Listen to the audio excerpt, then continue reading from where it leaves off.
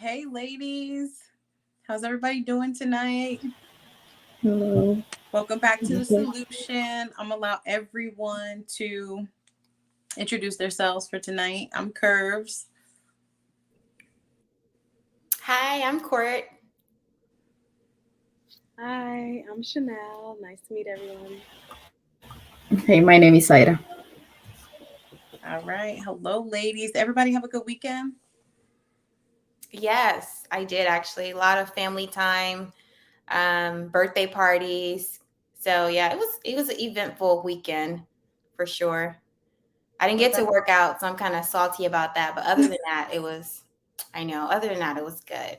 And you still make time for that? You said you had 3 kids, right? Yeah. So like after this show, I'm gonna try to go out there and get a 30-minute cardio session. And oh my gosh, yeah. Mom beast. Yes, love it. What about you, Chanel? Did you have a good weekend? I had a great weekend. My husband and I, we came back from Amsterdam, and my wow. voice is a little gone because we had a great time. Oh God! I'm trying, and just like Golden Court, I'm trying to go to the gym after this before bed. So wow, I love the dedication, ladies. All right. Listen, I don't like the gym. I just have to go to the gym. I've learned to love it this year. That's discipline. To love it, but I don't like it now. That's discipline. Doing it even when you don't have to, when you don't have to, when you don't like it. That's discipline. Yep. Exactly. SOS. Cam, how was your weekend? Hi, it was good. Just didn't do anything too serious, just studying and stuff. Okay, all right. Yeah. Everybody's dedicated to doing something. I like it. So, first topic of the night. Let's get straight into it. So, this question is, should women feel obligated to have sex if she's flown out? If a guy, right, I'm sure you've heard of it. I'm not saying any of you ladies have been in this position, or if you have, feel free to share. But if a guy flies you out, do you feel obligated to sleep with him? And I have a clip. I'm not sure where. Let me see. What are you doing? What you mean what I'm doing? You get your Uber back and all that. I'm good. So you telling me that you can't make sure I get back home safe? Like any day you can't give me Uber, you can't give me a flight back into the day. Let me hit. Why is that my concern? So I gotta let you hit in order for you to make sure I get home safe. I ain't get no pussy. I'm not doing shit, bro. Real rap. Like getting you, I'm not one of them goofy niggas. gonna fly you out and treat you good when you get here. You're weird as fuck. Like that's super weird. No, you weird. That's super weird. Like you ain't let me hit. I don't have to let you hit. Like I thought I was coming out here. I ain't doing shit. I thought I was coming here to have fun, not to fuck you. Yeah, you're a little baby. Say I'm not doing none of that. Whatever. You're one of them goofy niggas that do that. And that's fine. Wow. Yikes. Does anybody want to? Can I share an experience? Oh, please share. Share an experience, but it's the opposite. Ah. So he flew to El Salvador, but I never asked him to fly here. First, I never asked him. He wanted to meet me, and I was all right, cool. You know, I have a business, so you know, I thought it was more like for touring, but we never had a conversation that involved or had sex in regards, none of that. So to me, I think that was the key point. I was like, I don't know what made you think that this was some type of exchange or so I think the conversation needs to happen. The conversation definitely needs to happen before you fly. Like, you know, what is the intention? Like, what is the conditions? You're paying for this ticket, but what is the condition? Under what condition? And there is nothing wrong if you ask those questions. But I told him, I thought you were coming for a tour because that's what I do. But I didn't think that he was doing it. And then he was like, I flew here for you. And I'm like, no, you said you were already coming to El Salvador. So in my mind, it was just like, he just flew quicker. He just came quicker. But that's about it. And I just think the conversation needs to happen on what's the condition, you know. And then some women, I feel like it's transactional. They don't want to be treated as such, but they make it transactional. So they put themselves in that position. Just wanted to share that. I totally agree. Yeah. I totally agree with you, Saida. Like, I don't know if I've shared this on this particular panel, but I used to model since 14 years old. And listen, men share what they want. Whatever they want on their heart or on their mind, they share vocally, literally, in words. They tell you what they want. So it's very easy to know what they actually want from you. So honestly, I don't think this video is actually real. I think it's maybe a skit or like a TikTok video or I don't have TikTok, but you know, I think it's one of those type of things. But I really don't think this is real because I think most 18 plus women understand what this is. When a man wants to fly you out, it means one to two things. One meaning top, two meaning bottom. You know what I mean? So it's not hard to understand. If you are not into that, if you don't want to do that first, second, or third, then you need to kind of just cancel that out of your plans. I think that's I agree. Yeah, I think that's like the important part of the conversation is like the caliber of men that are flying women out. I think, you know, that's the big part of it. You have to understand. I don't think, you know, like Chanel said, I agree with you. But I also think, you know, too, some things can go unspoken. You know, we can understand that these type of men expect a certain type of thing from you. And I also think it's dumb to get flown out and not have enough money to get yourself home if you didn't want to put yourself in that predicament too, because it seems like a lot of them go out there with nothing at all expecting him to fund everything. So I don't understand why you would go anywhere broke yourself. So yeah, that is beyond me. Like, that's a whole other topic. Why would you leave the state, the city, the land? Why would you leave somewhere? That's another topic. I don't know why you're doing plans to go home. I don't know why, as a grown woman, you would go off to another state, location, country, wherever, and not have anything, and then really be like, oh, so you're just gonna leave me out here? Like, no, you're goofy. One, we're expecting a man to fund everything. And then two, even if he was going to fund everything, you should still have your own money just in case. Cause you know what I mean?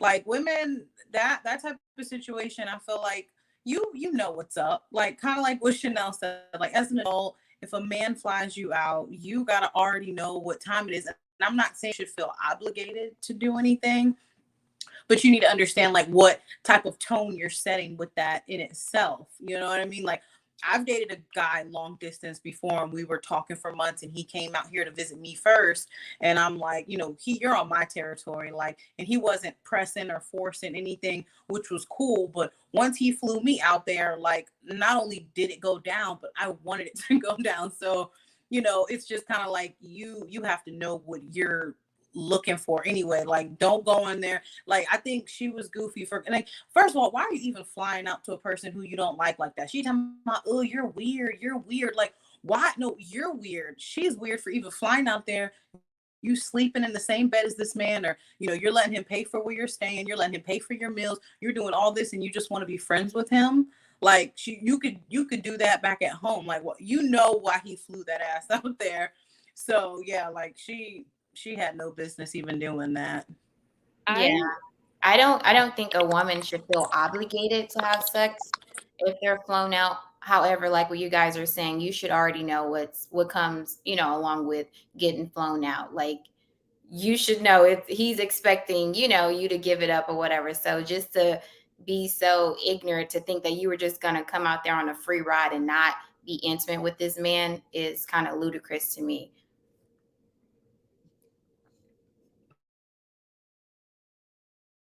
I agree. Courtney, what do you have on this? I mean, sorry, Cam, what do you have on this? Oh, Miss Taken. Hey. This was a surprise. Uh-oh. My internet acting. Are y'all hearing popping? Is that coming from me? Yes, it's yours, Kurt.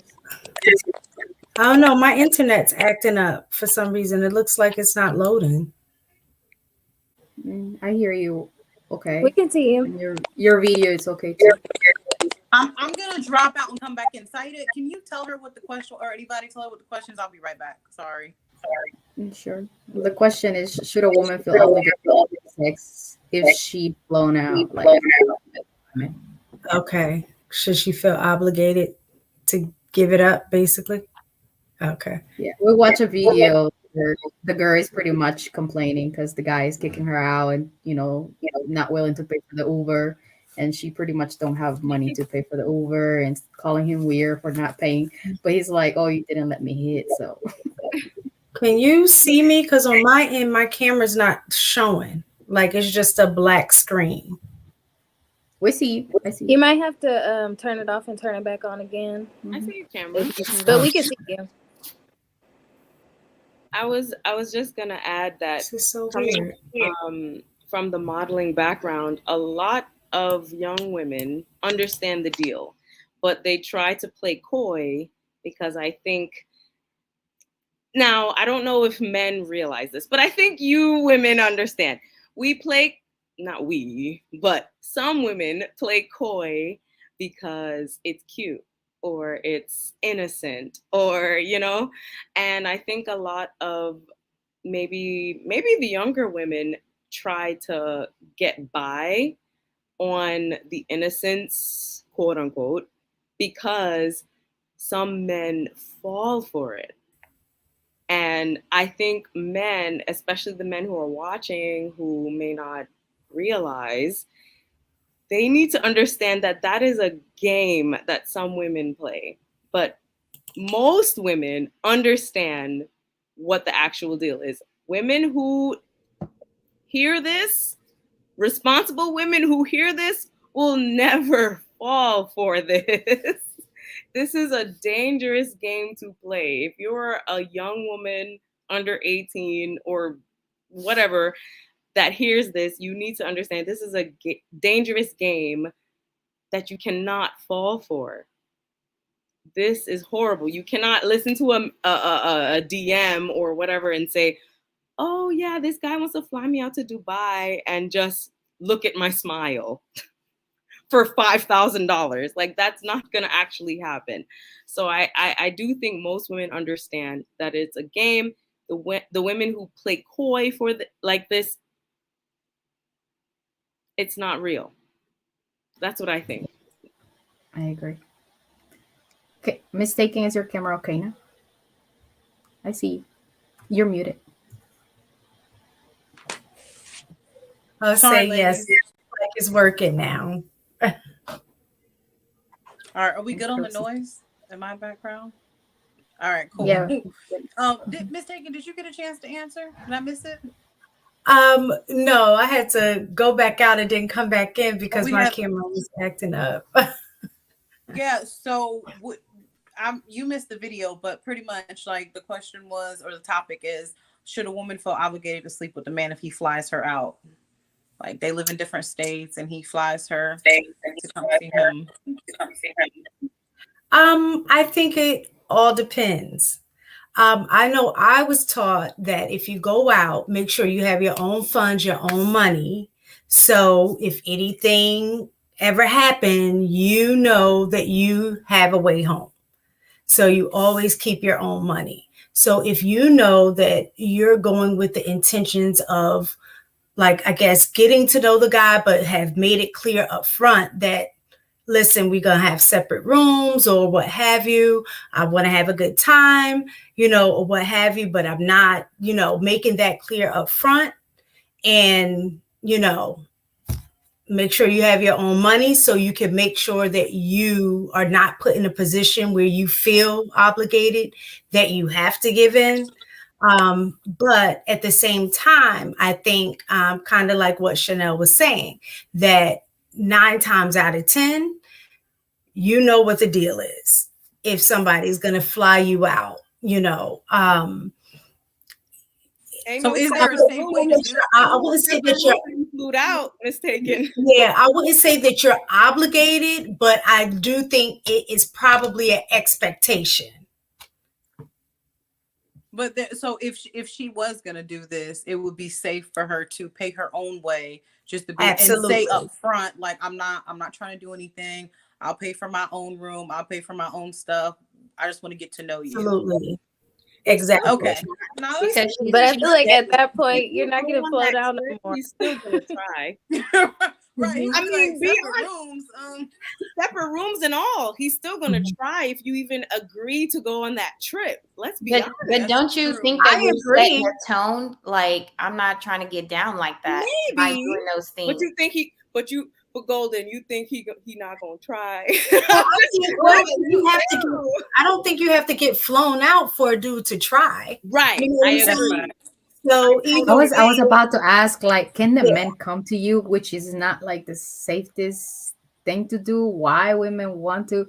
I think it's more like I want to prove that if someone is flying me out, and it's kind of like a status position or something, like a satisfaction is giving them, because at the end, to me, it will be safer and better for him to spend his money to come here, and then I decide if I want to do something or not. As the first time, I will prefer for that person to fly.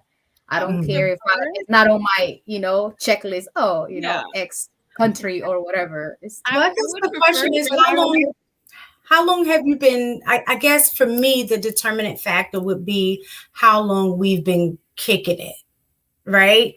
Like, to me, that's a huge difference. If we're, kicking it and it's been quite some time, I think I would feel comfortable doing, like, going out, but if it's something that is fairly new, I wouldn't even put myself in the situation.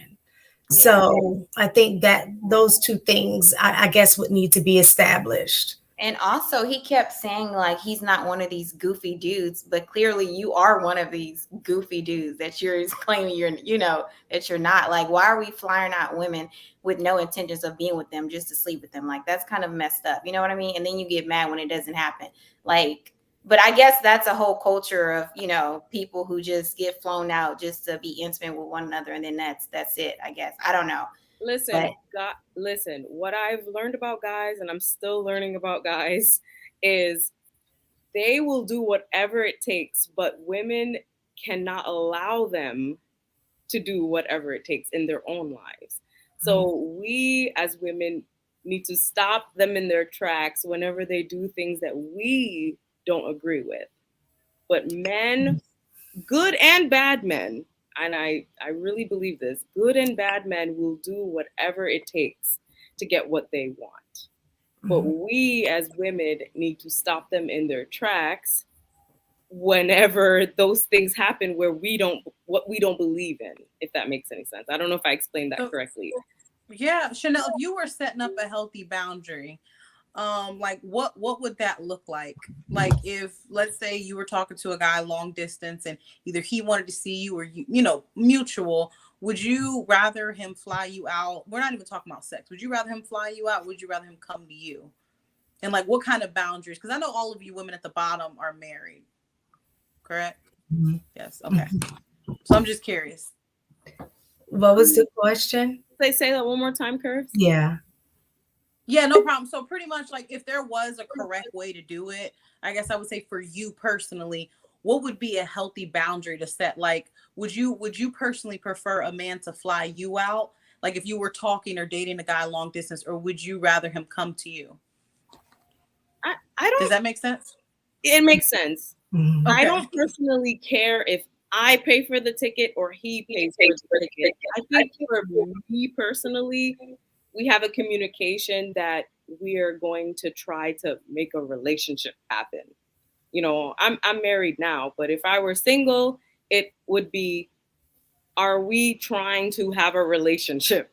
So am I coming out there? Are you coming over here? If it's a long distance, like, what are we actually trying to do? It has to be something mutual that we agree to, that perhaps in the near future, we're going to be together physically, because I can't see myself being in a long distance for a long time. So that would have to be in my, preference. Yeah, but like I said, I think the caliber of men that are flying out women, like these men aren't looking for, like relationships. Like they're actually, like Golden said, they're literally just looking for sexual experience and then send you back home on your way, So I think just women have to use discernment when these guys are making these propositions, because I do think a lot of them are, not asking questions and kind of just getting excited about the idea of a trip and like, okay, it's all set up, so they just go. But then it's like, now you're, stuck here because you went broke and, you're depending on him. So definitely think it's just these specific type of guys. I do believe that they think that you're obligated. And I also think that just, it's kind of, it's kind of the idea. I mean, I think it's something short-term people do, and that's something that they like to do. I've never done that because I think it is implying that I want to have sex with you when I get off this flight. And so I don't want to, put myself in a position to have to, it's an awkward situation to put yourself in, of course. And now she's stuck, because she went broke, which is another reason why you shouldn't have been going. So. Right. Well, my thing is that if men expect to smash when they just buy you dinner, then I don't think that it wouldn't be that hard for a girl to make connections, that if they fly me out, then that is the expectation. You know what I'm saying? Like, we know early on for guys, everything is tied to sex. I remember growing up, like, if a young guy had gave us a gift or gave us something, my dad, give that back. It was just that mindset of something is always tied to that. When you accept it, you open the door for their expectation. So I think if the point is that you are looking to be in a relationship, and that has been a part of the discussion, I think in terms of first, flights, I would feel most comfortable if the guy flies out to see me, as opposed to the other way around, just because I would feel more comfortable that I have control of my environment. So if something were to happen, or we just didn't, how things could probably be cool when you are far distance, but then when you actually meet face to face, it's kind of like, oh, nah, I'm not really feeling it. So I would feel most comfortable being in my own space, so I can kind of control what is going to happen as opposed to being somewhere that I'm unfamiliar with. So I agree. And I think for the sake of the conversation, any man who is putting any money towards you in any capacity, whether you deem him good or bad, he is going to expect buns in some kind of way, whether now or later, good man or bad man. I think that us women need to understand this. Now, if we control that environment in our own way, like try to wait towards marriage, try to make sure he's well, I don't know what, religion everyone is, but make sure he's a God-fearing man or what have you, then I think we can actually make something, happen that is credible. But if we're in a capacity of just dating randomly or having sex with men randomly or just going off of DMs or, Instagram DMs, then I think we're in for chaos. So I think we should actually not try to expect anything serious off of anything from being flued out, or think that, oh, if he flies me out, he just wants to see me smile and he just wants to hear my, charismatic humor or know my personality. No, he doesn't want to know any of that. He wants to see the inside of you. So we should understand what the game is. And if that's something that you're not comfortable with, get out of the game, get out of Instagram DMs, get out of all of that, because that is not something that you can handle if that's not for you. That's my take. You know what? Something I was thinking is that so women should make it like clear from the beginning. They should say, what are your expectations from this date? Like, because that's something that I started applying, for a long time ago, and I always was ready. I think I mentioned before that I went on a date that it didn't even last 30 minutes. The guy was kind of like, even with his look was aggressive. He was just looking at me from head to toe, and I felt like that intimidating look. And then he was too touchy, like he wanted to grab my hand and my waist, and I'm like, no.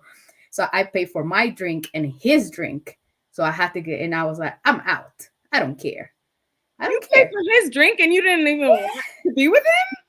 Yes, I don't care. Girl, as long as I am able to get out and this man can't say nothing to me, I'm not out. paying for his drink. I wasn't paying for his drink.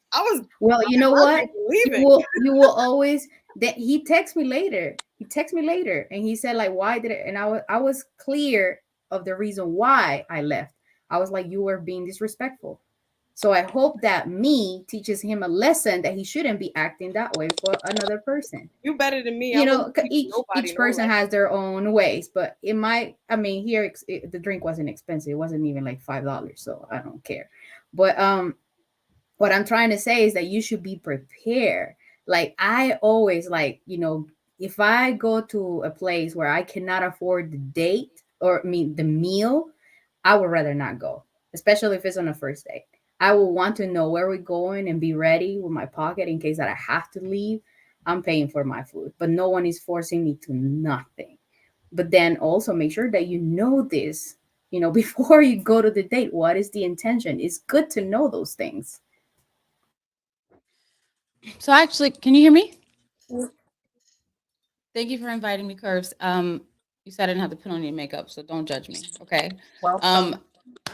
I came to play devil's advocate. Yay, because I'm so good at that. So I was listening to the question.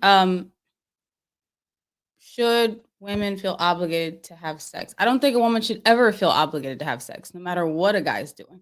Period. Obligated for what?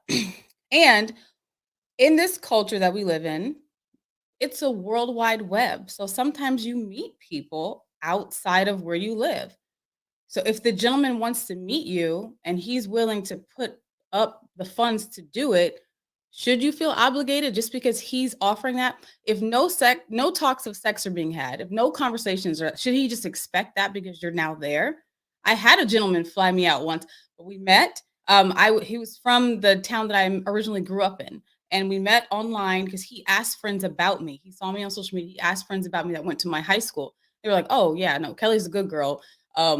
Yeah, if you're gonna wife somebody, that's the one you want to talk to." So we talked online, and then we talked on the phone for multiple months. And he was like, "You know what? I really want to meet you, and I'd like my family to meet you." So he asked my father for permission, and he flew me there, and I met his family.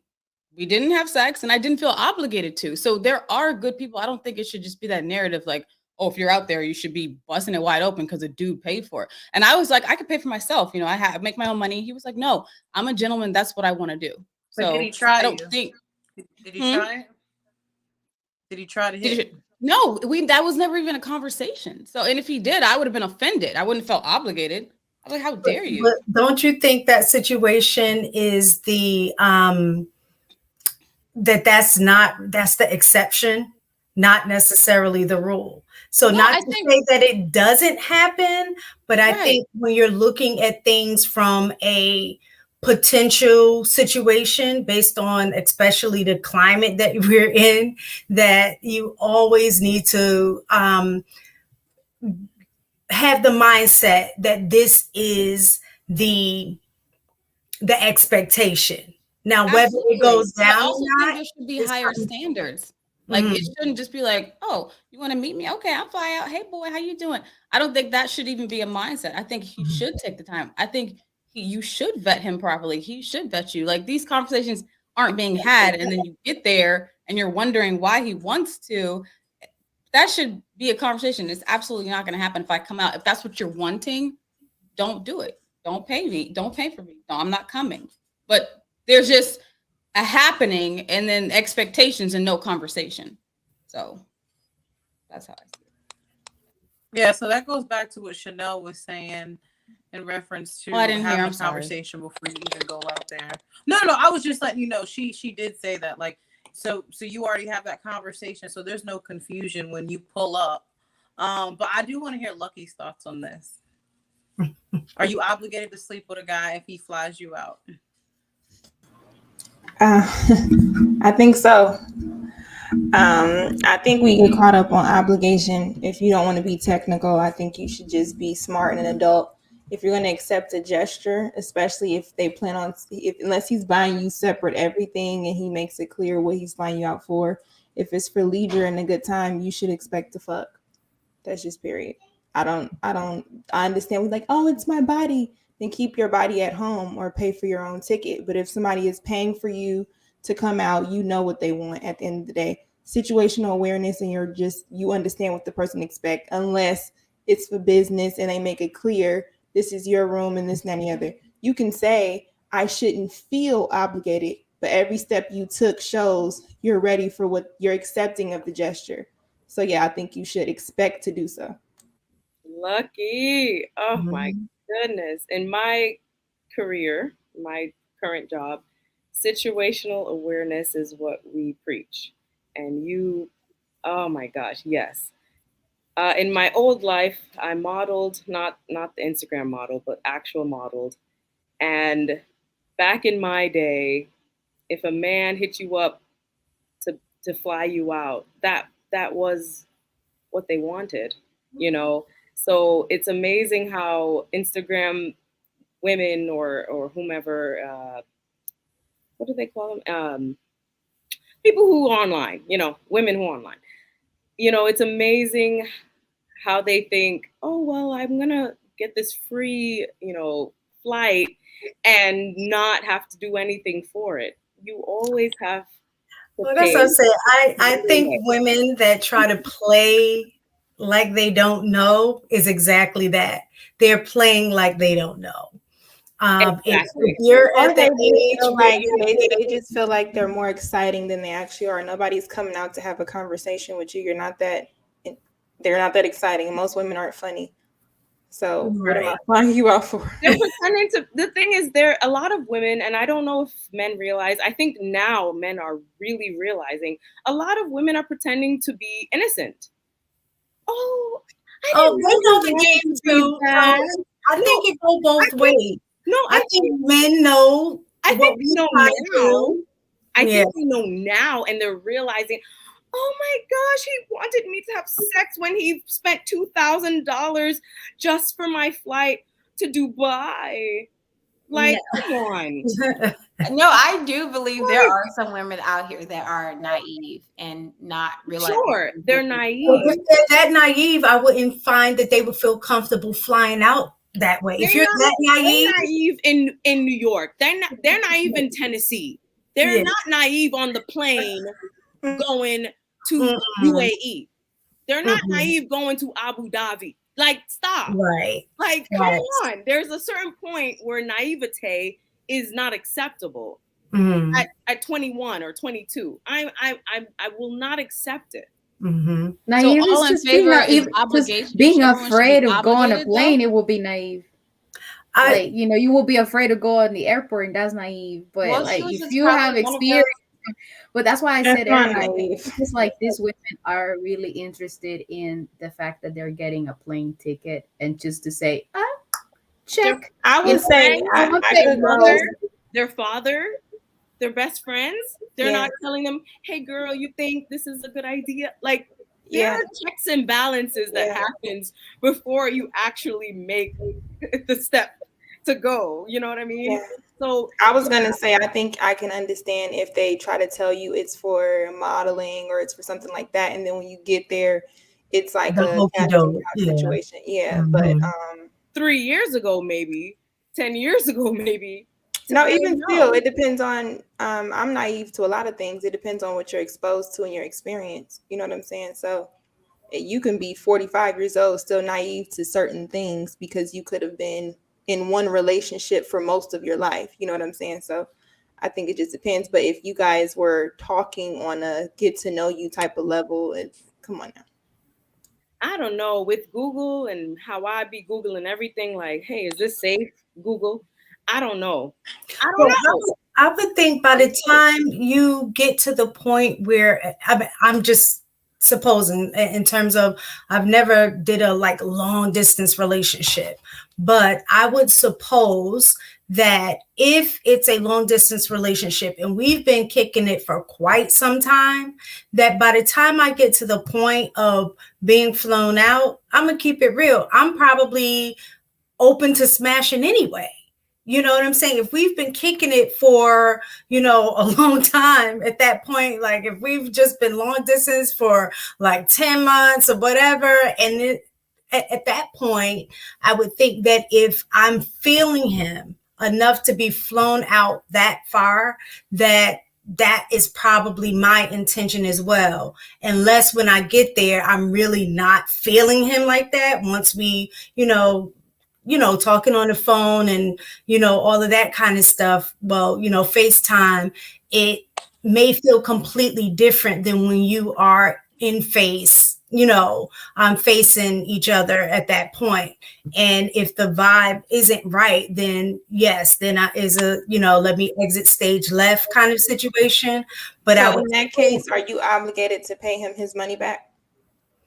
I was saying in the beginning that I would come with my own money, or I would say, okay, we can meet there or whatever. I'll get my stuff. Like, I don't mind. I was saying how I was taught that wherever you go, make sure you have your own money to get back.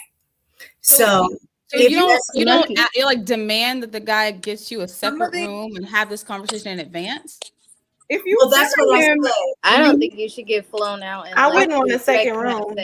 According to mistaken scenario, if you feeling him, you get flown out and you get exactly what you want. You like the guy, so you're gonna do what you want to do. You know what I'm saying? So it doesn't seem like that doesn't matter. Some of these women aren't feeling the. That's the problem, Curve. Why would you go across the country? Exactly. That's the problem. That's what I'm saying. Like they are interested. They're interested in the transaction. They're interested in the ticket. They're interested in putting the pin on the location of being here, the picture for Instagram that I'm at the airport. That's what they want. Exactly. They want the attention. They're not interested in the man. That's what I've been saying. And Lucky said, hey, would you pay the man if he flies to me? Will I pay him the money back? No, that's exactly the example I gave you. The first thing I said, that happened to me. He mentioned that he was coming to El Salvador. As soon as we started talking, he said, oh, I want to go to El Salvador. That's why he contacted me. So I'm like, I work with tourists. I was thinking that he was coming for a tour. I'm not thinking that he's coming for me. So when he was here, he's trying to date me. And I'm like, no. And he's like, I flew here for you. And I'm like, wait a minute, no. And I was like, I'm standing, it's my standard. I don't care what you think right now. He got mad. He was here for 10 days. And then on the second day, he's trying to ask me to be his girlfriend. I'm like, for 10 days? I was like, because I want to know the rest of the plan. What about the other, after those 10 days? He thought he was going to play me by giving me a title for 10 days. I'm like, I'm not stupid. So no. It's funny seeing some people in the chat, they're saying that's cap, but they don't realize there are some women that don't fall for that. Like as a former model, like there are guys that are like, hey, I want to be your knight in shining armor. I want to be your man. Like they'll try to sell you a dream, and some women will not fall for that. And I really hope that you guys understand in the chat that some women will just not fall for it. Mm-hmm. You know what I'm saying? So no, it's not a dream for some people, but some women are naive and they will fall for it, and they'll think this is a great thing. I can put it on Instagram. I can, show off and blah, blah, blah. Like Saida was saying, no, that's all they want. But when it comes to the reality, they'll show up and he's like, boom, this is what I want to get. And they can't deliver. And that's the actual problem.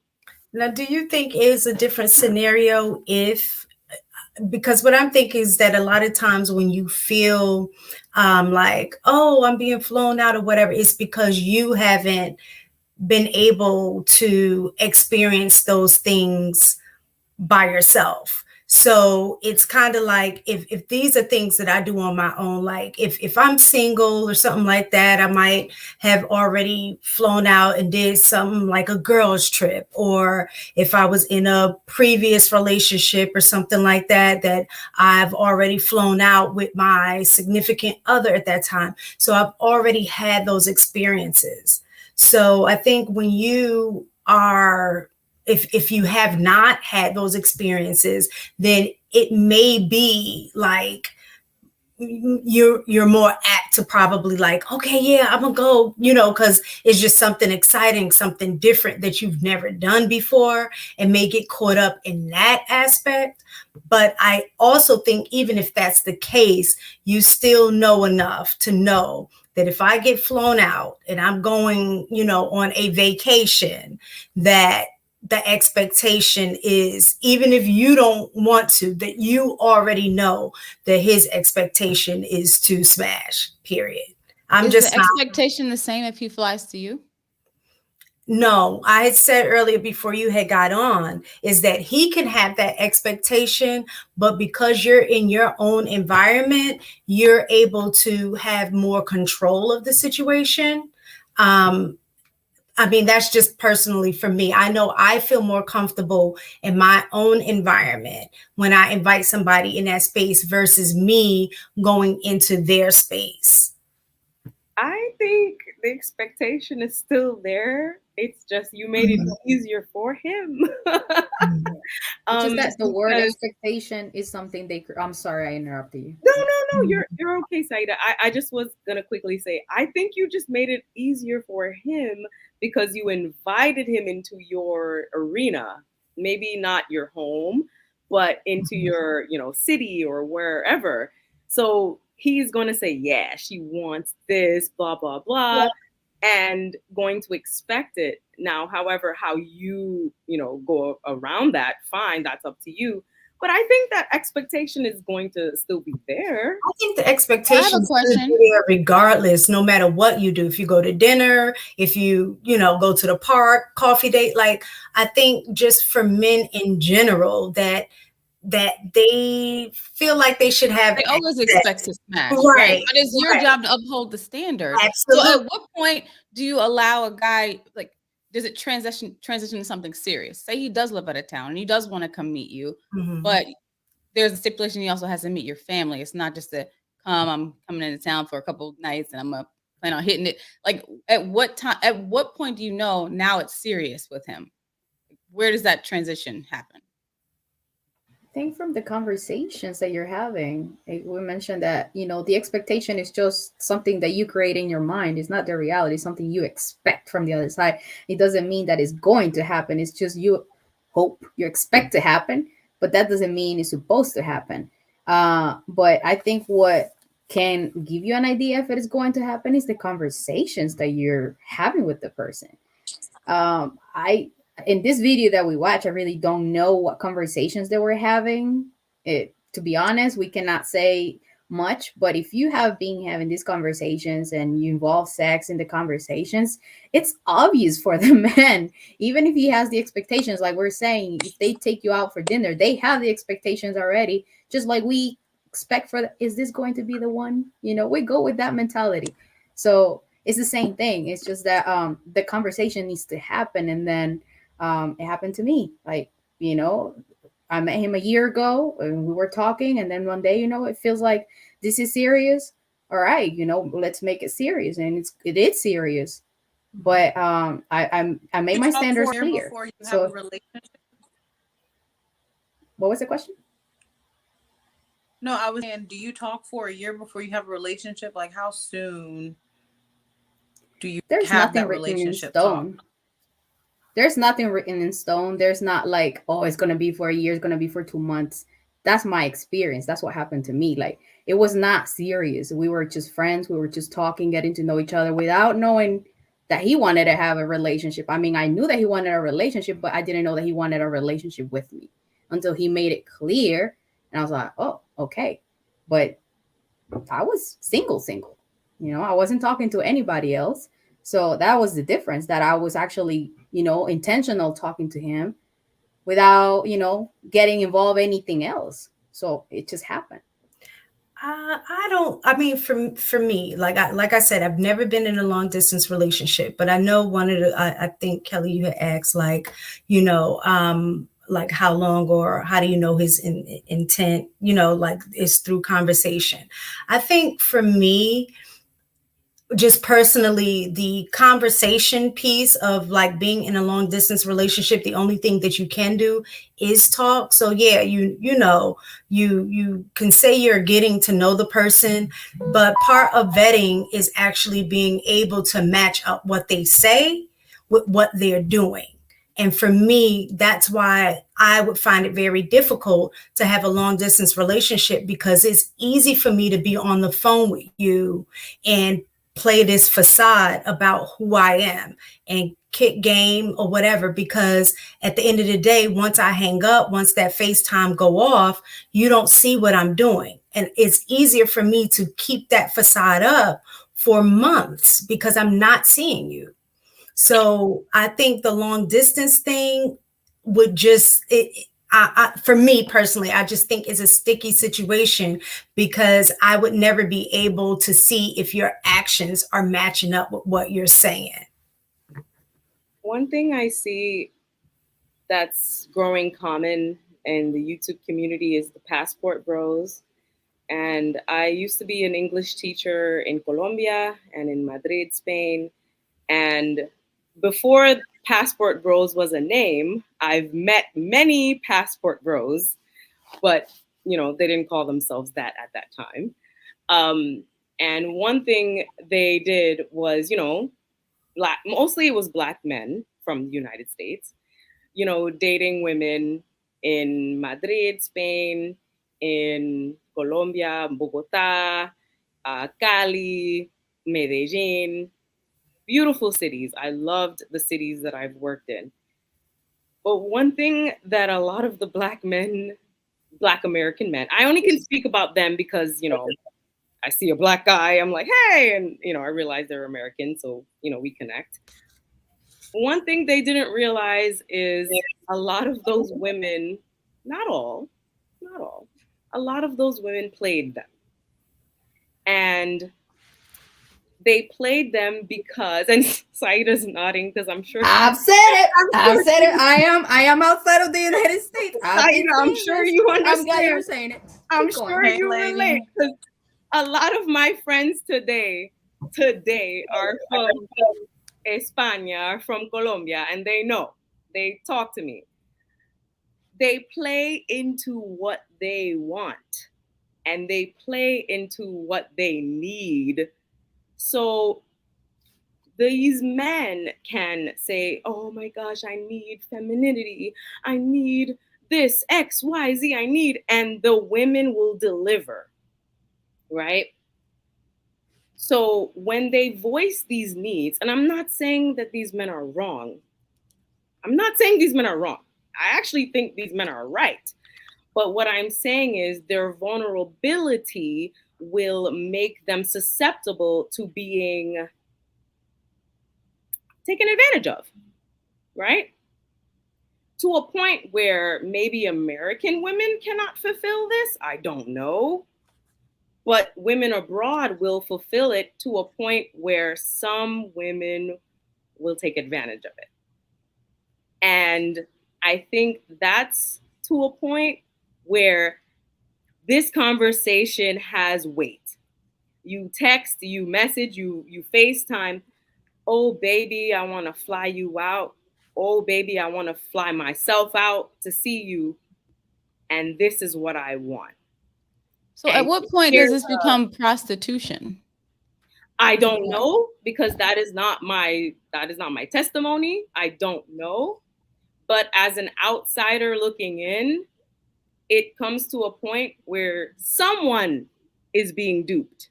Who? I don't know. We can discuss. But someone is being duped. Kelly, it doesn't matter if it's outside of the US. If it is inside the United States and he's paying for everything, it's still transactional. That's what I'm saying. So if you're obligated to have sex because a guy's paying for you, is that not prostitution? At what point? It is transactional. It is transactional because prostitution is something else. Some women would call it providing. Yeah, obligated is the question. Obligated. It's like a payment. It's never obligation unless you know what obligation is. I don't need to. That's what the question is. That's why it would be more direct. It would be more direct if he made it clear the reason why I'm paying for this is for this. But if he's leading it on like I'm trying to date you and fly you out, then I would say I can understand why. I wouldn't say that's prostitution. That's just what comes with dating. People have sex dating after X amount of dates of him spending money. The difference is he's flying you somewhere else and spending the money. So I would say it depends on the encounter as far as what I would deem it as prostitution. But, you know, some men want the typical thing that we all know, but something else that maybe they're not getting from where they're from, you know, that maybe either their finances cannot provide, maybe their circumstances cannot provide, that they will get from another location or from another woman from another location. So it doesn't have to be classified as prostitution. And God knows I am not co-signing prostitution. But, you know, it doesn't have to be considered prostitution. It could be I am opting out of what is in my norm for something that is different. That's devil's advocate right there. I was going to say, I don't really think, I say maybe some, but I think is a small minority, that I don't think when these men are going out, that they're really getting duped per se. I think they're getting exactly what it is they want. Like I remember somebody, I can't remember which show, but one of the guys was saying something along the lines like, if I go to a strip club, I know that girl don't want me, but it's the whole ambiance of them playing the game as if they do. Make me feel like you want me and I'm good. Everybody knows what they're there for. So I think that's still kind of the same, mindset when some are going, because you do have, I think, some passport bros that are legitimately trying to go to, find a wife or something like that.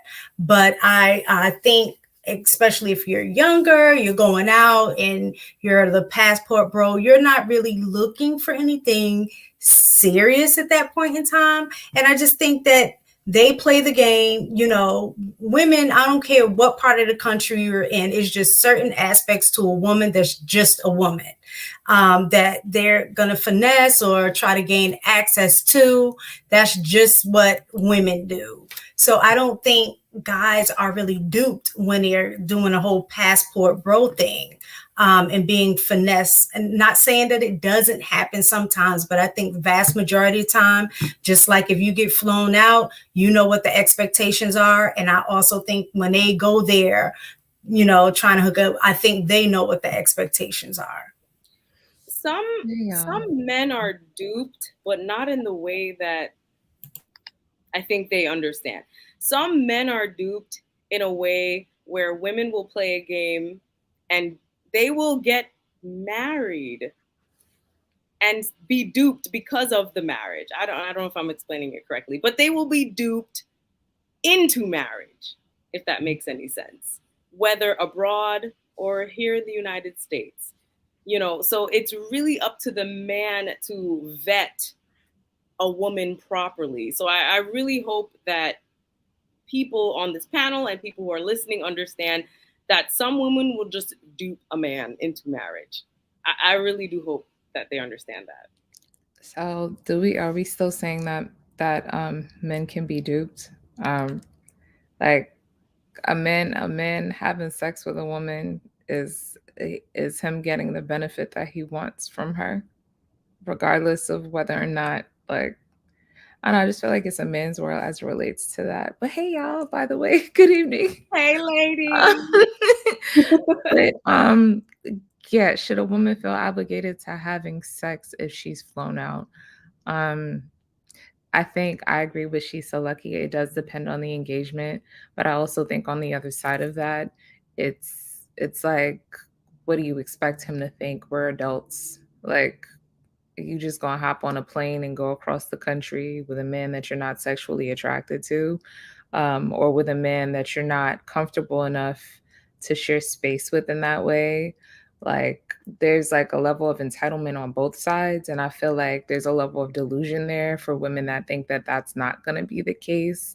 I think that if you can afford to fly yourself out on your own dime and maybe meet him there, if y'all want to spend time together without feeling obligation or whatever, then fine. But to like expect to be flown out on a man's dime, and it's creepy and predatory for men to not be clear and straightforward about that. But it's naive and foolish of women to think that that's not something that should be expected either.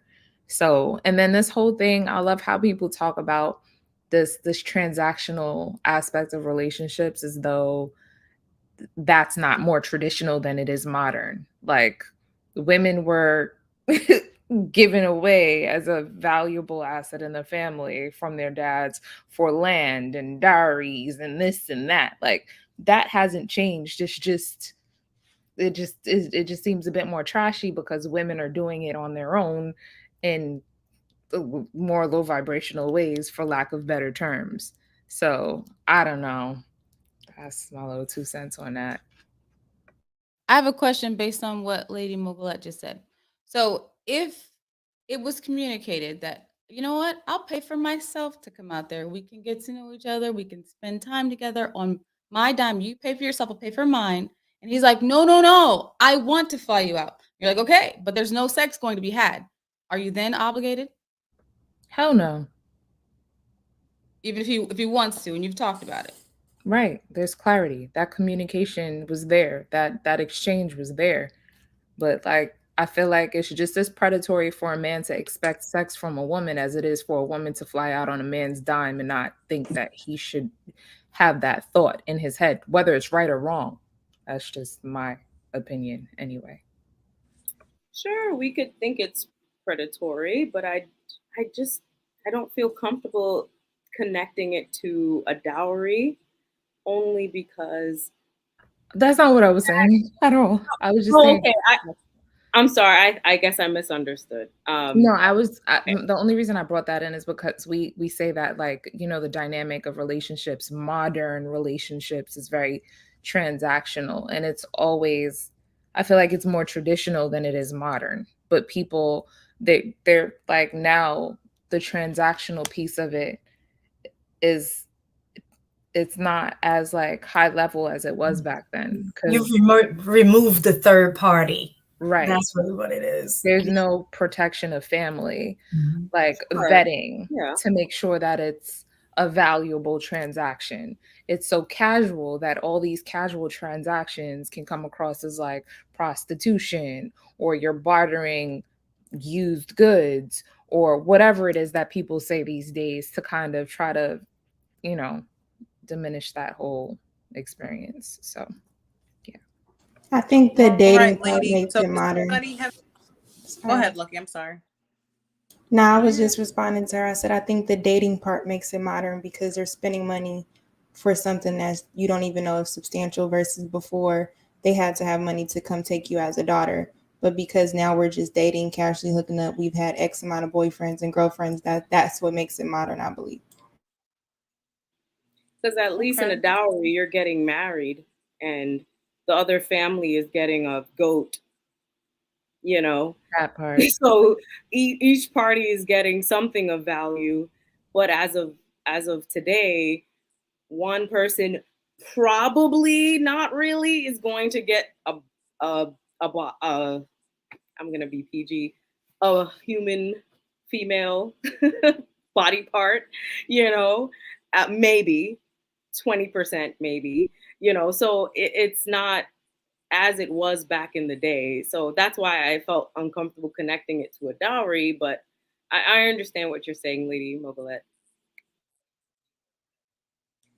So, does any ladies have anything they want to add to this before we slide to the next topic? I think you have some super chats. Okay, go Can you for hear it. me? Yeah. You can nominate someone to read them. I'll click them. Lucky, you feel like reading? Did y'all want me to get it? Either way, it don't matter. I guess I'll do it real quick because show you whatever. The Real Pookie, $2. Thanks for that. Have any of you been flued out and not had sex? Yes. I don't know if y'all want to answer that. I've never been flown out. Been offered, declined. Yeah. If you act like a commodity, you get treated like a commodity. Love seems to be useless in modern times. Sad to say. I kind of agree. None of you panelists gave it up on a fly out. Not a casual fly out, no. Chanel, do you have friends in Jamaica too?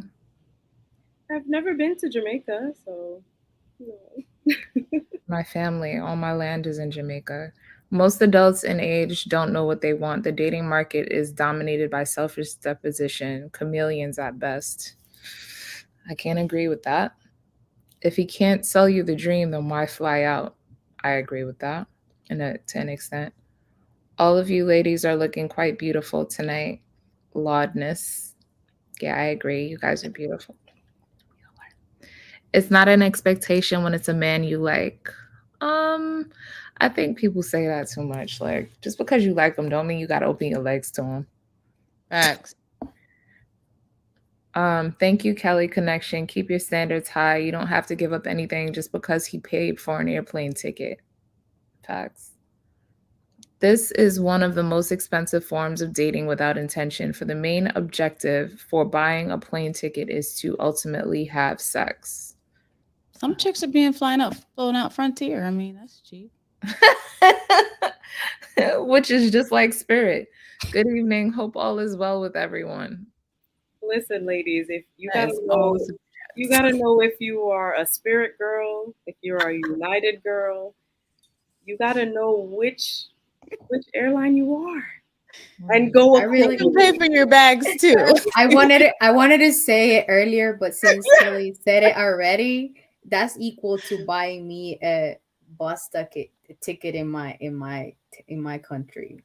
That because it's just that your country's bigger, so it's a bigger, you need a fastest transportation method, but that's the same. It will be like he buying me a ticket to go or paying for an Uber for a longer distance, but Is he flying you first class? Are you near the bathroom in the back? You need, Spirit ticket is you need to consider these things. a spirit You have to pay for your own bag at the airport. ticket Exactly. is $8. That's cheaper than the dinner. how much is the ticket? A ticket is how much? Frontier Spirit, Be like you get there and $80. back That's for like really dinner. $100. No, their Wow. tickets Okay. are cheap, but you end up paying The same not amount. the same amount or Right. more once they start adding on all of the fees. Never again. I tried to be like, Was that oh, all let me the do this, Spirit girl. Never again. The only time it makes sense to fly Spirit is if it's a trip that's under 2 hours and if you don't have anything to check in. Someone said Greyhound. Sorry. I'd rather Greyhound than Spirit. I ain't gonna hold you. No shade to nobody, but them flights be small and uncomfortable as hell. Are you ready for the next video, Curves? Combos was the super chat. That was it. That was all the super chats. Are you ready for the next video? Can I play it? Go for the next video. Man that makes $90,000 a year, or sugar daddy gives you $20,000 a month. Pick one. Oh, a sugar daddy. Okay. What about you? I'll do sugar daddy. Damn. Okay. Wait, can you repeat the question? Sugar daddy that gives you $20,000 a month, or a husband that makes $90,000 a year. Husband? It depends on like how old you are. So like in my 20s, definitely the sugar daddy. But once I hit 30s, like I need a husband. Well, right now then. Right now at this point in your life. Sugar daddy. You'll take the sugar. Oh shit. Okay. What about you? Me too. The sugar daddy. Hell yeah. Okay. What about you? The sugar daddy 20K a month? Definitely sugar daddy. The sugar daddy 20K per month. Okay. What about you? dad. Okay. Sugar daddy. Okay. I'm taking the 20. Wow. Dang, I wish these. I mean, I'm not good at math, but I wish these women understood what that could mean if you had your husband Exactly. early. Exactly. Because that 90 like- days, and I'm just talking purely money. I'm not talking love. I'm not talking dedication. If we're just talking money, pure money. If you had your husband early 20s, 90K a year, by 30, you good. You know what I'm saying? But whatever. What do I know? And they're risking to take 20,000 a month for how many months that he's gonna keep you Right. around? Exactly. It's the instant so- gratification, and sugar babies get traded out. You're a wife. Question for the single ladies. Looking back on the 5 dates, how many dates in your mind would you pay for based on chemistry? I'm not sure. I probably missed that, so y'all can go ahead. I don't think I understand the question. How many days would you pay for? I'd say chemistry? You can. I'd say probably looking back on it, I'd say I'd pay for about 2 dates. Hold on. Curves just popped back in. She wants that video goes with this question. I played the video if you want to introduce Sorry, your you guys. question. I need to just get a laptop because my phone keeps dropping out. It's bad. Sorry. I agree So with that. the second topic is how do we fix the modern woman's mind? So we always hear the men talking about us modern. Is it possible to fix our mindset like the modern women? Is it possible? Because like y'all heard what they just said. None of them were really trying to go for the guy that was making the, what was it, 90K a year? They would prefer the sugar daddy, which pretty much means no attachments or just sexual in exchange for money. Like, how do we fix this mindset? Like, is it fixable or are we too far gone? So I want to think that is fixable. I would love to think that is fixable. I feel like one of the things that I speak to, because I actually work with younger women, and mentor them and listen to them. And I think one of the biggest issues is the fact that so many women are competing with men instead of embracing our differences. To stop to remind them that there's beauty in being a woman, and there are tons of just trials and tribulations that men go through that you don't necessarily want. Um, Reminding them to be appreciative of the men that are respectful and actually do things in your life so that you can appreciate our differences. That's one. I think the second thing is to really delineate between what's being sexually liberated and being hypersexual, because I think a lot of chicks have the two really messed up. There's a difference between being hypersexual and promiscuous and being sexually liberated, because you could be sexually liberated in a exclusive relationship versus you being hypersexual and calling that woman empowerment when you're just literally slutting yourself out. No shade to nobody, but like that, it's a man's world. Like when it comes to that, because no matter what you say, he could always say, "But I still hit though," and then what? You know what I mean? And people don't want to. I think it's important for women who do kind of like value ourselves to remind women that you are of value, because every time you allow yourself to have sex with a man, you make him a chosen one, you boost his ego, you give him access to your womb, you're the one that brings forth life, you're the one that continues legacies. Like, to kind of try to remind women to like really pay attention to what makes us great and what makes us valuable as women, and to not fight against it. I mean, that's my little 2 cents on that. I don't know, maybe I don't know, maybe it's still a very old school way of thinking, but I think that would be a good start. I think that's I wonder. great. Yeah. I think some women think that they can listen, okay. I do believe in, repentance and, in the Lord Jesus Christ. I'm a Christian.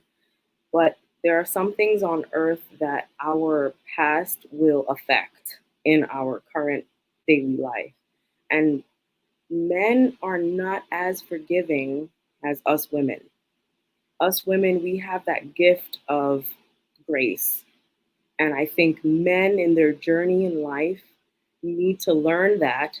But as they are growing in their spiritual journey, they may not have that grace of forgiving our past. And I wish they did, but they don't. And some of those things that some women have done in their past will leak into your current or even your future. And just it just won't work for some men. If you want a super rich, super tall, super hot guy and you've gone around the block a few times, that guy may not want you. So you're just going to decline yourself from that kind of man. Unfortunately, I can't control that. I wish it were different, but that's not what it's like. So I just wish that younger women who are considering doing some of those things, or wanting a sugar daddy or wanting an OnlyFans or showing their bodies all around the place, I wish I can speak to them. Hopefully I can speak to them right now and tell them, don't do it. It's not worth it. And that's it. Yeah. I Yeah, actually agree with. I'm sorry. Go ahead. I agree with her when she's like, we as women have to make other women accountable, and I know that we cannot help them all, but at least try to make them realize the consequences of their decisions. And in a way, I have to say that a lot of men are sponsoring this behavior. Unfortunately, they are giving this to these women, and they are the ones that keep doing it. So they keep thinking that it's easier to get it. They haven't earned anything. It's not, at this point, they think they deserve it just because of their beauty, but they don't do anything to earn that and men are just giving it out just like that. So at the same time, men have a lot to do with this. They have to stop, providing for this type of So women the in men this are the aspect. gatekeepers of this.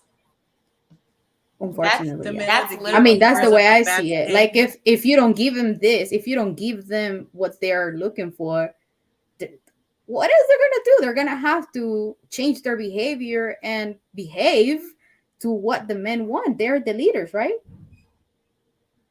That's the way I see Well, it. they're And the we yes, we can educate other women.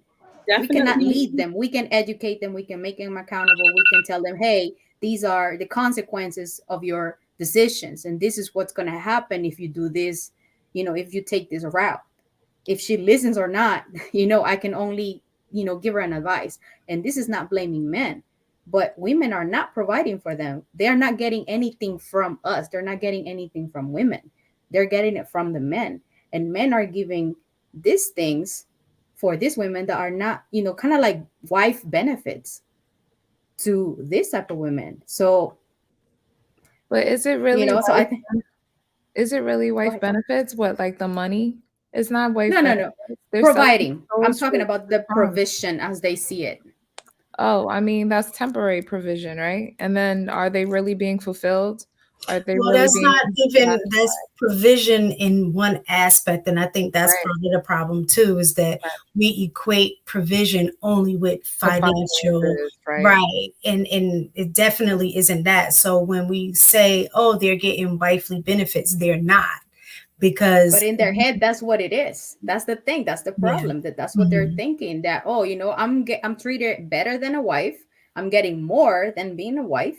So in their heads, equal to I better do this than just trying to be a wife. That's the thing. Mhm. I'm gonna be honest. I don't think that at this where we're at right now that we can fix the mindset. I think where you would have to start is with the younger generation. Typically, like, I do work in the education field. And when I was in the classroom, you could clearly see the difference between kids that had older parents versus those who had younger parents who were like not too far from their age, because they had a friendship, borrowing each other's clothes, like, the parents come in the building, like you could clearly see why a student is the way that they are, like how they say the apple doesn't fall too far from the tree. So a lot of times when you want to invoke change, you have to start early. It's very difficult to start after someone has had a certain amount of experiences, have been exposed to certain things. Like, in order for them to change, I think it would have to be something that, one, they're ready to change on their own because they're not getting the results that they, want, or something traumatic happens that forces them to change. But just to have a conversation to say, you need to change because, this is on the other side of it. This is better. At that point, like, seeing those young ladies, there would have been nothing that you could have told them that was going to change their mind if they had the opportunity to be married or have the sugar daddy in their 20s. And one of them clearly said, well, in my 20s, I would, maybe when I'm 30. And I think that's part of what the men have been talking about, is that we are wasting our 20s away by doing stupid stuff like this, not understanding the long-term consequences. And yeah. And then when we're 30, now we're like, I'm ready to get married. I'm done with this life. You know what I'm saying? And still want the top-notch dude after we're not bringing in our top-notch selves. So, but is that really accurate, or is that like a manosphere talking point? In regards to what? But like, oh, we want top-notch dude when we're not bringing in our top-notch selves. Like, That's accurate. That's like I think it's like so. what is it? Is it what she's not top notch because she's not an impressionable version that you can mold and sculpt that's going to tolerate the not the version of yourself that isn't quite the best or isn't going to hold you accountable, or is she not the best? Because just because a woman, not all women get run through in their 20s. Sometimes a I'm not woman talking about those women. I'm talking about the women that we just saw on, like women that are like to that. That's to the that, then that was absolutely. provided. Yeah, absolutely. Then in that scenario, then I could totally agree. Like, now y'all want to be run through and can't power bond, can't connect, can't be vulnerable. After you get run through, you just manipulating that man because you know that the only reason you in there is because you're an opportunist, right? But yeah. So then I agree with that. But for the more reserved, conservative women in their 20s that like just have to learn their lessons and grow through life, I don't necessarily agree that it's always getting the best version of themselves in their 20s. I feel like a lot of women are naive even in their 20s and have to learn. But yeah, these young women be making us look real bad out here. So yeah, you got it.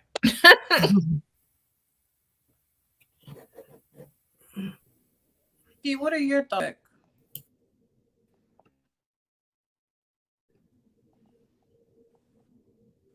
Hear me? What'd you say? Can anybody hear me? Yeah. No, I was saying, what is Lucky's? I think you're breaking up, Curse. I think, did you say Lucky, or you said? I'm gonna just answer the question.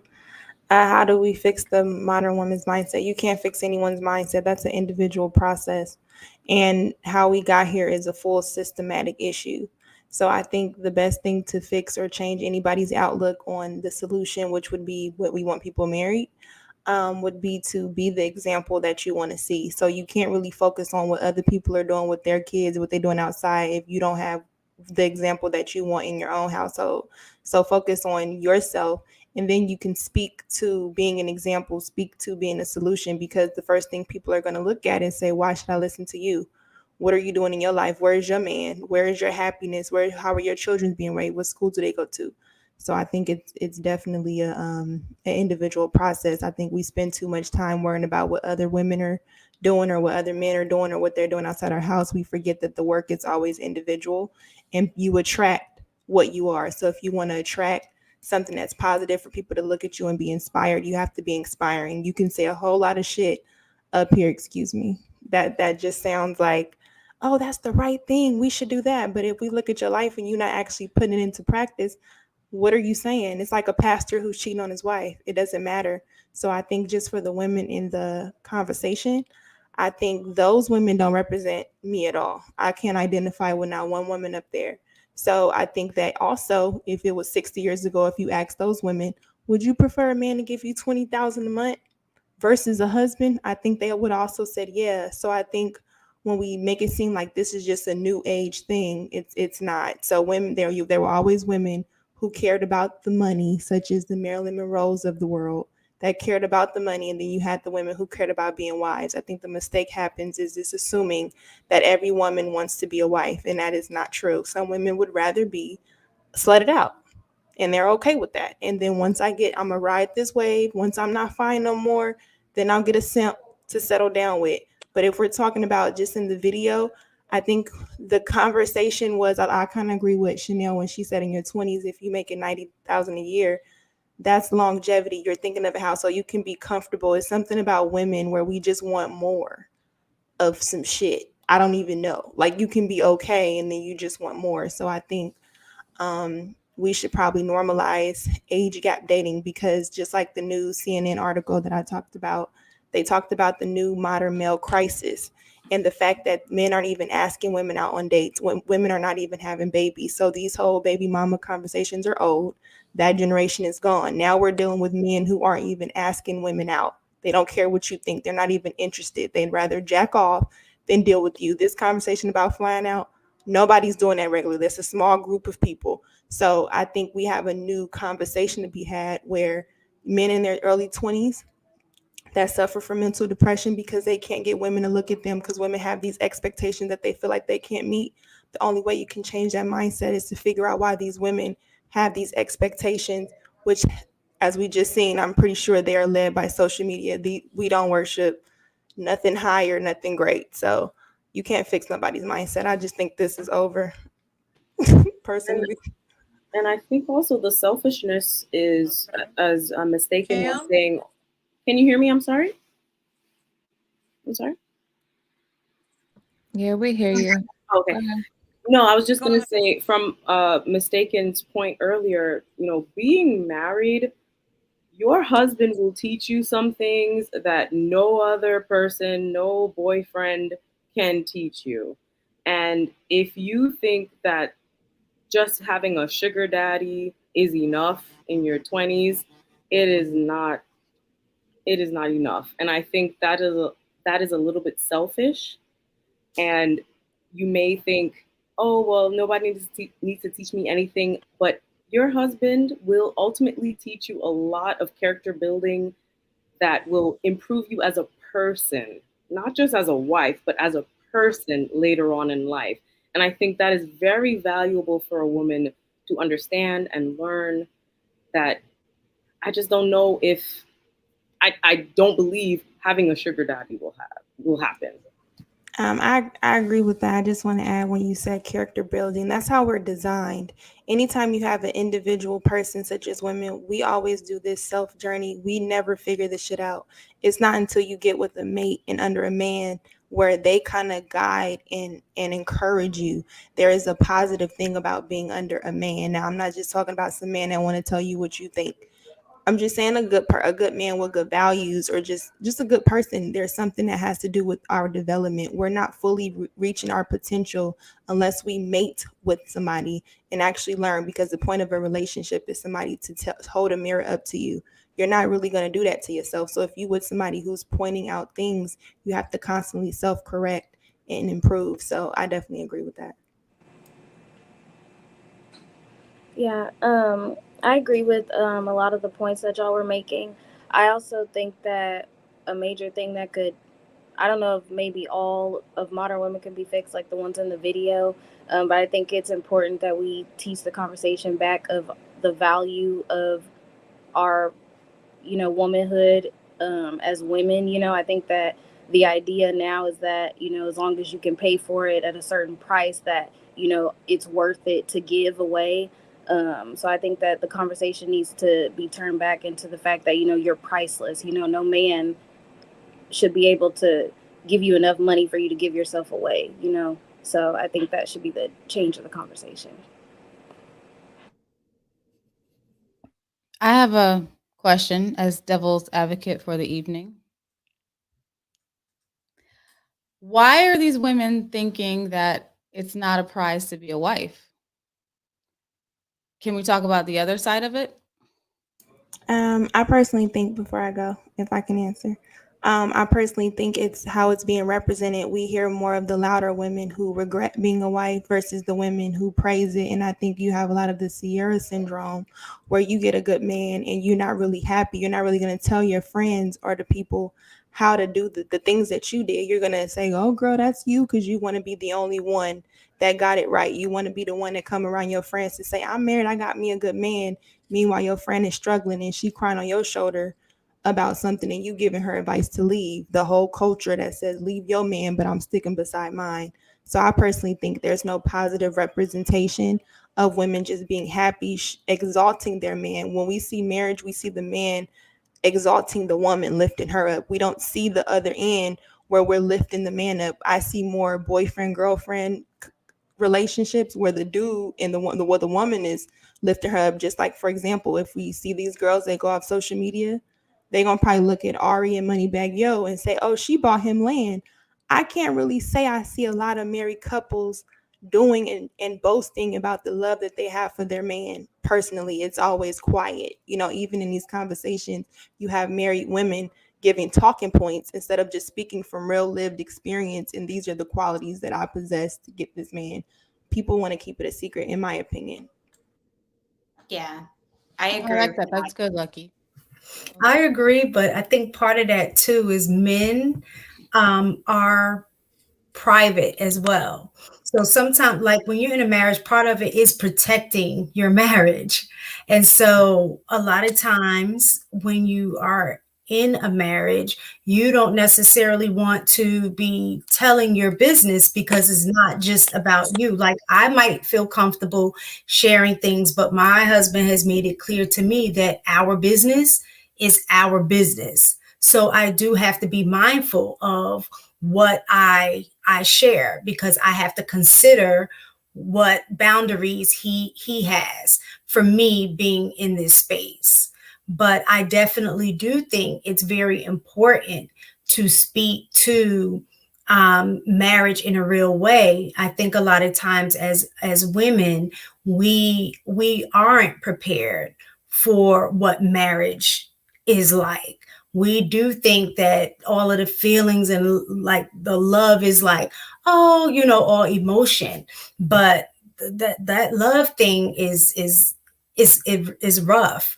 But if you have that foundation and understanding that love is duty, that it is responsibility, and you go in with that mindset, then I think you'll have a better run at marriage as opposed to it being this fairy, idea. I think somebody said guys have post nut clarity and women have post marriage clarity. And it's because they go in it thinking one thing, and then once they're in it, realize is nothing like what they expected it to be. Man, you Yeah. said so well. agree.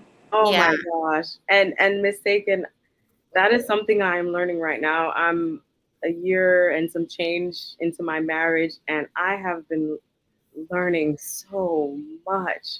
And my husband has been teaching me so much, and we've been communicating so much, and there's nothing more that I want for especially Black women is to get married and to be happy. I really truly want that for us.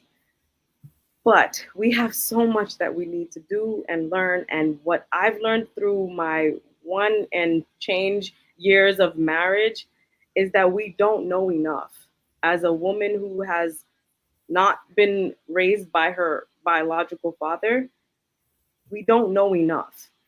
And we need to learn more about men, about their true nature. And also, we need to learn what marriage is actually like once you're in a marriage. What do men expect in a marriage? We need to sit down. If you are in a committed relationship with a boyfriend, you need to talk to him and ask him, what do you expect if we were to get married? And you need to listen to what he says. You need to write it down verbatim, and you need to memorize it. Because honestly, I wish I have done that. I honestly wish I have done that. And But I would just like to go add. ahead, yes. I would just like to add that, the reason why I'm not as open about my marriage and stuff like that, because women that are not married don't want to hear that your life is going better than mine and you think you better than, me because you got a husband. So that's why I don't openly share like I'm a happily married woman, because I have experienced that. So even on these panels, I don't really hear, like Lucky was saying, women, vouching for marriage and how good marriage is, because it's not something that people want to hear. Yes, you say you want to be married, but when a woman opens up and talk about her marriage and how great her man is, it's like everybody goes deaf. And, that's not something or entertaining that, women want to hear. So I just wanted to throw that in there. You can't share that with every I woman. think you You should. can't I'm share not that with even, your friends. I'm not even a married woman, but because of how negative, I hate to say it, but in our community, for whatever reason, our people have a no for every yes. They try to find the negative in every positive situation.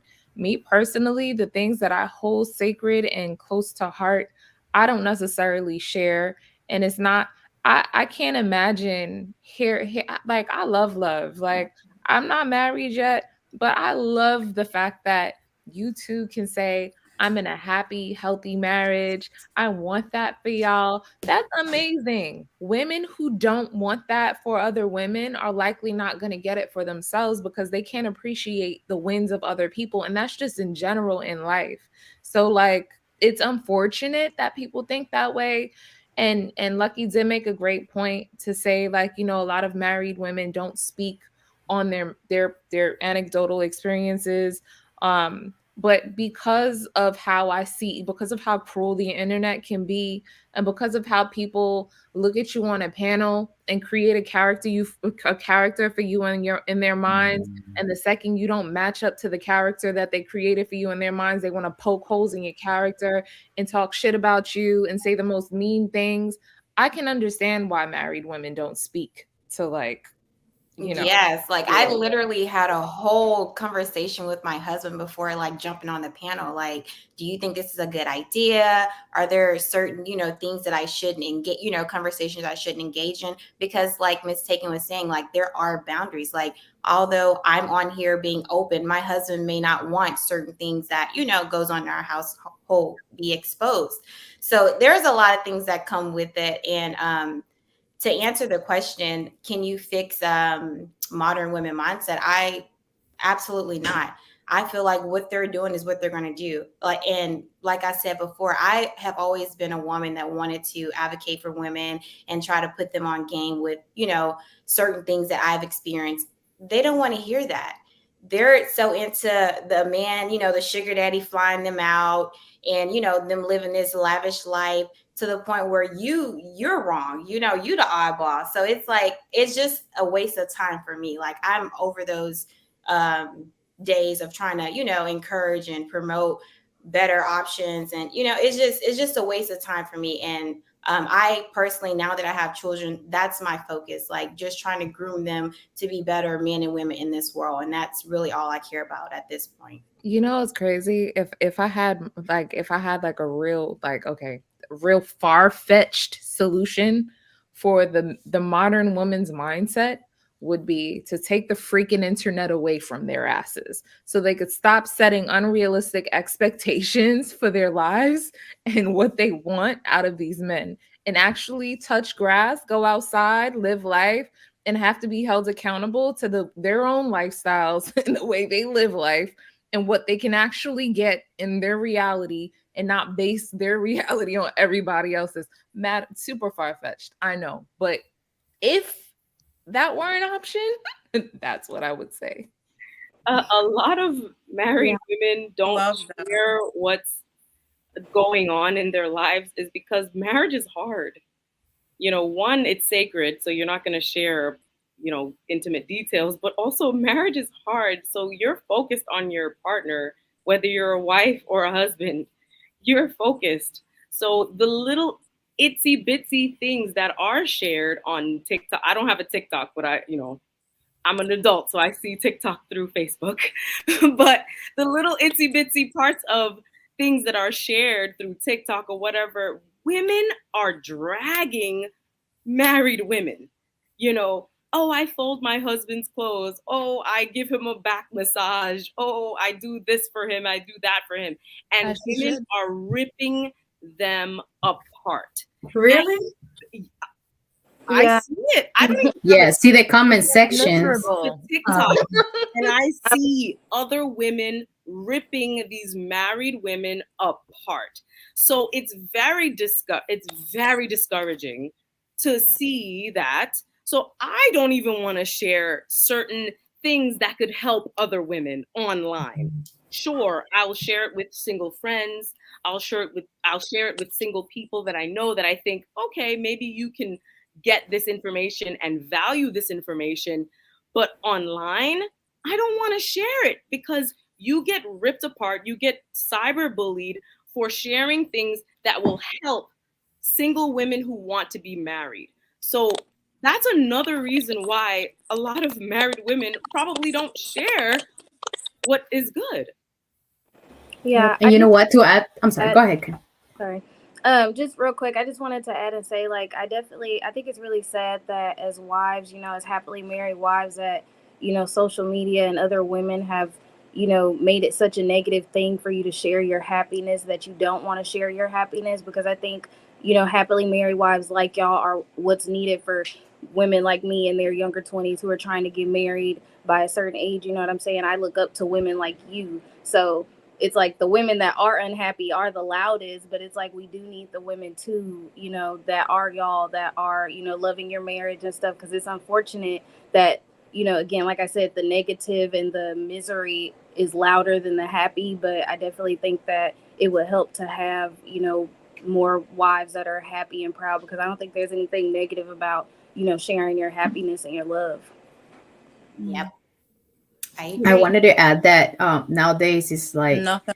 people just want to hear and know the negative things. That's what sells. They want the drama. They want to know that you broke up with the person. They want to know all the toxicity.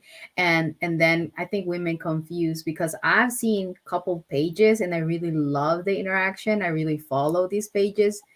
And if you're going to share the positive aspects of your relationship, make sure that, and be mindful that what comes with it too, that other people is not going to like it, and they can do what the cyberbullying that Sheena was talking about, and try to kind of like mitigate and be prepared for it. Because in this world, it don't matter if you do good or bad, they're still going to judge you. That's the reality. They're still going to judge you. Doesn't matter what you do. But people really want to see when the couples are fighting, and that's what women that are married should avoid, to expose the negative aspects for the relationship and put them out there. Like dirty clothes, dirty laundry, it's done at home. My grandma used to say, you don't share, oh, we're arguing about this, we're discussing this, or we're having problems because of this. No. If you're gonna keep it, you share the positive aspects, keep it like that, just that. Because again, people want to see, and it's going to happen what Chanel was saying. Yeah, I remember before I got married, I was about 23 when I got engaged. So my former boss, she was like, "You're too young to be getting married," and just putting all this fear into me, to the point where I was like second guessing myself, like, "Oh my goodness, is this not a great thing?" And when I got married, I was like, this was literally the best thing that has ever happened in my life. And I'm not just saying that, like, it literally is. And 2 years, I think, later, she gets engaged and now she's married. And I'm like, but she was an older woman though, and I'm just like, how could you be such a hypocrite? But then you go and do the same thing. But just because I'm younger than you and doing it before you, like, it's just weird. I just hate that certain women who are older, that's supposed to be, encouraging the younger women, are out here saying like, no, don't get married, you're too young, like you need time to grow, or be in more relationships so you'll know what you really want in your marriage. And I'm like, that's just going to cause for more trauma, more, things that you don't need that you need to take into your relationship. So I don't understand that. And I'm not sure if you guys have experienced that with older women telling you don't get married. Yes. I'm 23. I'm 23 and I want to be married. And it's always, you need to live your life first. You need to have more fun. You're too young. I'm like, no, I will have a last name change by 25 because I'm not. Yeah, but I mean, like, what's up with that? Is it jealousy? Is it because they don't have it? Like, because they don't have it. Sometimes it's coming from women who have had it. Sometimes they get it, and then they're projecting their negative experiences onto you. It's like a fear mentality. Like, sometimes it's well intended and they're trying to tell you like, hey, like, you should live your life a little bit just so like you won't feel like you missed out on anything, you won't have any regrets. But at the same time, it's like, what is there to really be missing out on? What, a whole phase? You know what I mean? Like, what is anyone really like? What are you missing out on? So like, like, there's that, like, but at the same time, that's why, it's very important to be careful who we seek counsel from. You know what I mean? And to be mindful of the fact that, like, if you go seeking counsel from somebody that's off center, they're gonna project onto you. They can't be objective enough to actually pour into you in a way that you might need to, and be, you know, be balanced about it. So you just can't be out here taking counsel from anybody. Well, I kind of agree a little bit about not necessarily like, you know, when you say just, you know, go through a whole phase, but in terms of living your life before you have responsibilities, because a marriage is a responsibility. And it's nothing like if I look back at like my childhood and I'm like, hated being home, couldn't wait till I get out. And then after you get the experience of what the real world is like, you're like, man, I wish I could go back home, have somebody else pay my bills. So I think it's more along those lines when I'll say some women, because I do agree that some women have had negative experiences and then try to project that onto you. But I know for me, when I was talking to my daughter when she was young, I'm like, just like I would tell my son, don't try to settle down right now. You need to start learning who you are, because the better concept of or solid in you knowing yourself, the better choices you make. And only that's going to come through experience. And like I said, I'm not just talking about sexual experience. I'm just talking about experiencing life in general. And you can come into a marriage or a situation that you have a better sense of development. Because when I look at myself when I was 18, when I met my husband, versus 25 when I actually got married, I was two different people.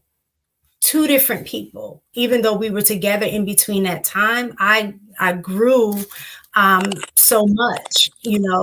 So I definitely think that part of like that idea of saying, you know, girl, don't settle down. I'm not talking about waiting until you're 30. I don't think that you should. But I do think that it's important to really try to develop yourself and get a grasp of who you are before you're in serious relation with somebody else. Because a lot of times as women, we lose ourselves in our mate. I think. Can I ask a question? Because I think it's like, again, like as a young woman that is in her early 20s and, you know, wanting to be married, I think it's kind of contradictory as a woman who did things what I would feel like would be the right way, getting married young and growing old with your husband, you know what I'm saying? That you would tell your daughter not to do the exact same thing you did when, you know, I think it is a positive that you got married young. I think the younger that we get married is what older women should be telling younger women, so that you're not racking up experience, because in that time a lot of people aren't, you know, realistically a lot of people aren't staying virgin. So if you're not keeping your body, you know, completely alone, she's gonna be, you know, experiencing other men throughout that time. And when I say experience, I'm not talking about experience with men. I specifically said I'm not referring to sex, and I'm not talking specifically about being in relationship with a man. When I'm saying getting to know yourself, you can't know yourself the same way as you are single as you would be in a relationship. Because as women, a lot of time we are pouring into the relationship. And a lot of times we neglect ourselves in the process, especially when you're younger. And so, aren't you always ever evolving? When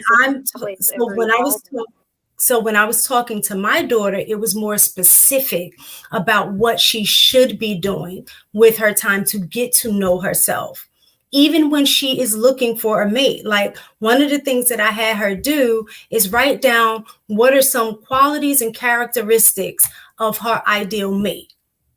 And then what are those qualities and characteristics that you know that you just would not, you know, be able to deal with, what would be your deal breaker. And so, and initially asking her that, she didn't even know. So for me, the fact that you couldn't even identify that lets me know that you're not ready to be in any relationship, because you have no idea what you even like. And that, you know, you can attract the wrong kind of person when you don't really have a clue, at least some grounding in who you are and what you like. And it's easier for a woman to get lost in a man when she doesn't know who she is and what That's she it. likes.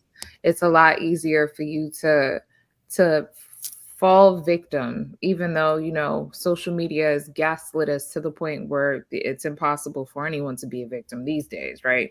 But it's very easy for a woman to fall under, especially since, you know, we submit to our men. Like, well, some women naturally, if you're with a man that is yours, that you select as your husband, you're gonna submit to his order, right?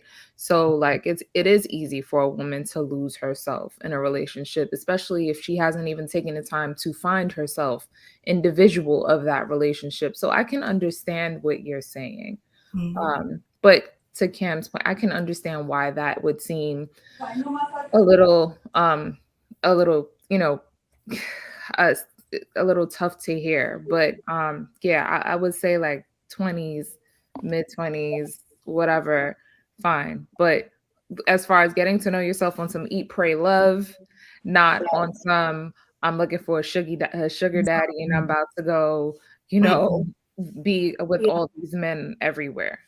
And see, I think I'm more confused because, again, you know, I'm under the assumption, you know, that we're using, you know, Miss Taken to, you know, your example, your marriage, you know. So your daughter has, you know, her father. So I would assume that with women that have a father in their life, you have the example of what you're looking for in your father. So, you know, if she has her dad and she has her mother, you know, I would assume that you would just teach her to pick a man who is just like her father, who emulates the same things and traits that her father does, and that's, you know, why you picked him.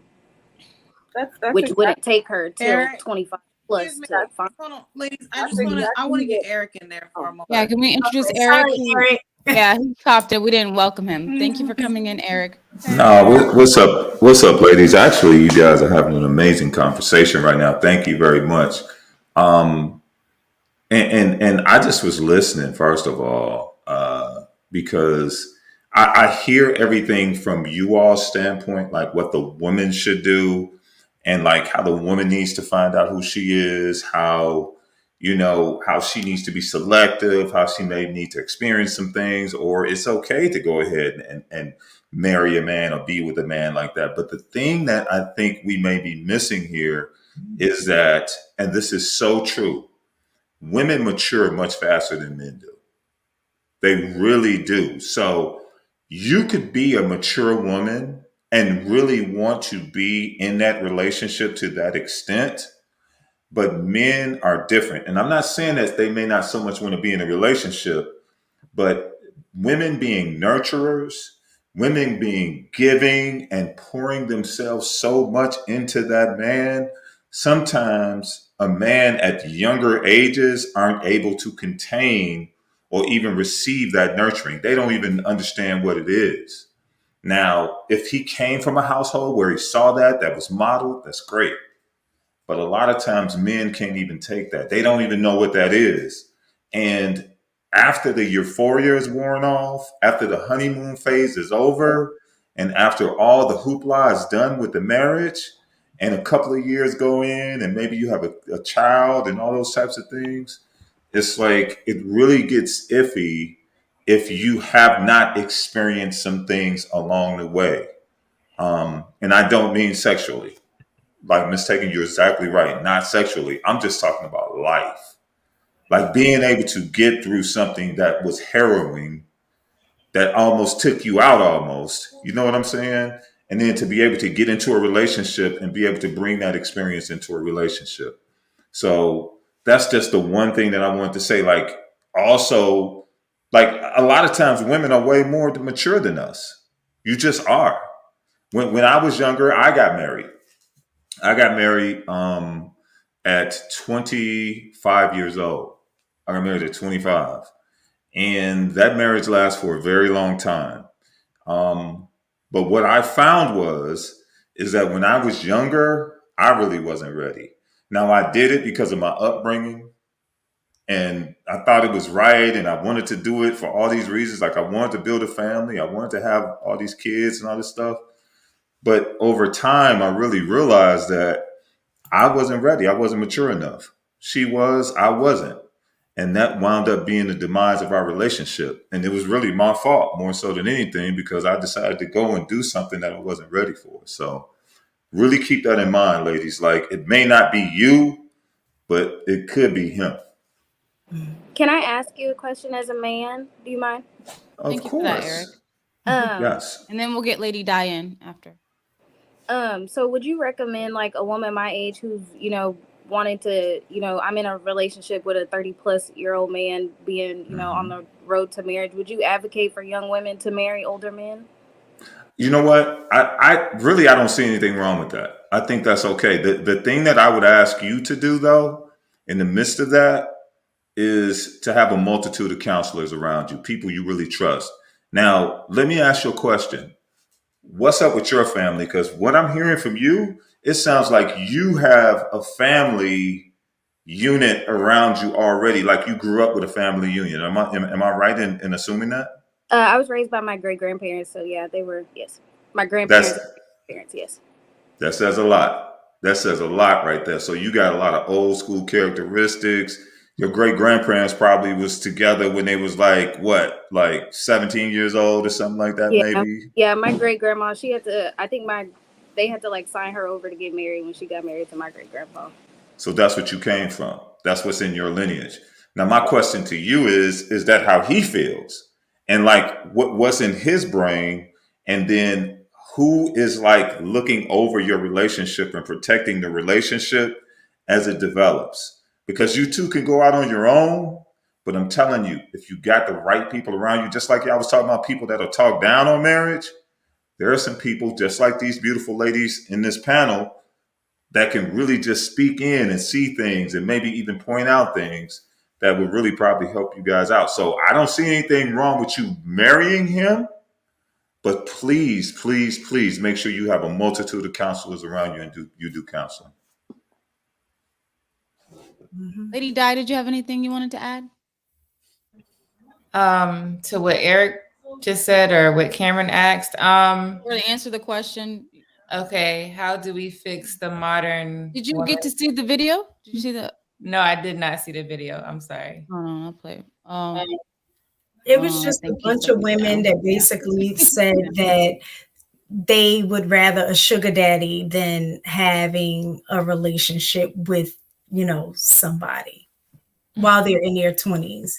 Wait, hold on. We have to be a bit more concise. They would rather a sugar daddy that pays them $20,000 a month than a husband that gets paid $90,000 a year. And then makes $90,000 a year, or sugar daddy gives you $20,000 a month. Pick one. Oh, a sugar daddy. Okay. What about you? I'll do sugar daddy. And go. Okay. Wait, can you repeat the question? Sugar daddy that gives you $20,000 a month, or a husband that makes $90,000 a year. A husband? It depends on like how old you are. So like in my 20s, definitely the sugar daddy. But once I hit 30s, like I need a husband. Well, right now at this point in your life. Sugar daddy. You'll take the sugar. Oh shit. Okay. What about you? Me too. The sugar daddy. Hell yeah. Okay. What about you? The sugar daddy, 20K a month? Definitely sugar daddy. The sugar daddy, 20K per month. Okay. What about Sugar you? daddy. Okay. Sugar daddy. Okay. I'm taking the 20. Wow. Yeah. I mean, what I see from that is they just are thinking of short term. So that's just quick money. So if someone asked you, would you rather $1 million now, or would you want to get paid $200,000 a month or something like that? Most people, I think, would pick short term. But we talking about a husband, so that's more life, like a lifetime goal. I don't think they understand what a marriage is, so why they even answered it like that. Because if they understood what marriage was and they understood it's more to it than money, then they would have picked, I can't even say that they would have picked that. They probably still would have picked the other one, because everybody doesn't want to be married today. So it's kind of like, I get it. I don't think that it's like smart though, because she said, one lady said if she was 30, she would pick the husband. So they do, it's like they do want it, but they only want it at a certain time frame. But when you're 30, it's not like you should just choose to be married when you turn 30. That should be because you had no other option. not because you're like planning it that way. That's very different. If you just like couldn't find somebody and you keep meeting the wrong person or whatever, and it happened to be you get married at like 35, then that's like, a circumstance. But why are they even choosing that? It's weird. So I have a story. Okay. Oh, go ahead.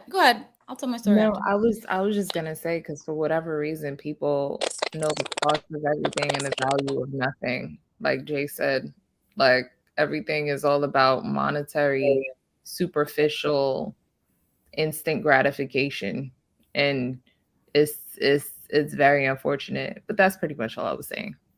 Well, I was just going to say too, and I don't think it's just women. Like when we speak about marriage, a lot of times we say it's just women wanting to get married and stuff like that. But I do know that there are young men that believe in marriage and want to get married as well. I've said on the other show, my son, he's actually just turned 23, but he got married at 21. Or was it 22? Between 20, he had just turned 22.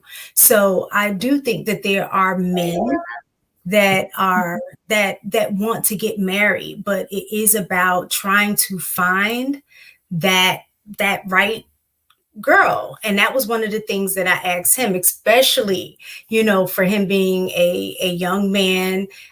He's good looking. He get it from his mom. No, I'm just joking. But he's handsome. He was just leaving to go to the military, and for him, he's like, I know what I want. Like, I've done my thing, and I just see. He was like, I'm not missing out on anything at this point. And that was his thing. I'm ready to get married. And again, what's crazy is that my daughter initially was on the opposite end at first when she was around his age. Like, I don't want no kids. I don't want nothing. She's like, I just want to focus on me. But now that she's gotten a little older, she does see the benefit. She's still in her 20s and she sees the benefit and now want to get married. But I just thought it was kind of, weird in how my son got married first, before his older sister. But all that to say is that I think if men, when they find a good thing, they know. And it's just, I'm starting to believe the men now when they're saying that there is just not a lot of options. I have a story. I have two, in fact. And I want to know what you guys think about this. First story, because I have a lot of friends that are married. My first story is a woman, and she's Muslim, but her and her husband got married when she was 19, and she was faithful to him, devout. They ended up having 8 children. Her parents were very well off. When they died, they left her lots of money, and she used that money to invest into her husband's business. So after having 8 children, being together for 30 some years, his reward to her was, you know what? I think I want a second wife, even though they discussed in the beginning that they were both not going to do that. So now she's in her late 40s, body's been stretched out multiple times because everybody knows that's what happens when you have children. And he's off with his second wife slash mistress now. So is that fair? Like, I feel like the mistress now is being treated, or second wife is being treated better than the first wife who gave her all to this man. She wasn't educated, so she really poured everything into him. Her body, her time, her money. Is that fair? So that's what I think is like the perfect example of a woman that would pour fear-based mindset into a younger woman and tell No, I'm her saying to live. is that Of course it's not mindset fair. coming from situations like that? Because I've heard that happen on multiple occasions. Like, do women think, oh, well, the married woman gets the short end of the stick, but the second woman is getting treated like gold. She's getting taken out and wined and dined and ending up with the success at the end. Is that why this culture mind shift has changed? That's my question. I think So that's part of probably what you're saying is that the first wife goes through the thick, or through the, like, and then like the struggles and all that. Now the example that you just gave, it's complicated because it's under a religion, and they kind of like it's a contract. We sign it, and like she knew what she was dealing with, and she knew that's a possibility because that's what the religion says.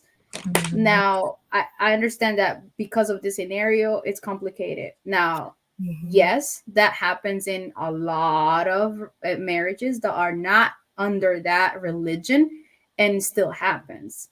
But well, I do think that the is it side. fair? I don't think it is, but I think it's like, as the man, if you've done everything as a wife, and I can say it as I saw my grandparents, and they pretty much raised me. I wish I was half of what my grandma is. And I cannot say my grandpa is perfect. I cannot say he's a perfect man. I love that man, and he's perfect to my eyes, and he made mistakes. But what made the difference is that he stand up in front of all of us, his grandkids and his kids, and say, I made a mistake, and I want you guys to forgive me. That man, okay, I mean, all the respect to him, because he recognized that he did wrong. And just seeing my grandmother having that big heart to forgive him, wow. I just, man, it just makes me to want to value that, like I wish we all could forgive that, because we're humans and we make mistakes. Yeah. And I'm not saying that she probably is going to deserve more than that, because she's a Christian woman and she believes in God. So for her reward is not on this earth. So that's the way that she sees. So that's what I'm saying. I wish I was half of that woman. But again, I think it's depending on each of us as individual. If we are able to forgive, if we're able to get through this, stuff. So I wanted to say, because I forgot that you said that they're Muslim. So because they're Muslim, as crazy as it sounds, honestly, it is fair, because they're allowed, what is it, up to 3 wives, and the 4 wives, right? 4. Right. But So that's the woman- also I spoke with their mother. She's the original. She's like the matriarch of the family. She said that was in times of old, for when the men went off to war and they were dying, and they were allowed to take up to 4 brides so they can care for them. That was the purpose of it. It's not really realistic in today's society, but men can still use that if they'd like, because it is in their scripture. Right. So if that's something that they discussed when they got married, then I think it's fair. You know what Yeah, I they mean? discussed that it was not okay. They both agreed that they wouldn't do it. Oh, well, I mean, they agreed that they wouldn't do it, but the fact that they married under that culture meant that there was always that possibility that he would be able to kind of exercise that right. So, I mean, he broke the agreement. It may not be fair as far as like the being like him being, essentially breaking their agreement to one another. But according to their culture and how they got married, it's fair. It's fair, unfortunately. In my opinion, anyway. Hey, Sugar Mike. Hey, what's Hey, up, Mike. yo? Welcome. I was gonna say maybe it's because of the timing. So he decided to get another wife like towards the end. So she's older. She had her 8 kids. Now she may feel that he doesn't want her anymore. Feel her that she's as appealing as she used to be when she was younger. But then if he got another wife while they were having their kids, then it would kind of be half the time. So it could be, okay, well, I gave you all of my time to you and all the kids, so it's kind of like, well, which one would you rather? You rather him do it when you had your first child and you split in time, or would you rather him do it when you're like kind of done with it, being that that's their culture? So I just want to throw that spin in there. Wait, what did that say? According to, can you put it up? It kind of went really fast. They said according to Islamic code, wait, if he agrees to not do it, she has a right to divorce according to some Islamic scholars, but she should stay if he's being fair. Okay. Yep, that's true. Basically, if that woman considers it cheating, then it's fair to divorce. I think that's what most scripture or even in the Quran, what it's considered. But if I'm not Muslim, I am Christian. But if you are in that religion, you have to consider what the possibilities are. Sadly, you have to know who you are marrying. As any woman of any culture, any religion, you need to know who you are marrying. Yes, people can change. We all know this, but you have to know the basics of who you are marrying. And if that's something you cannot deal with, then I think you should think otherwise.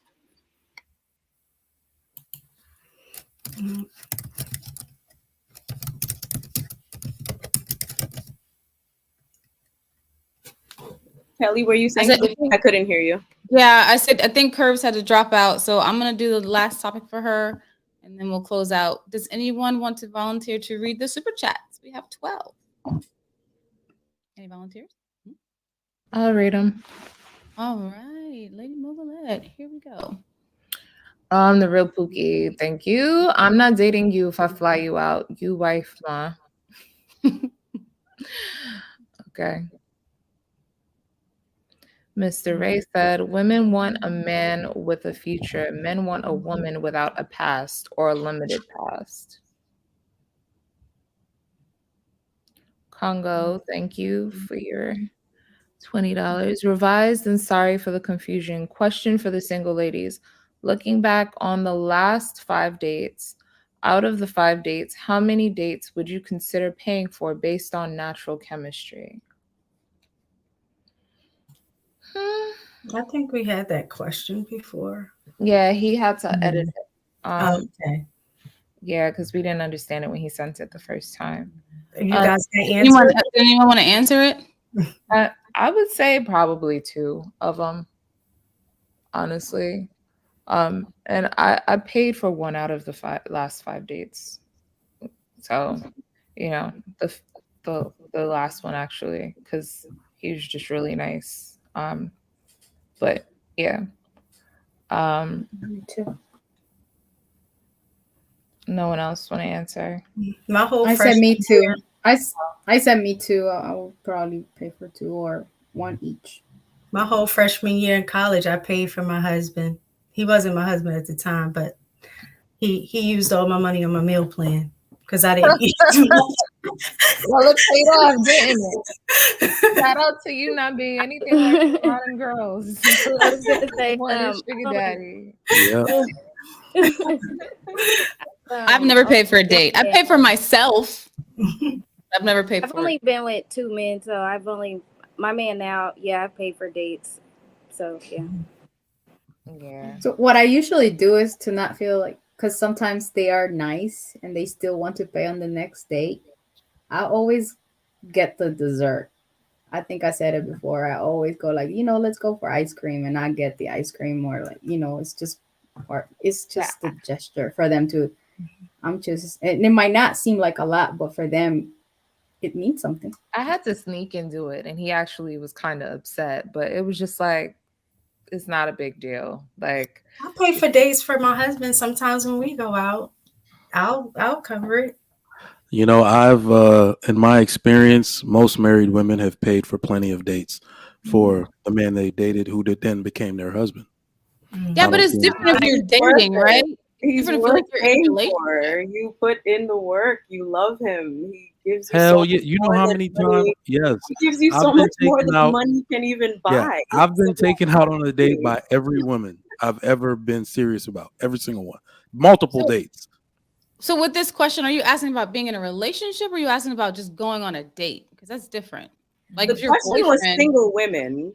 Out Yeah, of the it 5 said dates, single women. what would you pay for? So I think the single women should answer, because us married women or in a serious relationship, we will have different answers, because if you're in a serious relationship or married, you don't mind paying for your man because he does so many great things for you. You know what I'm saying? But if you're on a date trying to find someone and you really connect with that person, you paying for that person, you wouldn't mind because you think maybe there's a future. So I think the mindsets are different in those two different categories. Mm-hmm. I'm gonna be honest. But if the man is supposed to be the provider, why aren't we letting him provide? Kelly, you better sit your The provider, fine. Maybe if you don't know who he Nope. is, you don't know him, sure. But him paying for the first date or second date, sure. Maybe you can see if he's a generous person, but you will not truly understand if he's a provider through a dinner date. No, I agree so with that. Sorry to women who are single, you will not understand if he's a provider through a dinner date. I'll pay for myself, but I don't think you should pay for him. Why are you paying for him? Unless he's your boyfriend or your husband or your fiance. Listen, let me tell you why. Wait, before you do that, Mike, because I feel like you about to sum it up, right? So my logic behind paying for the last date was the last 5 dates was literally with the same person.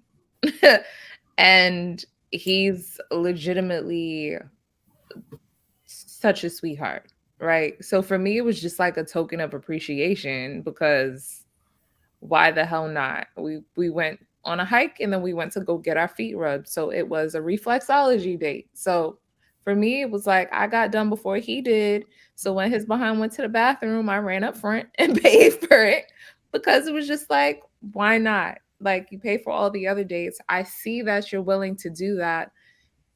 So it's not like it's just, I don't know. Now, if it was like one of the first few dates, if I pay for it, it's because I'm probably not going back out on a date with you. Yeah, I was about to say I'd rather pay. I would rather pay for the date, and I wouldn't care, the amount. I would rather pay for it with money than booty-matic. I'm sorry. Facts. I'm out of here. If I'm not interested, or if I'm interested, that's my appreciation. I am interested. I'm here. I'm investing my time and money as well. But I rather, I'm not going to give you more than that. If I'm, regardless. I was gonna say to Chanel's comment. Sorry.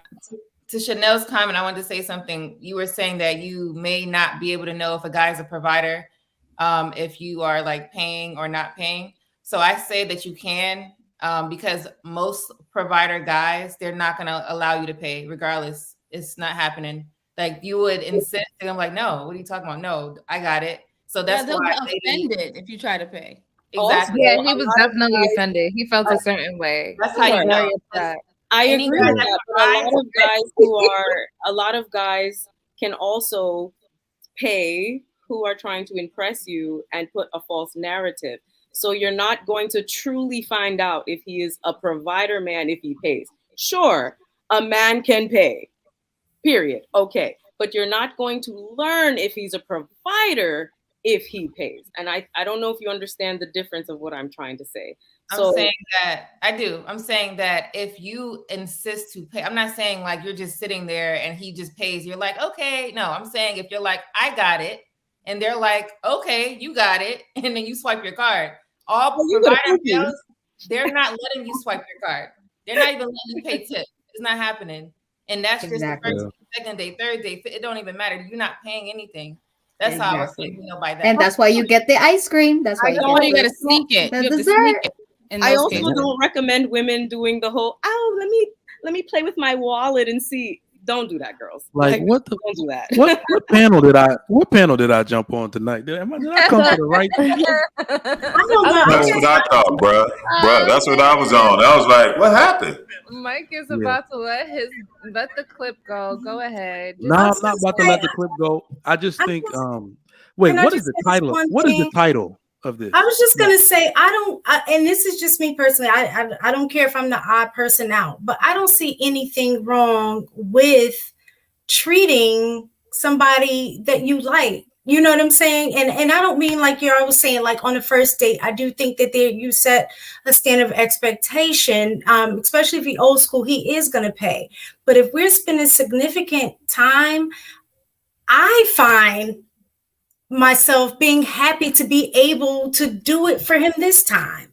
Like that makes me happy, you know. So I would and especially when I know that he appreciates it, because normally if he's the one that's already doing it, he looks at it and sees that like, wow, she's taking time to consider me and think about me. And I don't think that there's anything wrong with that. I agree with you, Ms. Picken, but as a married woman, your husband is going to appreciate, even if he's like, "Don't do it, babe, I got it." He's going to say, "You know what? That's my lady. She, you know what? You're so cute right. for doing that." Yeah. But if you are a single woman dating a man you barely know, please do not take that chance and thinking, "Oh, he's going to appreciate me pulling out my wallet." Don't make No, that. I didn't say like on the first date, but you just said the question was like on you went on 5 dates, and how many dates out of those did you pay? I mean, if we went out on 5 and I paid for one, that's no skin, you know, or for me to pay for one date, especially if I'm enjoying his company. I mean, I just personally don't see anything wrong with it. I mean, I'm okay, you know. You know, this is one of those it depends situation, but on the men's end. So this show is called The Solution. Am I wrong? And y'all just confused the hell out of me. I don't know what y'all just did, but what I'll say. What's the solution, Trigger Mike? What's the So for those of you who are wondering why some men won't let you pay, it's not necessarily the gesture, it's the optics. All right. So men are under a lot of pressure to look a certain way. If you pull out your wallet, they're going to think he's a broke ass nigga. So if a dude is insecure about that, I understand. But it's not necessarily just the paying, right? So I've been taken out and treated to something by every woman I've ever taken serious. There are ways. So when I talk about a mature love experience between two people who want to take things further, the one thing that is missing between a mature love experience and an immature love experience is reciprocity. Okay. When a woman really wants to show you that she's wifey material and she wants to be considered for certain things, I can almost guarantee you, without even being a woman, the first thing her mind goes to is, how do I show him reciprocity for everything that he does? I am a consummate gentleman type. I open every door. I paid for every bill before she even got back from the bathroom, all that type of stuff. So it's very easy for a woman to say, damn, I'm really trying to be wifey. How do I set myself apart from these other women? Let me do something for him. Now, I'm one of those dudes where I don't like the optics. I came up in this whole niggas ain't shit type of vibe. So I never wanted anybody see a woman pulling a wallet out for me. So the way you did it for me was to do things before I could ever even pay. It was paid for before we ever even got there. Look, for your birthday, I want to send you for a massage. You've been working hard all week. I got you this pair of sneakers. That, like, please accept it as a gesture. I just know you work so hard, all that type of stuff. But that is what we're really talking about. It's specific to the man, so you got to read the situation. But at no point do I want to push that being reciprocal to a man is a bad thing. That is how, like, go to every husband and say, what set the woman you want to marry apart from the other women? And I guarantee you, he will say something around, this was the woman who reciprocated the love that I showed, the energy that I showed the most. And So. ladies, I to agree add with to you. Trigger Mike's point, I'm just gonna ask. I'm sorry, it's our Cameron. I just want to say this quick little point. To add to Trigger Mike's point, my personal example, how I wanted to show my now husband that I wanted to be serious with him was maybe not paying for a dinner, but on maybe our fourth or fifth date, before our fourth or fifth date, I asked him if I can have lunch with him at work during his lunch break, and I brought food with me. And I said, babe, can we eat lunch together during your lunch break? And I brought some food, and now as a married couple, he bragged to his friends. I was like, did all his friends see him? Did the coworkers see it? In the Did group the coworkers chat, see it? she brought me food, y'all. She brought me food. Oh my! And the guys were like, wait, like food, like to eat? They were buzzing in the group chat, and that was my way of showing I want you. So let me tell you what happens when the dude comes back in from doing that. All his homeboys gonna put, hey, bro, hey, she a keeper, bro. Every time that's ever happened, we like, who is this? Who that chick? She work here? No, that's his girl. She brought him food. Del Frisco. Oh, we celebrating back there. Way. You don't We got celebrating back there. You don't gotta pull out. You can I'm pull not out gonna your lie. wallet if My you wife did want. that to me. My wife did that to me. Exactly. You can pull out your wallet if you want, I'm but not if gonna you lie. She want did to that to me. really impress him, you do it a feminine way. And she came looking good, hair like hair just done, all That's, that type of stuff. that's where I was going, Mike. That's where I was going, Mike. I was going to ask her, was you looking good too? It was, do it everybody was like, "Hey, up You top, was player, looking up good? top." Okay. You go Okay. cute to his place of work with some hot steaming food in front of his coworkers, in front of his employees, and you say, "It's your lunch break. Let's have lunch." That's So let me how tell you you. do it. Let me tell you I what can else see it right happened. now. I can see. Hold on, Mr. Eric. I can see the eyes right now. Some of y'all on Groupon looking for something to get that nigga tomorrow. I can see it. Look at y'all. But listen, you know what else happened? You caused a lot of arguments at them other dudes' house later on because they was like, "Why you don't do that for me?" Who cares? He wasn't chosen. Who cares? No, but no. I'm saying that when that happened, you caused a ripple.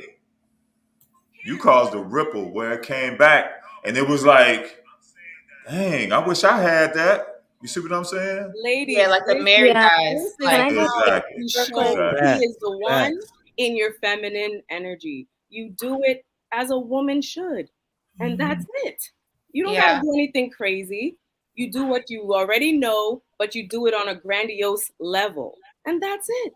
And then you be consistent because I'm guilty of that. I used to do the same thing. Like I'll show up cute as hell with the hot steaming food. Sometimes I'll have it for other people that he's around, and you just keep doing, you don't do it just to get married, but you do it because you actually want to do it. You want to see him, you want to look cute, you want him to be like, you're at work, let me, help you out with your stress, all of that. You're showing like, okay, I can be this way. This is what he wants anyway. This is going to help him understand I'm serious. So those are just gestures, like, and you just, like I said, you have to be consistent with it. Yeah, but that's different than paying for his food. That's okay. Cooking for him, bringing him food that you made out of your own home. That's different than buying him a meal at a restaurant. Better. I think. I agree with that. I'm all down for that. Let me ask you this. I'm not swiping. Why? I guess why is that different? Like I understand making the food, but why is spending money on when we already know foundationally that a man will provide? But a lot of times we only look at provision on a financial sense.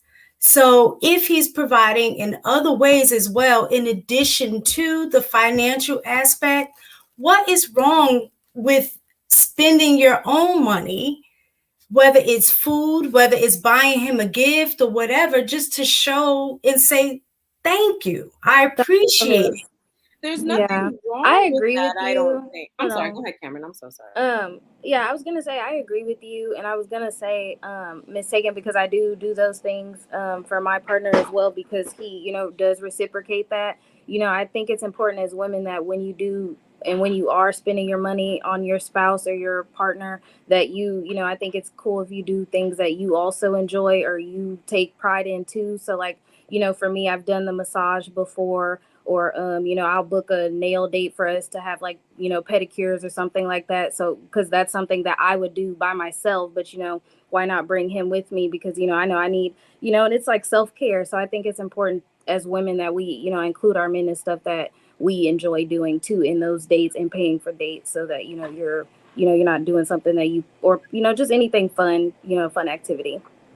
And mistaken too. I don't think like the guys that are the provider type, I don't think they care if you pay. That's not why they're even going to choose you to be their wife. So it's not like you have to pay. And it's like, well, let me show that I care and let me do this. I'll get the ring that way. It's not even about that. Like other ways, like you said, the other ways is to show that you care. It doesn't have to be paying for like an actual date or let me take him out, because that's kind of like they feel like that's their job. So your job is to do something, specifically different. So they're looking for like those type of characteristics that I believe. Let me make this a little simpler too. So this is a question for the ladies on the panel. Do good moms buy thoughtful gifts for their sons? Do what? I'm not sure. I hear an echo. If you guys can I mute, do. if you're not talking, mute in between. Whoever's not talking. So I said, do good moms buy thoughtful gifts for their sons? Yes. Is a man supposed to leave his mother to go cleave to his wife? Yes. Yes. So why wouldn't a woman think that being thoughtful to the man that she wants to be with is not a way to directly show him that I am trying to replace that woman in your life? That makes sense, right? Mm-hmm. The woman he's going to consider is going to be as thoughtful, if not more, than his mother. It's that simple. Thoughtful gestures are letting you know I am ready to take care of you better than your mother did. I'm going to replace that woman tenfold in your life. You're not just some other chick. I'm not just some chick out here trying to drain your wallet. I'm trying to be thoughtful and add value to you better than your mother did. Simple. Men are extremely simple. Don't make this complicated. You know, the favorite gift I ever got my husband cost me nothing. We were in college. I was taking some kind of art class and we did some metal work. And I made him a bookmark that was specific to something that he was, a part of at that time. He was a 5%er. So I made him a bookmark that had the symbol and everything. And that was the favorite gift that and the reason he said it was because I know you did something that was specifically for me.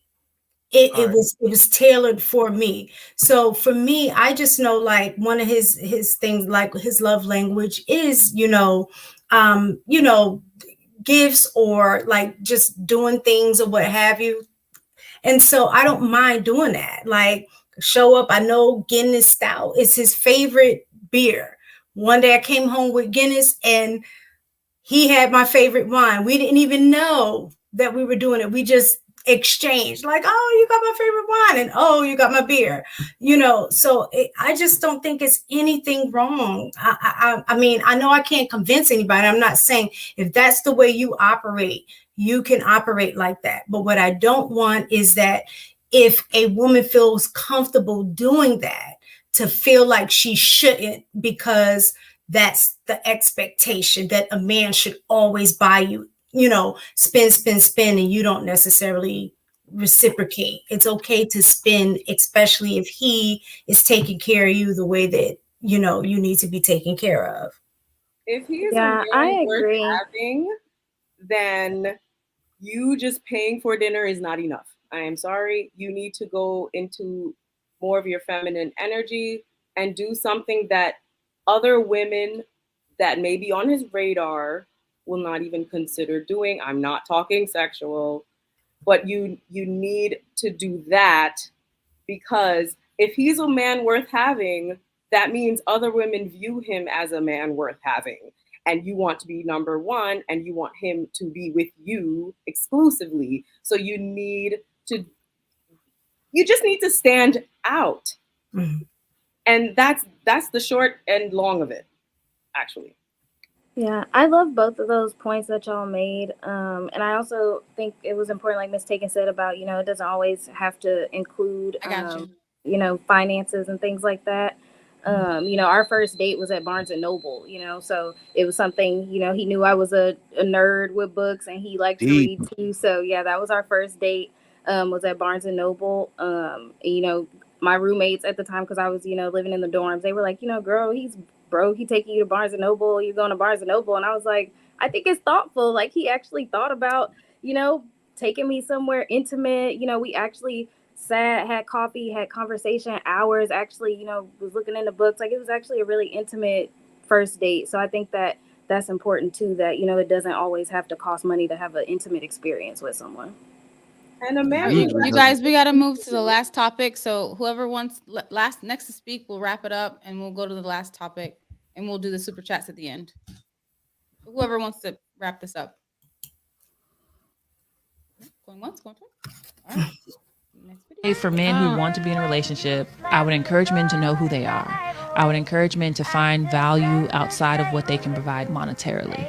I would encourage men to know what is it that they need from women outside of physical, because I think sometimes you guys do such a great job at minimizing your needs. As women, we were taught they weren't important. So y'all hold us accountable for not being supportive or not being loving or not being this or overlooking certain things, missing the fact that you taught us how to do it every time you said it's not a big deal. So you don't agree with happy wife, happy life? No, I don't. We should both be happy. It doesn't make sense, because she can be happy because you are just silencing everything that you need, and now you're miserable. And the breaking point comes out in sabotaging behavior. Yeah, that's going to cause damage to the relationship. So it's not a happy wife, happy life. It's happy couple. All right. Happy spouse, happy house. The last question is, what do men actually need from their partner outside of the physical? Who would like to chime in first? I'd like to go last. Yeah, you're a man. Wrap it up, Trigger Mike. I think. Oh, sorry. Go ahead. Well, I agree with her, and something I would say is that, which I noticed in my grandmother, there is some type of satisfaction in serving your man, and if you've never done it, you're missing a lot. But it's genuine. And don't look at it as a serving as a slave. I don't know. It's a self-rewarding thing. It feels good. And when obviously it's appreciated on the other side, because some men don't do that, but we're talking about your husband. Obviously he chose you for you to be his wife.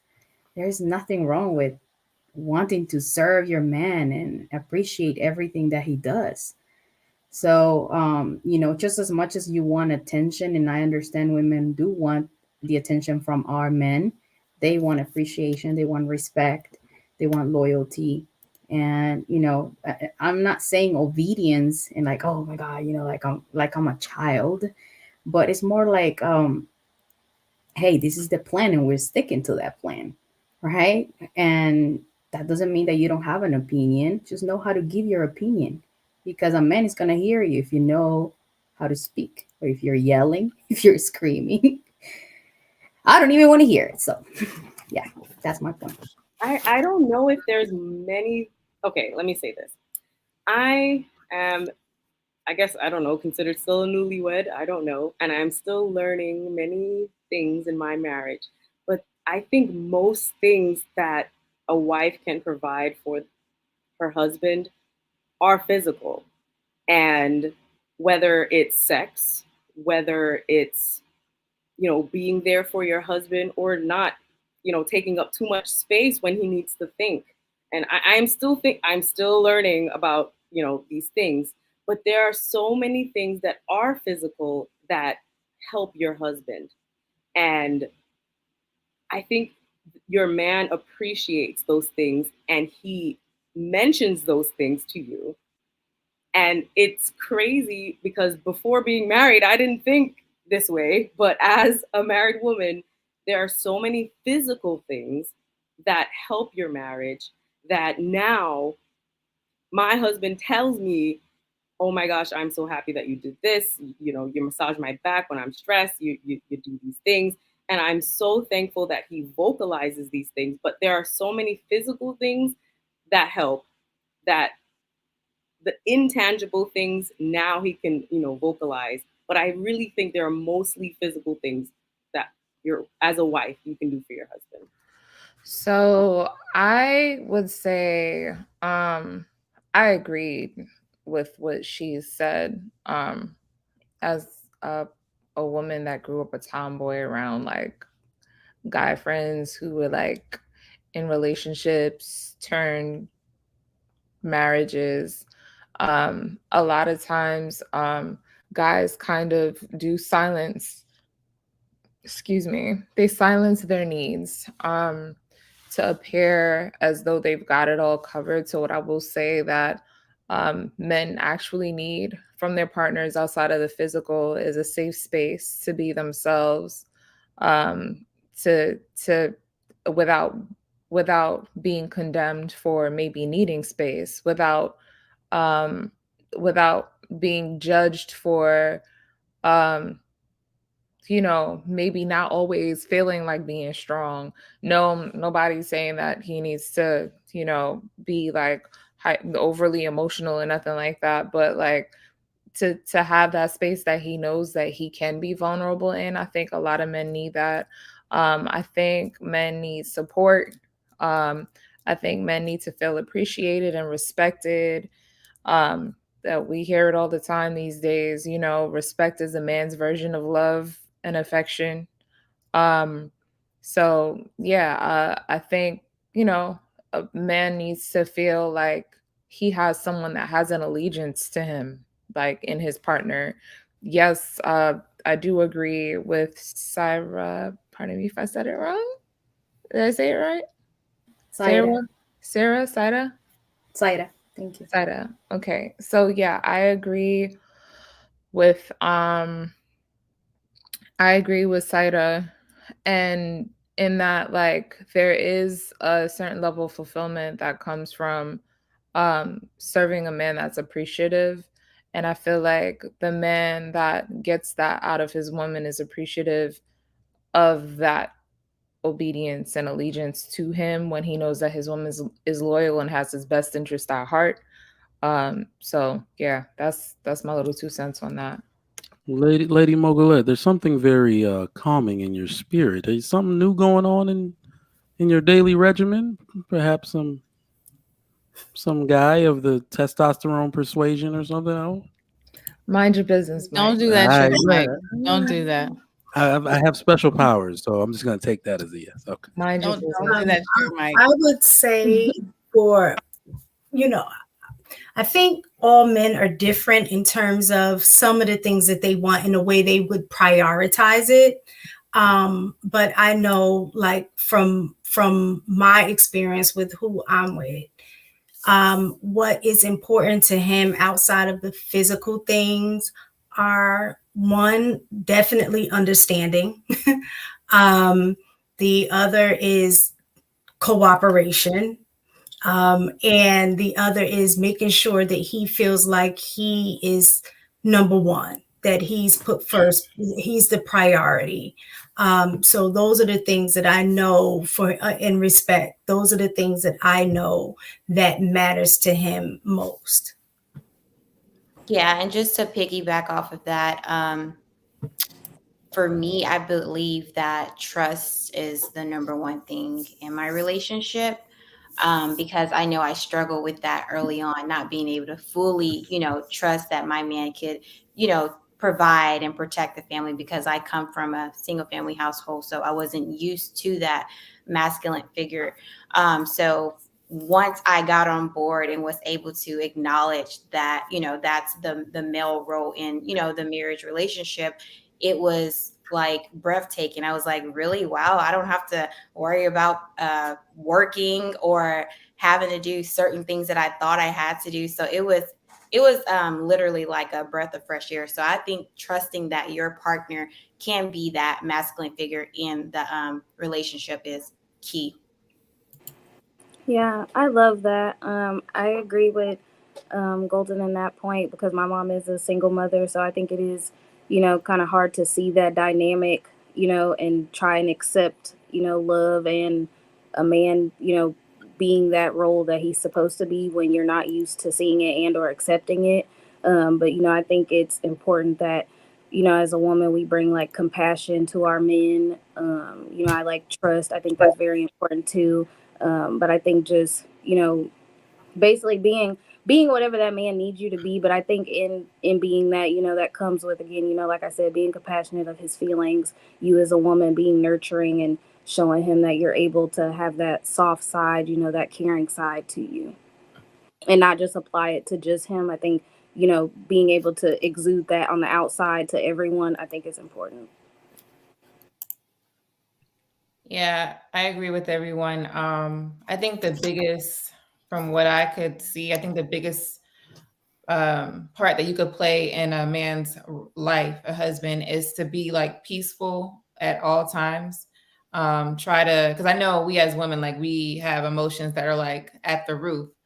But in order for our man to lead, we have to be able to be at a calm space, because if we're like always elevated, how are they going to always be able to, make the right decision? And because when we become elevated, some things, it's always something that might happen that might make it worse. So we're not here to make nothing worse. We're here to like, okay, let me help, by kind of just like keeping our emotions in check. So being peaceful, when the man comes home, you're not always at his neck because he didn't do something. You're more like, oh, I'm happy to see you. You smile, stuff like that. That is what I see that men like, is just a peaceful spirit, very feminine at all times. I don't want to say, oh, you're going to slip up, because most of us were raised where we can have a whole bunch of attitudes and be who we want. But at the same time, that's not even in our nature. We should always be feminine. So just to like always keep that in mind and just keep practicing it and always be in that space, because that's exactly what men like, the complete opposite.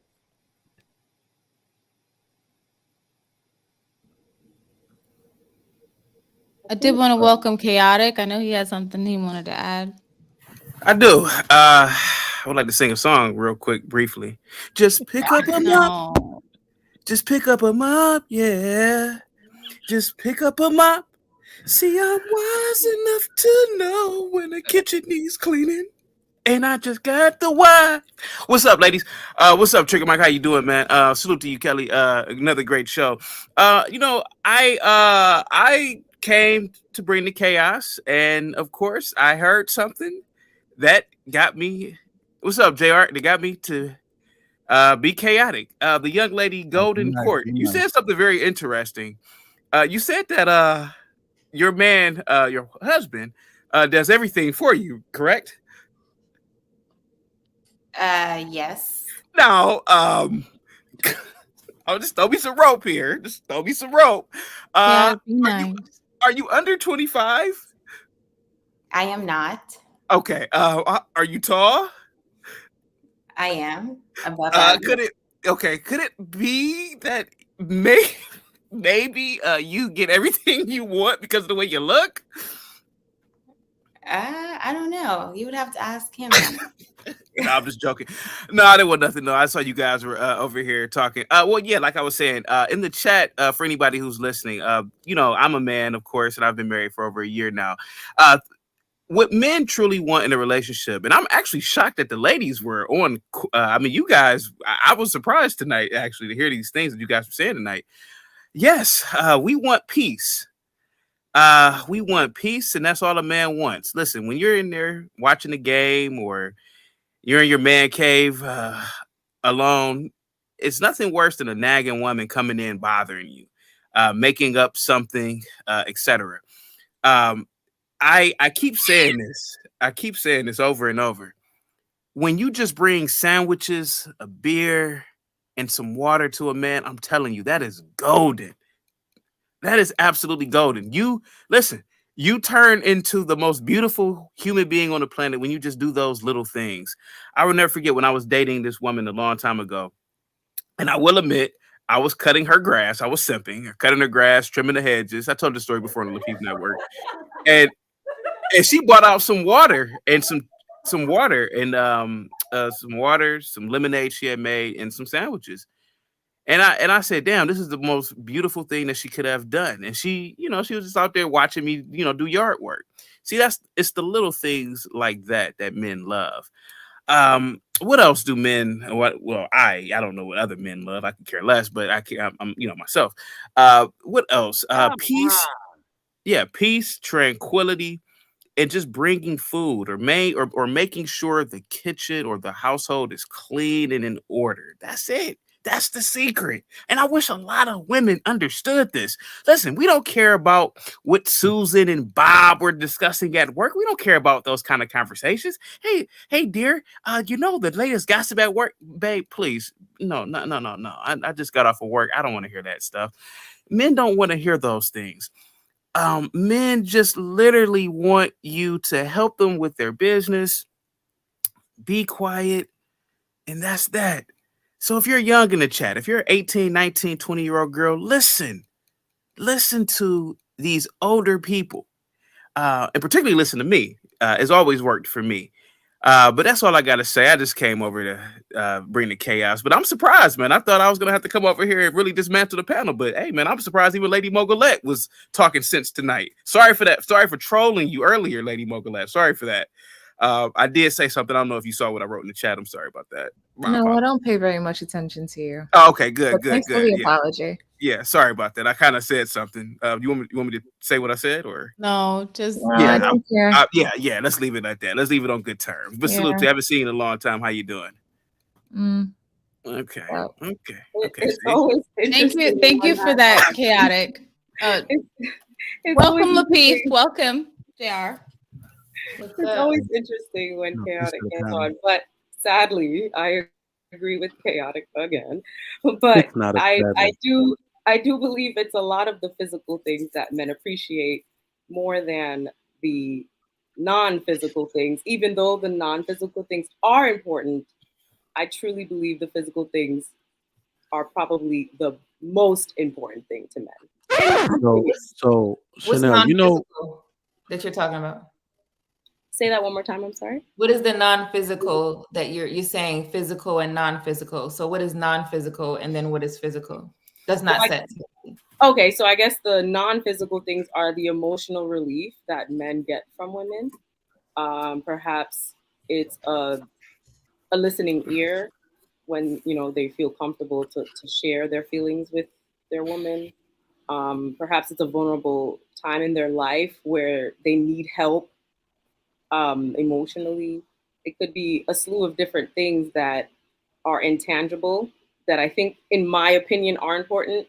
But I think personally, from what I've seen in my personal marriage, the physical things are the most important things, like cooking, keeping the house in order, leaving them alone. Well, leaving my husband alone when he needs to be alone. If he asks for my opinion on something in his business, I can give him my opinion. Mm. What Big Bick says. Those physical things, I think, from my husband's response is the most important thing. But if you were to ask me what my opinion is, it's different. But from my husband's point of view, I think it's the physical things that are most important.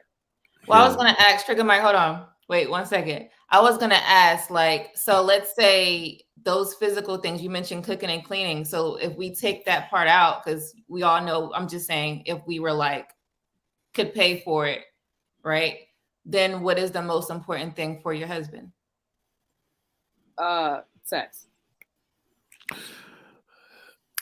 Yeah. Maybe 50 years ago. I want to a little bit disagree with. You said cooking and cleaning is out of the question.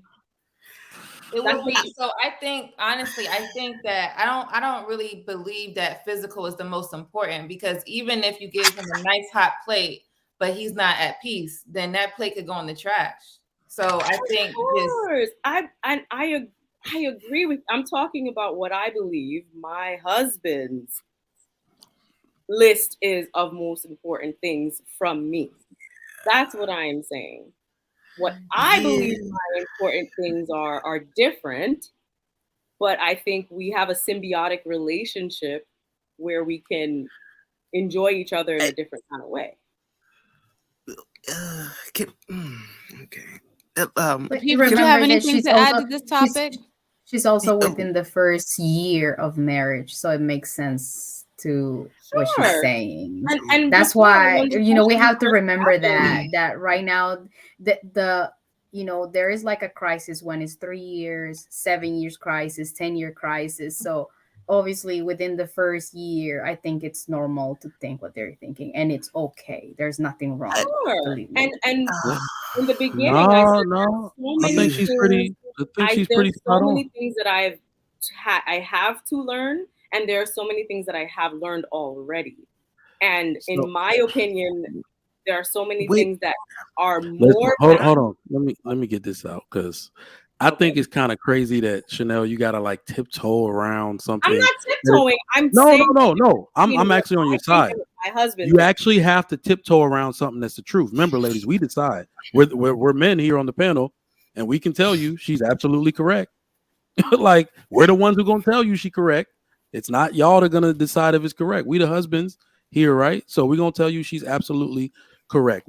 So I can feel her trying to tiptoe around the topic because she might get attacked for it, but she is I really correct. don't think I'm tiptoeing, but thank you. No, I know what I'm saying. But Trigger what Mike, it really is that in the totality of all the men around the world and the different cultures and way men view women and what the purpose of women is, she is correct.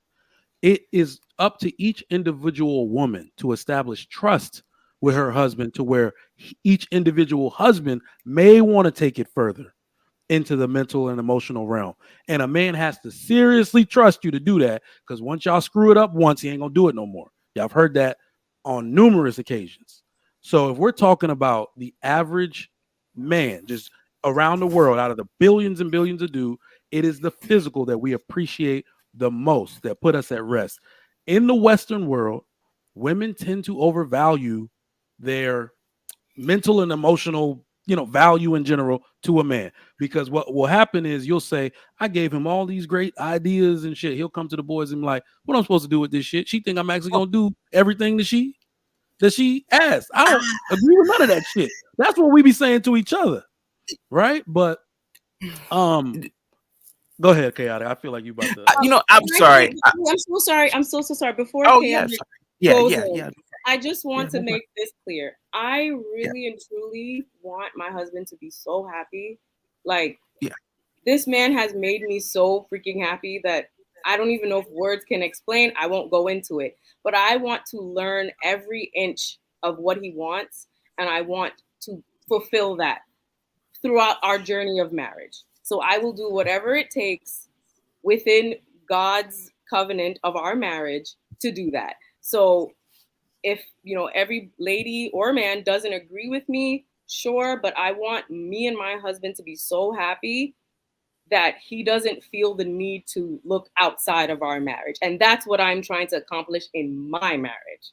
And that's all I want to say. I love that. I love that, Chanel. That's beautiful. I love that. Every wife should be like that.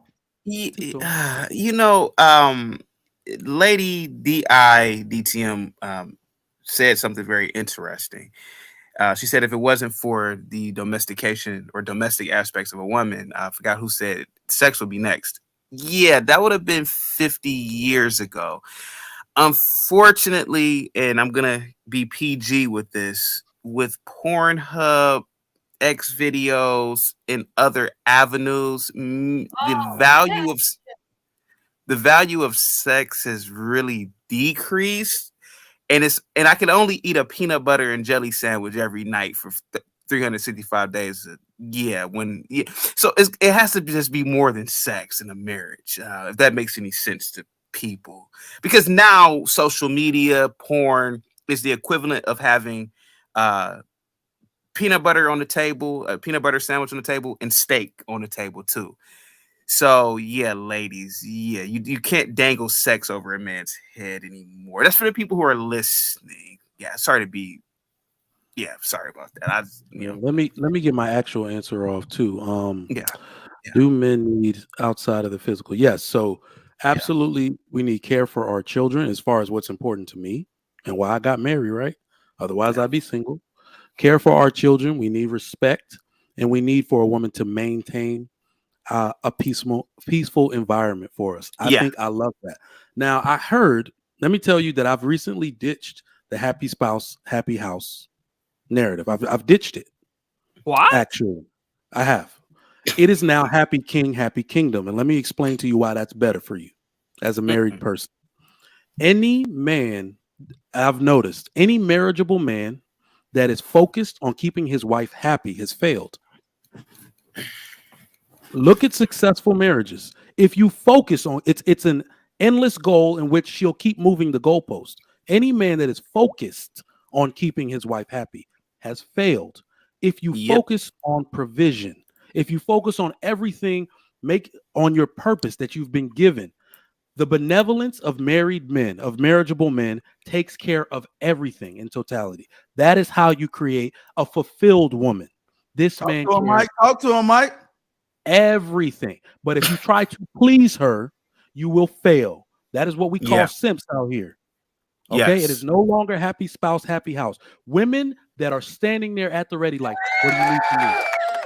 What do you need from me? I got you, dog. I got you. What do you need? Because that woman did that for him, his benevolence as a husband, he will do tenfold for her. Yes. That is what husbands do. It is no longer happy spouse, happy house. It's happy king, happy kingdom. You ain't never heard of a king. Kings reign over entire countries, right? Entire villages, entire townships. All right, they got to take care of everybody. All right, so when you do that correctly, when you are focused on the needs of your quote unquote king, he will take care of you tenfold. That's what I need women to focus on, especially women that aspire to be wives.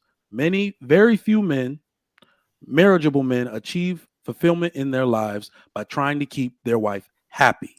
As we can see, that shit is fleeting, and it's why so many marriages are failing. Man, you're speaking the word of the Lord, Trigger Mike. Are you two related? Y'all kind of resemble. That I find. I feel like that's racist. Yeah, it's kind of like racist, but I rock with you on that. We look. If you want to know, we're both, I guess, full-blooded Nigerians and of the same tribe. So somewhere down the line, our greats probably touch genitals or something. What's so crazy is that you could proudly speak to your culture. When I asked that question before, it seemed offensive. So thank you for telling me that information, because I always wondered whether or not he was African. So thank you for confirming that. Well, I identify as American, but that's another conversation. But yeah. But thank you for that. But okay. Yeah. Understood. But we're all African chaotic. I know you don't like that. Maybe we are, but my flag is that. Never mind. That's another conversation. I'm just trolling the troll. That's all. I know. Yeah, but that's interesting. Did anybody else have anything to add on the topic? Did you get to speak on it, JR? I was about to say, I want to know what JR thinks. I'm gonna do what y'all always do. Your mic is low. Can you turn it up? I'm gonna do what y'all always do. What's the topic? What do men exactly are not outside of physical? I don't know. What? I don't know. I have a bone to pick with chaotic. If anybody is wondering why I am not cammed up, I'm laying on my side. But what's the bone, Golden? Count or court? Sorry about that. What's the bone? Go ahead. You got the floor. No, you just came in questioning me, so I just wanted to know what was your motives behind those questions. Well, I think there's a little bit of naivety. I think there's. I'm sorry, JR. Go ahead.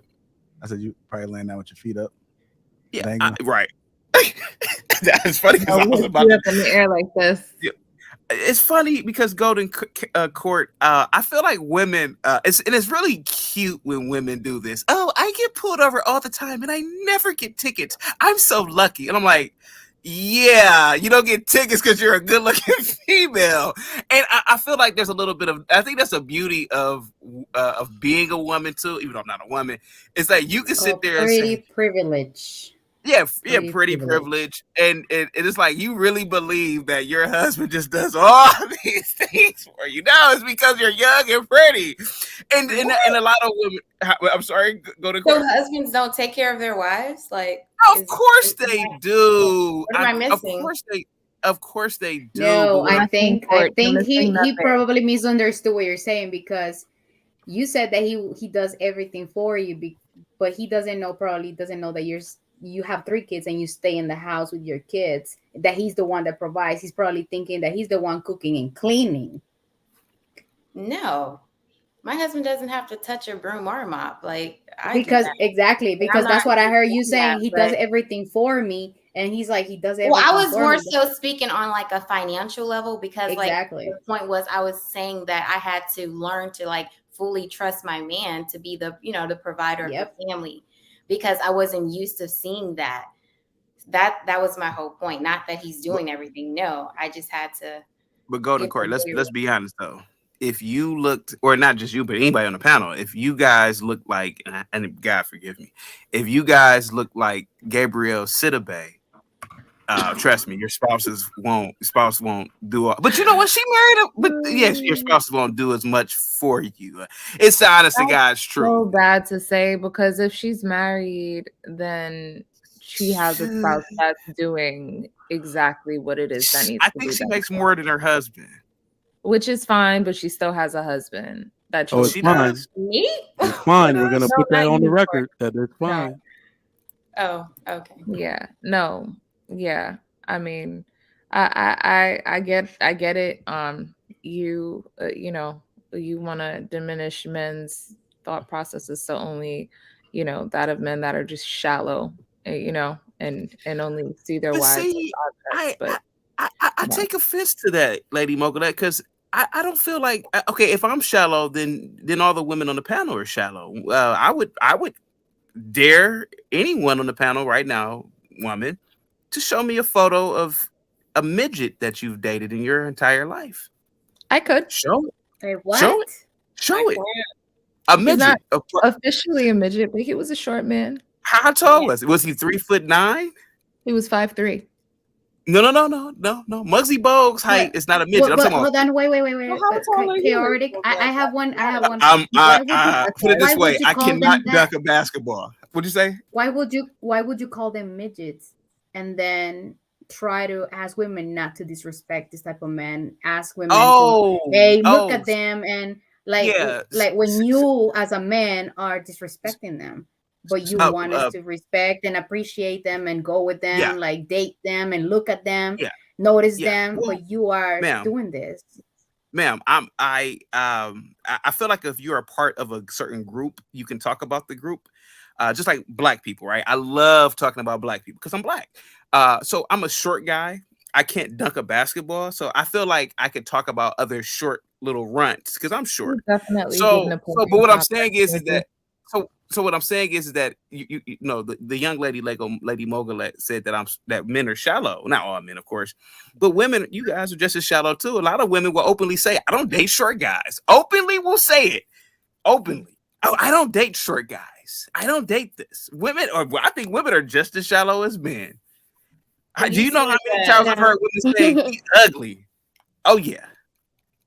But you Honestly, said I that sorry. You said believe that there's a 5'3" lot of guy is a women. midget, though. Of course, a 5'3" guy is a midget. Yes, I'm almost. Well, I'm giving my height away. Ooh. Almost 5'3". You know Are you shorter than 5'3"? I'm a little taller than 5'3", but put it this way. Chaotic, are you coming to the next live show? If you invite me, If you did, you'd be above him. I came up to, huh? Do y'all think that women are actually like more shallow? Because I feel like most women like judge men on things that they can't control, you know, like height, like, you know, what they got downstairs. You know, we judge them on things that they can't really control, that they're born with. But men judge us on things that we can control, like our weight. You know, you can control how big you are, unless you, of course, you know, have like some type of health issue or something. But that's not, you know, the majority of women. There was a woman on Instagram yesterday that said a dude could have every single box checked that she wants, but she won't date him if he has a smaller manhood. That is the most shallow thing I've ever heard. Yeah, and a part. But is having a preference or standard shallow? What I think is that women refer when they say like I want a tall man. So when women say I want a tall man and they give a number specifically, like 6 foot tall, they don't even know what 6 foot tall looks like. Like the men could say I'm 6 foot and they wouldn't even know. What women want is a man that is usually what they want is a man that is taller than them. Yeah, that's the way I see that. It's just someone taller than me. I am tiny. Someone taller than me. It's any man. Any man is taller than me. Yeah. My rule is you have to be taller than me with my highest pair of heels on. Even if that's an inch, I can work with. So Kelly, you are a heightist. How shallow it is for a woman. Yeah, I don't want to be like hugging down to you. Hi, honey. It's nice to see you. I mean, it's one thing to have a preference, but it's another. I mean, I dated a girl that was 5'8". I'm 6 feet tall. That was 5'8". And was kind of like making slights on like short jokes because she like to wear 5-inch heels. So my thing is, right, like guys could say that that's shallow all they want. Now, when it comes down to maybe like your manhood, fine. But like women carry wombs, which means that they can be selective breeders, which means like you can look at a man and be like, I wouldn't necessarily want to reproduce with him because he doesn't have the characteristics that I would want to create for like my son or my daughter or whatever. So that might And that's how men think. What? Hold on. Yeah, I gotta say like, this. So sorry. we understand that until we ask most women to show us their baby fathers. Then we realize y'all don't really not. Yeah, that's what I was gonna ask. Does it matter the woman if she's requiring certain things? Because I also think it matters the caliber of woman and what she has to offer, what she can be picky about. You know what I'm saying? I think if you're a baby mama, you can't be asking a man what he brings to the table when you have your wife in the sink right next to you. You know? Yes, you can. You can ask. Yeah, it doesn't have to be served to you, but you can ask. Yeah, Put absolutely. Cameron behind the pulpit. Yes. I think that's another manosphere point, honestly. But I can understand, you know, you come into the table with your own baggage and not necessarily you shouldn't really expect to just like have that man feel obligated to your responsibility. That I could get. But for you to say that because a woman has a child, she's not allowed to have a standard for herself, I think that's a little crazy. I didn't say any standard, but I'm saying certain standards. Like, should she still be expecting certain things from a man if she already has a child out of wedlock? I don't think that woman, like a childless woman can't be, you know, requiring the same things from a man as a woman that had a child out of wedlock. Can you give me examples of what a childless woman shouldn't expect from a man that a woman with a child can expect from a man or shouldn't expect from a man? Things like what? I'm just curious what that example would be. Can you ask the question again? Yeah, she's asking what oh, go ahead. I was saying, what is one thing that a woman with a child shouldn't have the gall to expect from a man that a woman... I know. No. That a man don't have any children himself. Oh, okay. I don't want to date any men with kids. Do you know that they got the audacity to be saying that shit on Instagram? Am I lying? I think that's reasonable. I could see. Okay, that's one thing. What's second thing? Right. So like you should just drop all your standard because a child is in the picture. Right. I think the bigger picture.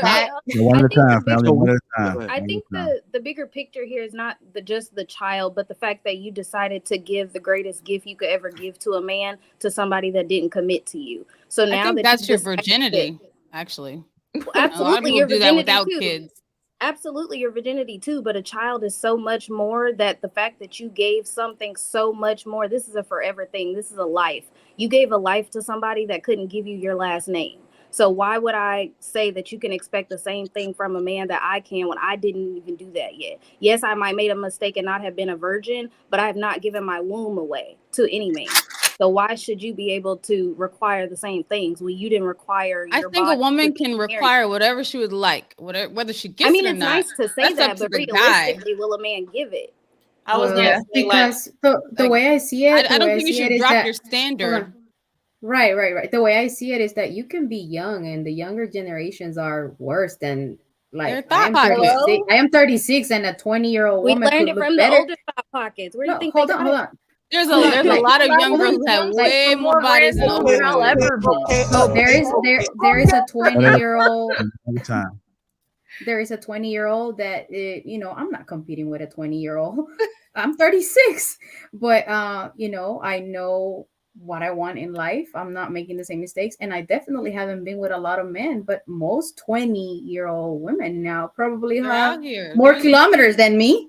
They have more miles in their, more than I'll me. ever have. Yeah, so that right there is damage. I don't know. I don't know about that. Are you saying there's people out here doing TikToks who are 19 who've had like over 20 bodies?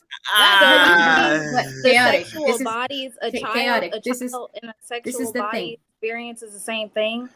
If those women have, so you're basically saying like if a childless woman has a high body count, that's equivalent to her having a child. So or a woman I am with not saying that No, it's if a better woman or has the one woman. partner and had Hold a on, y'all. We baby, got to do one at a that is time. less One at a time. disgusting than a woman who doesn't have a baby but has had 20 guys.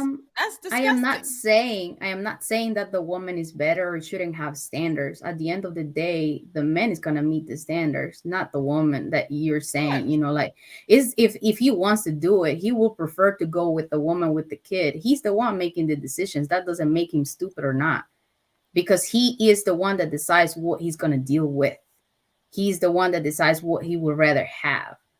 Because at the end of the day, he has to get to know the 20-year-old and deal with all the bullshit that she comes with. Right. All the soul So ties he's she the made. one that makes the decision, not us. We are not the ones that say this is my value. As I hear all men saying that, I can come and say, hey, I am worth it. But it's not me who decides that, it's the men. But that's my I point. just think it So if sounds the like men a really decided, how can a woman with children who had a child out of wedlock tell men or tell a childless woman what you're going to tell a man to accept when you don't decide what he accepts?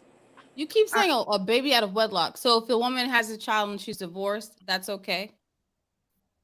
It depends on the divorce. She's not allowed to have standards to get remarried. I think we know that we're talking about women who weren't married and had a child out of wedlock. That's what we're talking about. I'm not talking about divorcees specifically. I'm talking about women who had a child out of wedlock. Right. So that's the question, because I love these YouTube talking points. It irritates the freak out of me. We know you love it.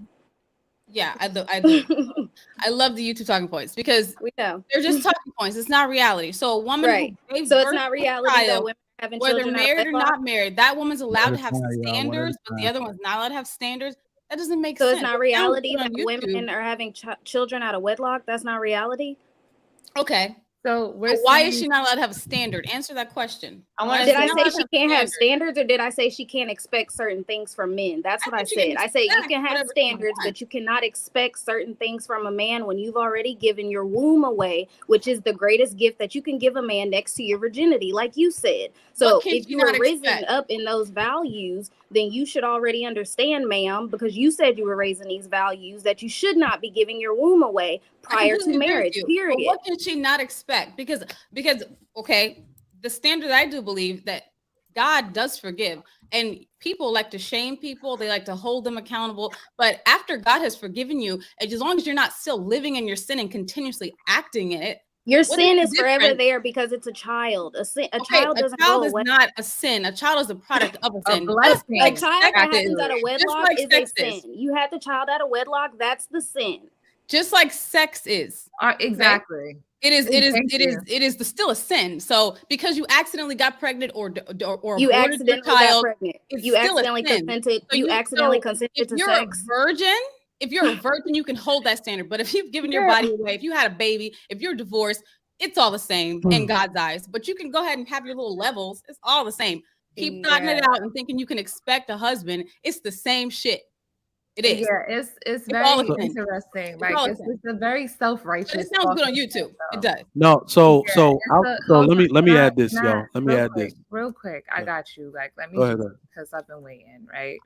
I think it's really. I love how self-righteous people are when they are like, you know, a lot of these younger people that haven't experienced certain things are when they speak to these things, because it's like.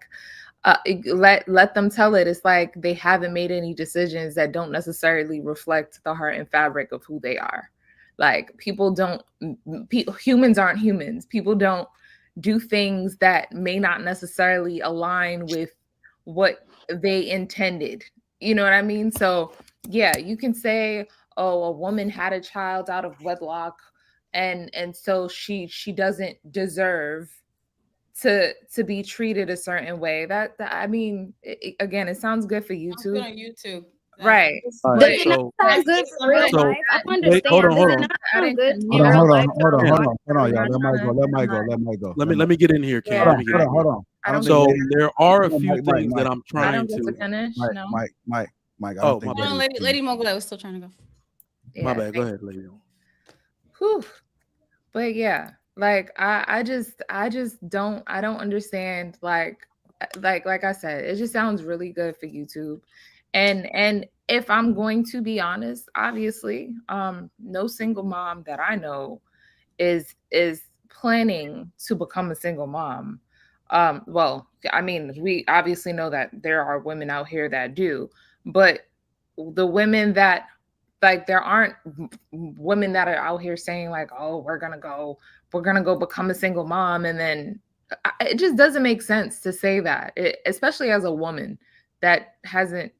I don't know. I mean, I just wish you all the best, and I hope that, like, you know, that's not anything that you ever have to deal with, because just as much as, like Kelly said, having a baby out of wedlock is a sin, so is premarital sex.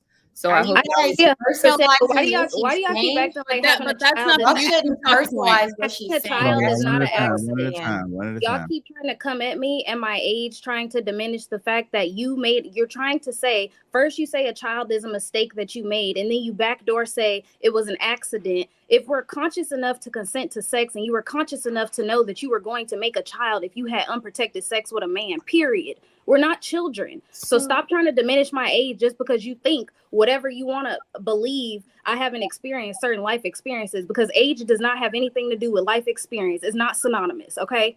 I agree. So what I'm saying is, having a child out of wedlock was a conscious decision, just like having premarital sex was a conscious decision. So let's not act like we're not being consented adults, or whatever you want to call it, because at whatever age you had your child, you consented. Whether you were a child or not, that means you was a child doing adult things, period.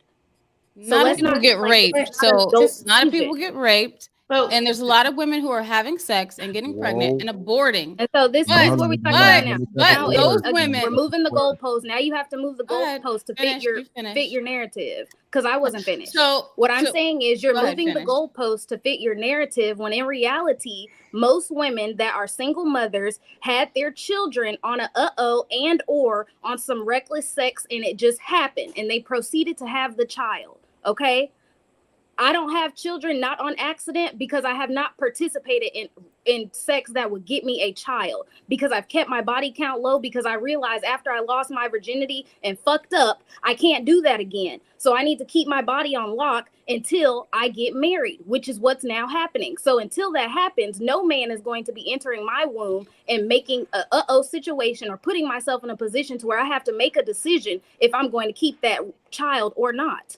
That's all I'm saying. It's about being intentional, and it has nothing to do with your age, because the moment you start having sex, you made a decision to do adult things. And in doing adult things, you have to understand how a child is made. So let's not act like that.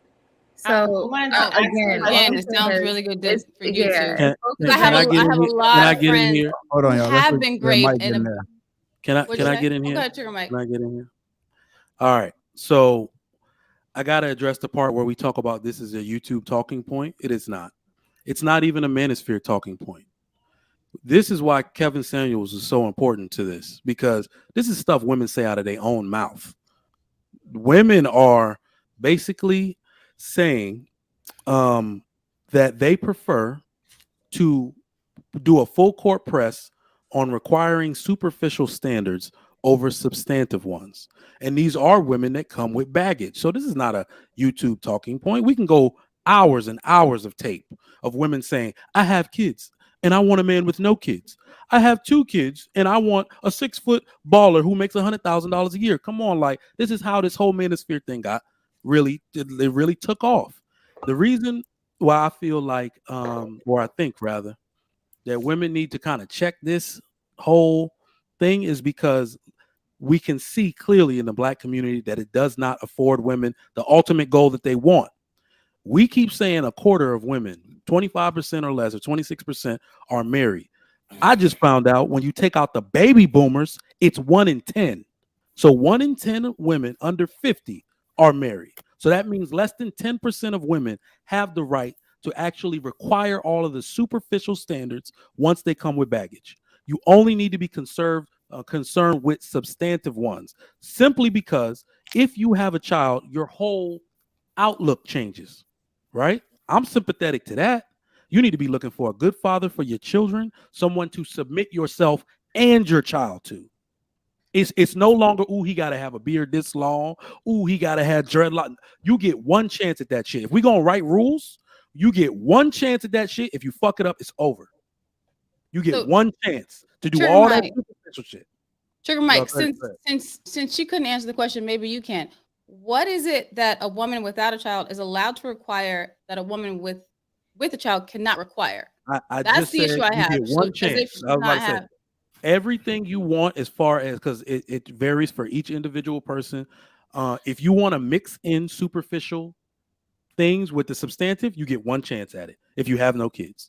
I All right, think one chance. I think you can require anything, but your options are narrow. That's simple. Like you don't have many options. If that's the only difference, that a woman without kids have more options, but a woman with kids probably it would take longer. The options are a lot less.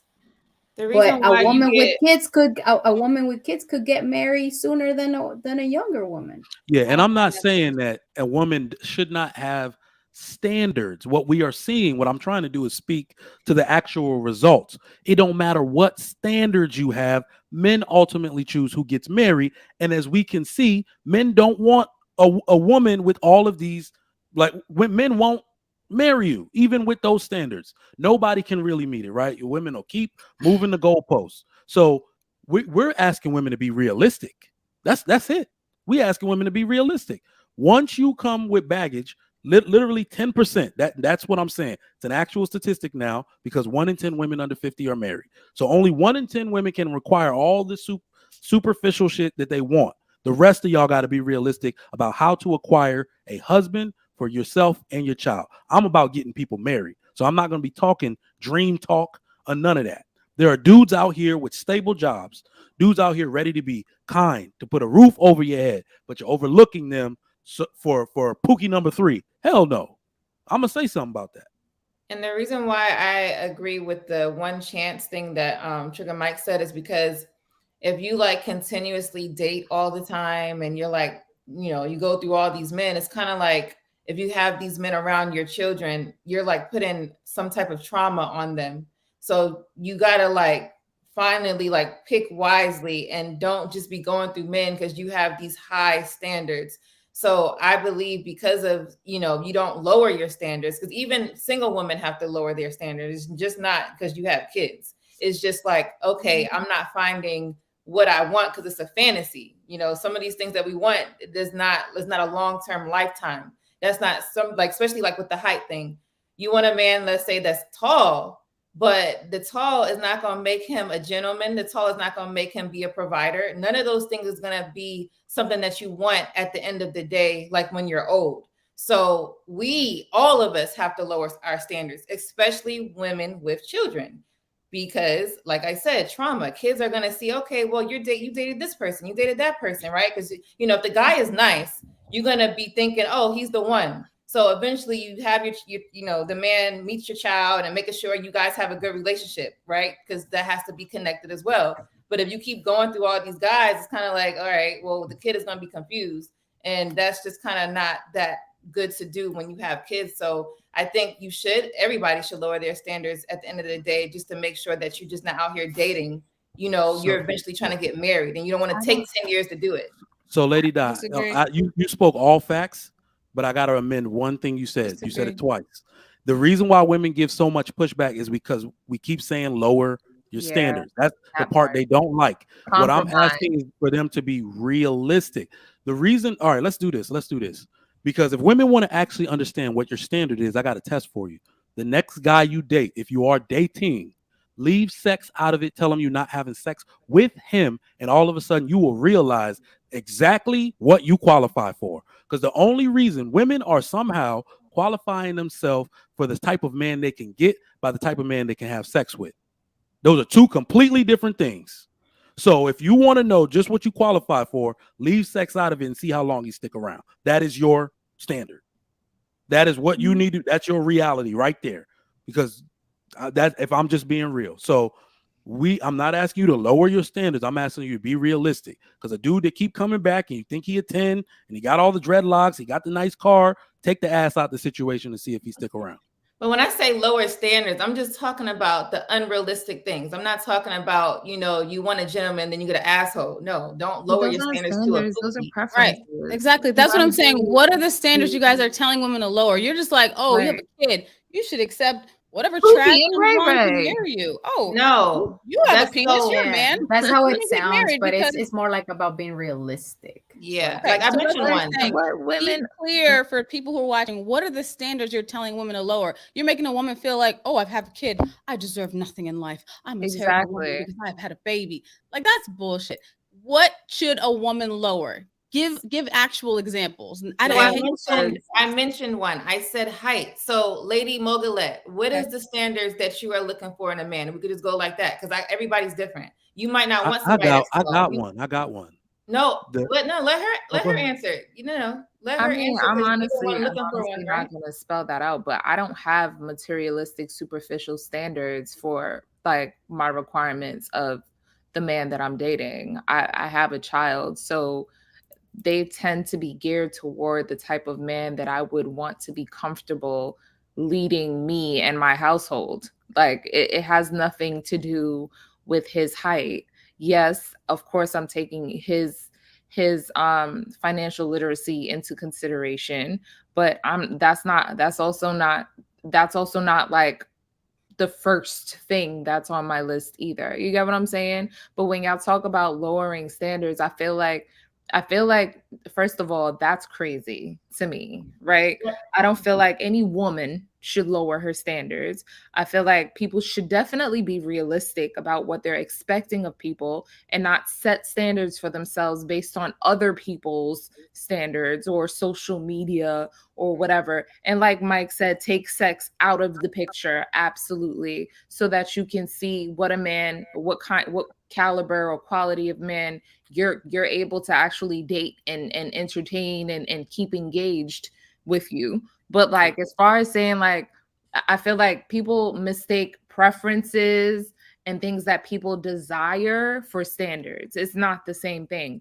It's like compromising and sacrificing for the sake of like actually being with a good person versus being a slave to optics are two completely different things. And I feel like telling someone to lower their standards or telling anyone to lower their standards is dangerous because that's kind of telling them that they shouldn't value themselves the same because they whatever in this eyes of society have done something that was shameful. This Do sounds you like think a those trigger, women like a trigger words. The lowering standards don't mean nothing that you just said. I don't understand how you got that analogy from that. I said all women. I'm a female and I'm married. No. I'm not saying I had to that. lower my standards. I didn't say I lowered my standards to a pookie. I didn't say let me get someone that's no good for me that's gonna put me in harm.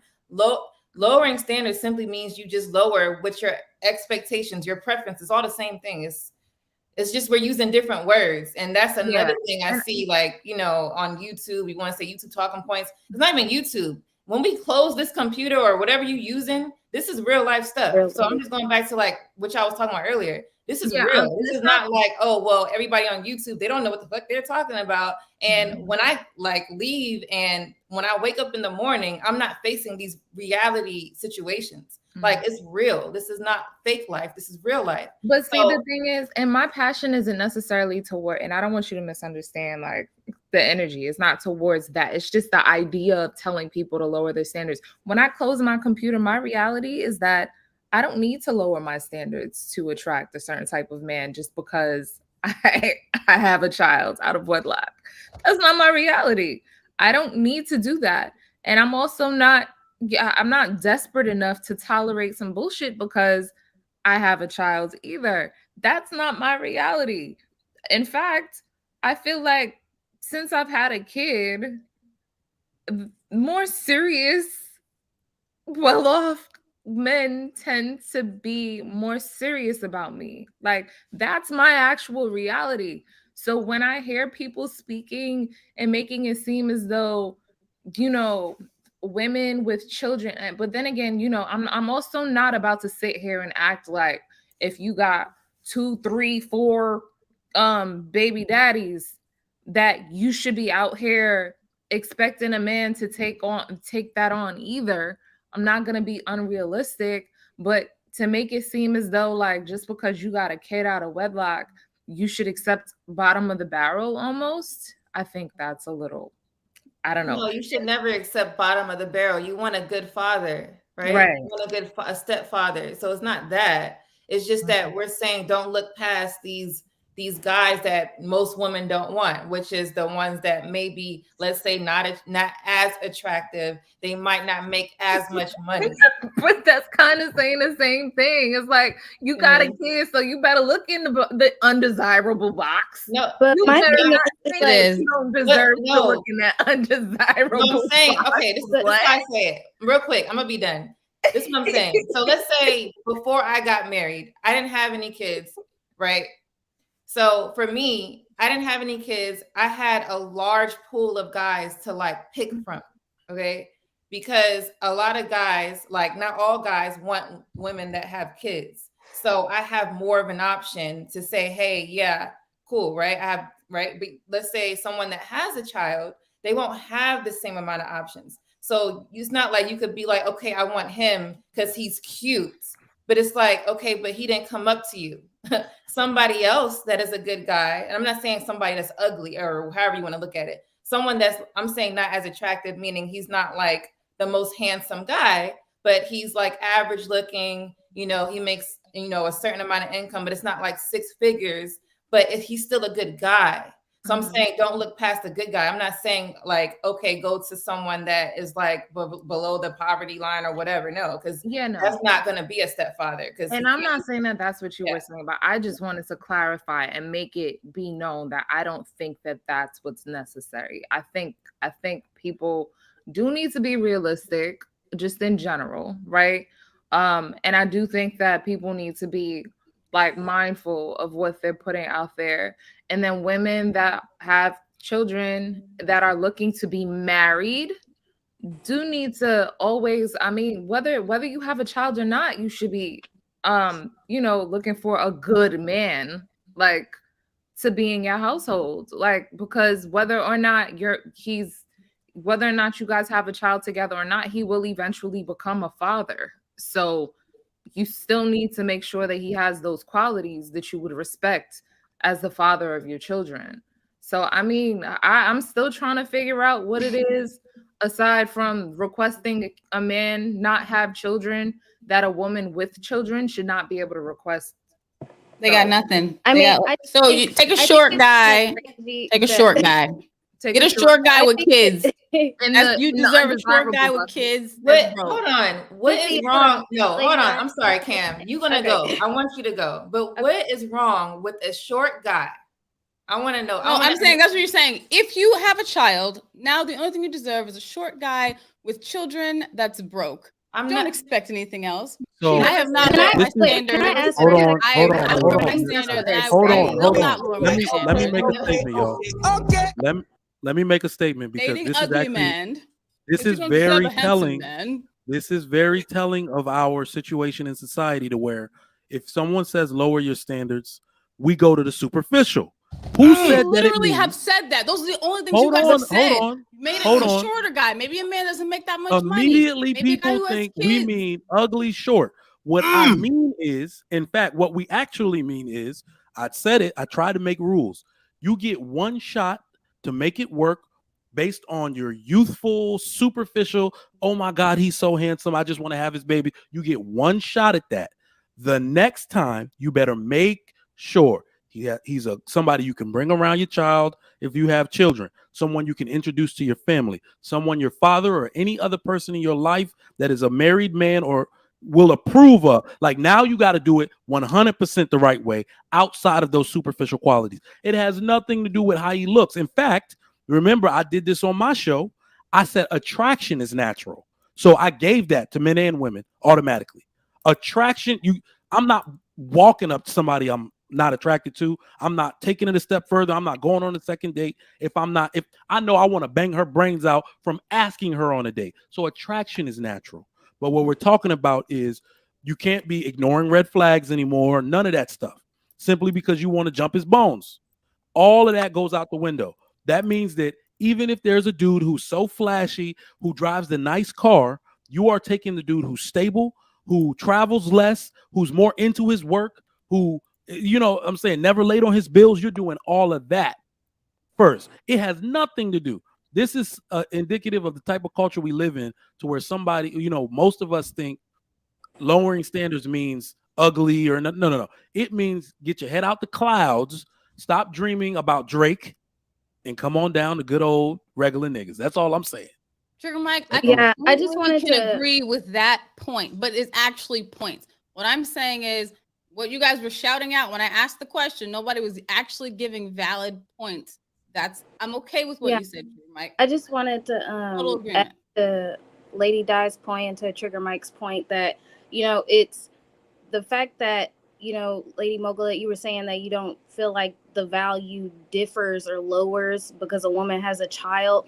It's like, how can you have the audacity to say your value is the same as a woman that doesn't have children and hasn't given herself away, to a man, when if you're saying you have to pick you said that the value didn't change. Your value doesn't change because you had a child. Didn't change. And that's like, how can you say your value didn't change when that's literally the greatest gift you can give a man? Yes, it did change because you gave it to somebody that didn't see it in you. Okay, so I don't have a womb and I can't give my husband a child? But you didn't. That's the point. We're I like to go by definition. Value means the regard that something is held to deserve, the importance, worth, and usefulness of something. Like I said, value is not determined by the world. It's determined by the person that is using you. So your usefulness to that person has nothing to do whether you had a child or you're a virgin. To that person, they decide your value. Number one. Number two, you are not valueless because you have a child. That doesn't make any sense. If that were true, no woman with a child would get married because, oh my God, you've used your womb. You can no longer use it. It's not valuable anymore. That's bullshit. Number one. Number two, I disagree with the talking points because they sound good on YouTube, but it's not reality. I know a lot of women who've gotten married. Do you have anything else to say? Hold on, Cam. I waited. Everything I say is a YouTube. Cam, one at a time. I waited. Okay, so just so we're clear, I know a lot of women who had kids that have gotten married to great men, to high value men, that one of them that chose them over the woman with no kids. And on top of that, since we're talking about virginity and value, once you've had sex, it's null and void anyway. So you can be all high and mighty and use that talking point that you haven't had a child yet. And you also said, I remember yesterday, that you've had sex with your boyfriend, right? I remember you saying that, of 8 months or whatever. So you can say all day, if your husband, we haven't been together 8 months. I said we had sex. Accidentally gets you pregnant. I really hope you don't become the person that you're talking about, because it sounds good when you're talking. And then you wish single motherhood. I'm not finished. I'm not conscious decision. Hold on. You're triggered. Hold on. Because you want to throw a shot. Hold on. Cam, you gotta let her finish. Y'all can't have it. Y'all. I just want to finish what I'm saying. Have a conversation. Okay, so it sounds good on YouTube, but I hope you don't accidentally ever go through that. You can't say that women aren't, because a woman gave her womb to someone that didn't choose her, because you don't know the story. Maybe she did get chosen. Maybe she didn't stay in a relationship because it was toxic, because it was bad for her, because it was unhealthy for her or the child. You don't know. You're just talking right now. And that's what a lot of people do on YouTube. You don't know the backstory. It just sounds good. Once you actually ask someone what happened, before you go off on your little high and mighty rant, I'm 23 and I'm still not a virgin, but I have sex. Like, come on. You could easily be those girls tomorrow. If your boyfriend accidentally makes How could I easily be that woman if it's a conscious decision? So it sounds good, like I said, on YouTube, but it's not reality. You need to give grace. Your reality is your baby mama. So how can you come at me and try and tell me something about my life when you already fucked up? You're not married yet, right? You're not married yet, though, right? Ask me what happened. But you kind of just did the same thing. I did not. Because what we're talking about right now is the fact that a woman is giving her womb away and then still trying to say that she has the same value as a woman that did not. Absolutely. I probably have more value. Okay, and I said I agree to that. But again, in understanding that giving your womb away in premarital sex is a knock, then you can't say you don't understand that having a child pre-marriage isn't a knock too. It's literally the same thing. It wasn't a knock. I'm not gonna lie, I probably have more that value. doesn't mean that a woman that has a child shouldn't be able to ask. You said basically that a woman that has a child doesn't have the right to request certain things of men as the same things of And men. Lady Di said the same thing. A wife said the same thing. So what's the problem? Because a wife is telling you, you yourself as a baby mama cannot require the same thing. So I'm not here to fight with you. I'm Okay, here to y'all, have hold a on, y'all. Let me conversation get with both of you. Sayer in there. Like, yeah. Let me get Sayer in there. Let me get a different voice in there. Go ahead. So, I just wanted to say that, you know, and I said it earlier. At the end of the day, Cam, I agree with you to the point where, you know, if you think that the value is not the same, it's not the same. It doesn't mean that it's more important or less important. It's not the same. That's different. But that doesn't mean that you have any advantages to get married sooner. Kelly or Lady D or me could get married sooner than any 23-year-old woman. And I'm not talking about you specifically, any. Put it out there. Why? Because that's the reality. That's how it is. And that's where Kelly, is like, because at the end, hold on, at the end of the day, you or any 20-year-old woman is not the one that decides the value of these women. It's the man that is choosing them. If that man chooses this woman over a 20-year-old because he feels like, you know what, I'd rather deal with this and I like this better than that, that's his decision. And that's simple as that he is the one that is going to decide. I agree 100%, but men are literally saying baby mama don't have to. And now I think that you are not the norm compared to those 23-year-old women out there acting and behaving in a certain way. You are different, and you want, and I totally understand that you want to make it seem like, oh, we deserve more because but most women at your age are not acting or are not you or behaving the way that you or caring for themselves the way that you do it. So that's another thing that you probably haven't considered, that most of these women, we cannot protect them because at the end of the day, they are not behaving. So that's what I'm saying. Like, you are not the one that decide the value of a person. You, me, or none of these people, nobody in the panel is the person that is going to be with. I wanted to say one thing. Which is, I know we're speaking about what we believe is not a value or whatever, but it's really up to the man and what these men are saying and what they feel. So I do know that there are many men that does not look at a baby mother as a value versus a one that doesn't have a child. Now, they do look at circumstances. So if you come across a man, they will ask you, well, where's the father? What happened? And then that's when you're able to say whatever that circumstance is. And they will judge you based off whatever you say. Like, that's just the reality of it. I'm not going to sugarcoat it. It is what it is. And, you know, I guess it'll determine on how fast you get married or if you're even looking for that. I don't know. Some women are not even looking for marriage when they have kids because they're trying to protect their child. So if you're looking for a marriage, then don't expect it to be super fast because a lot of these guys are not even looking at it like that. They're looking at, okay, I want a childless woman because I don't want to have to deal with all that what comes with it. Because they have to, of course, you want the provider. They're not just only providing for you. They got to provide for you and your kid or kids. So they even have to be more financially stable. So it's just more of a realistic approach and how they feel like they want to handle it. So I just wanted to say that. It's not even about what we think. It's just honestly what they think.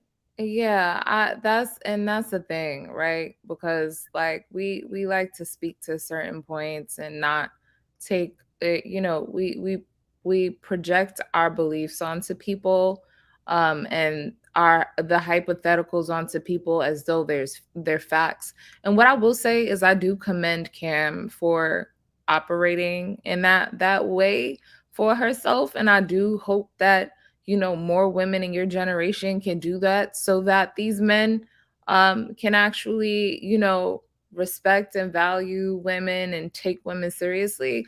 But you might just be a unicorn in your generation because y'all giving it up a whole lot more than I was at that age. And when I had my child, I didn't have a low body count. I had no body count. It was him. So like, it's very interesting when I hear, you know, like that I hear women speaking to losing value and this and that when when it's coming from the generation of women that want to be sexually liberated and want to be equals to men. It just doesn't, it's like convicted in some sins, but not in others. Like y'all, a lot of y'all be out here giving your bodies away like it's nobody's business, but then got the nerve to be trying to shame a woman that has a child and a low body count, and probably a lower body count than some of y'all do. So it's like, it's very interesting. You know what I mean? Like people placing or trying to tell people how valuable they are. This is a very self-righteous world that we're living in. And that was just the part that was shocking for me. Because it's like, okay, yeah, I'm not going to sit here and say that like it isn't a slight against the woman to have a child out of wedlock. And I'm not going to sit here and say it's not a little bit harder, or that you're not going to have to take other things into consideration. But it's just people just got to be mindful of the fact that life does happen. And I pray that it doesn't happen in the way, like the way for you that you're condemning and shaming. That's all I'm gonna say on that. Hold on real quick. I want to get Golden Court in there because I know she haven't been able to speak. You got any thoughts? Yeah, no, I was just quiet because I mean, every time, Cam give her perspective, it's always like a pushback. I just wish we could just hear what she has to say versus just attacking her. You know what I mean? And just seeing why does she have those certain views? Because it's one thing to disagree with someone, but it's another to attack that person. And I just didn't like how that, kind of played out. But that's all I wanted to say. I wanted to say the only issue I have with this entire conversation is that if your circumstance is like you had like no, I don't want to say no say so, but it's like a weird circumstance where if a guy looked at you, you tell him what happened, and he's like, okay, all right, cool, and then they proceed to move on with you. It seemed like Lady Mogulette, it seems like you're trying to defend like all baby moms or women that just have kids. Like if you're not like these women that have 3-4 kids by different baby fathers, why are you defending that? If you are a special case, then defend you. Even Kelly, whatever your circumstances, defend you. Why are you? To me, this is how I see it. It seemed like y'all defending nonsense. If you're not the nonsense and you didn't have a child from nonsense, then let that be over there. Because when I hear it, or if somebody else is watching this, is looking at it, they're looking at it like, oh, it's okay to be a baby mother. Yeah, you can do that. You can have babies by whoever, and I'm still of that value. Like, that's what I'm hearing. I'm not saying you, Kelly, and you, Lady Mogulette, are like that, especially you have a story to tell. I understand that, but I don't like the defending part of it. Like, because now you look like those other women to me. It bothers me because you guys group them all together and you don't know someone's story. So that is the issue. Also, the narrative that you push that you have no value because you had a child, since you don't know what happened with that person, you're taking a woman who already feels shamed, who already feels maybe disowned by her family. Maybe the father didn't step up to the plate and she's all alone. Now you're telling her she has no value. You need to accept the bare minimum because you have no value, and you wonder why she gets pushed back to a pookie. Like, why not help her realize her value, help her rise to the occasion, help her become a better woman, tell her she does deserve well, and help her to get married. Since you guys are always giving out these talking points and this pushing this narrative, why don't you build some of these women up and teach them how to be good wives and good mothers? Why do you just shame them and make them the untouchables? So sometimes they're in a situation that is not their fault. That does happen a lot. And I know because I have a lot of friends. I visit homes. I go to houses where there are single mothers, where there are women who cut, where there are women who are bulimic. Like I go help these women, and like, you guys don't know some people's stories. You don't know what they went through, and you just talk about it, but you don't know. So a lot of people are out there hurting and no one cares to help them. You just want to shame them. You don't know how they got to that point, why they're there, what happened. I know a lot of women who are virgins who still aren't married. They, according to the men in the sphere, they have high value and they're still not married. So I just don't like it that it's all grouped together. That is what bothers me. And I am passionate about it because I am a single mother. And I did have a what you guys would call a high value man who was handsome. He was a model, great looking guy. But he was narcissist, and when we got engaged he became abusive. That's why my father told me not to marry him. So yes, I could be married right now to this man and I could have the shit beat out of me every day. So to me it wasn't worth it. Sure, I could be married, but do I want to marry just so I can have a husband, or do I want to marry the right man? And that's what's most important to me. So it does bother me when everyone's grouped together, because you really just don't know someone's story. Yeah, I agree to that, but that's the thing. Like, I would rather story. Oh, go ahead. I'm sorry. Yeah, I'm sorry. I just want to say that I wasn't necessarily defending that, because I'm not going to say, like I said, I do appreciate the perspective of like holding women accountable and not not making it seem as though having a baby out of wedlock is something to aspire to. I was also engaged when I had my child. And I left because it was better for my child. So yeah, like that's just what happened. You know what I mean?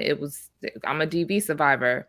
So like, yeah, like anything could have happened. So it's not, and I'm not saying it to like make it like a drastic thing, but so I do agree with that. But at the same time, to try to make it seem like, oh, because a woman has a child out of wedlock, she doesn't deserve to get another shot at life, as though, or making it seem as though, oh, that what she used was, it's sinful. It's just as sinful as y'all being carnal out here and being careless with your bodies. That's all I'm saying. Don't be self-righteous and put yourself on this high horse because you haven't had a baby out of wedlock when you're out here spreading your legs out of wedlock.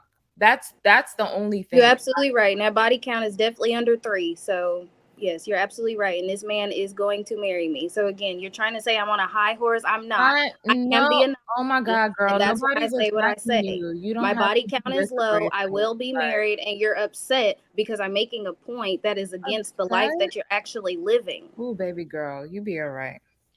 So I wanted to say that when you hear, you're saying you hear people speak about women and their values. So I do understand that it's only spoken to the majority. So let's say your guys' circumstances, I don't believe is the majority of women just out there throwing it out. The actual statistic is 1 in every 4 women do experience some form of abuse in their lifetime. It does happen a lot I'm not more. talking about that. So out of the 8 women that are on the panel, how many women are on the panel? At least 2 of us have been abused. Yeah, no, I'm not talking about that. It happens a lot. No, I'm talking about the irresponsible part of having the child. That part, not you being abused. Yeah, I'm just saying that a majority of people who, let's say, irresponsibly have the child, not all of them have had that severe circumstance. So when you hear others talking, you're hearing the majority.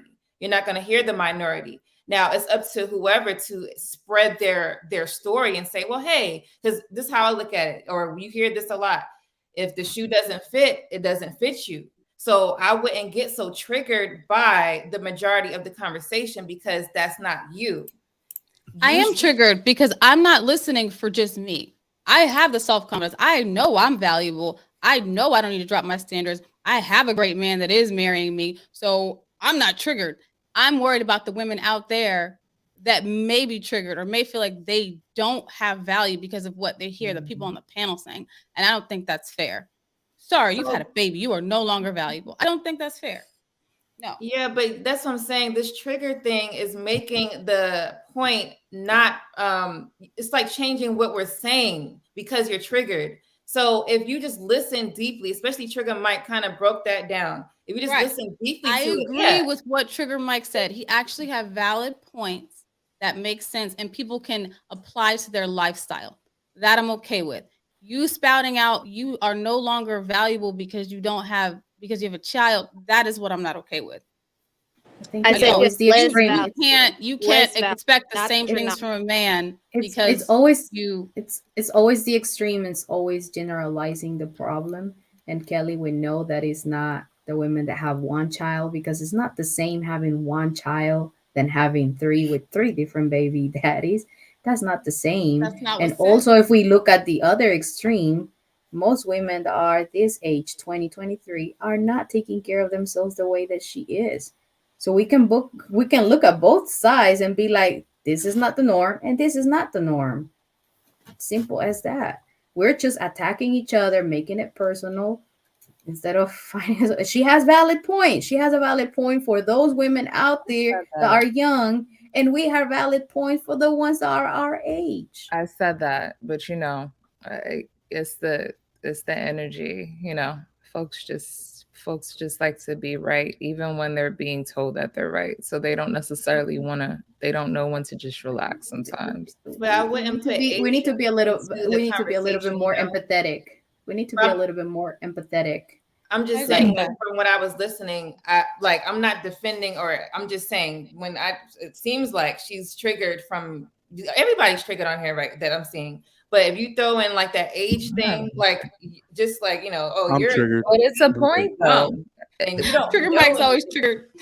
Like, I was young and I knew a lot. Like, just like Kelly feels her thing too. Like, I wouldn't say, oh, because you're of this age, you don't know what people go through. There's some people who've been adopted and been taking care of themselves since 12 years old and raising kids, and raised kids before you even had your child. I'm just saying, I'm just throwing stuff out there. I wouldn't just say that. Yes. Like, listen, I completely hate that.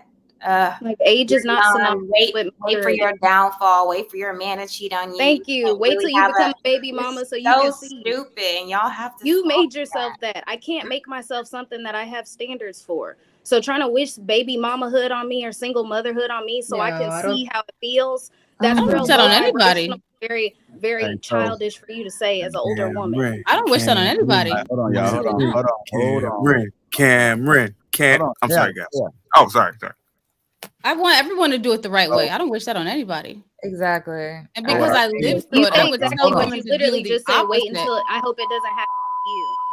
I do hope. I literally said that. Hey, I'm talking. Y'all keep talking over me. From what I see that's on the panel right now is that everybody's speaking from experience. So like nobody knows what the other person's experience is. I can't say that everybody make valid points, but everything is situational. To Kelly's point, and for y'all that don't know, that's my woman right there. So to her point, when she speaks about value, and from her perspective, the same men that preach everything in the space have been the same men that have reached out to her. So it kind of contradicts exactly what was being said. I see everything. I see all the men. Her value may have dropped to some, but most men behind the scenes, they'll be reaching out to her. Do you understand though that being sexually attracted and being wanting to marry is something completely different? So I expect her to okay. Like I'm gonna sit here. She's attractive. Okay, I'm gonna sit here and tell you, despite what you guys see, and I get it, she could be emotional at times, but I got that in check, right? Within my household, the house that we're in, I don't have none of that. I don't. She's a phenomenal woman, submissive. It's been times that I've been doing she left. It's been times that I've been on the live stream and she was sitting there rubbing my feet.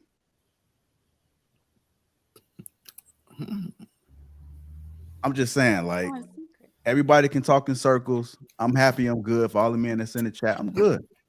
Life is good. Life is wonderful. I'm living like a king over here. So everybody's speaking from their experience, and I respect their experience. But everything, like I say, everything is good over here. I have zero concerns, zero complaints, everything that I need, support. That's one of the reasons why I pursued her, because she was supportive from day one.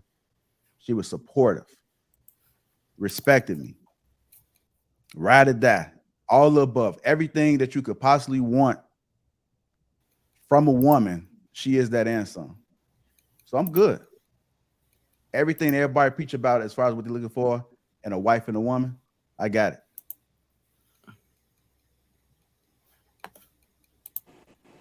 Period. I just wanted to being. Kelly, can I get a thank you? Can I get a thank you, bro? Can I get a thank you? I want it live. I don't want. Kelly.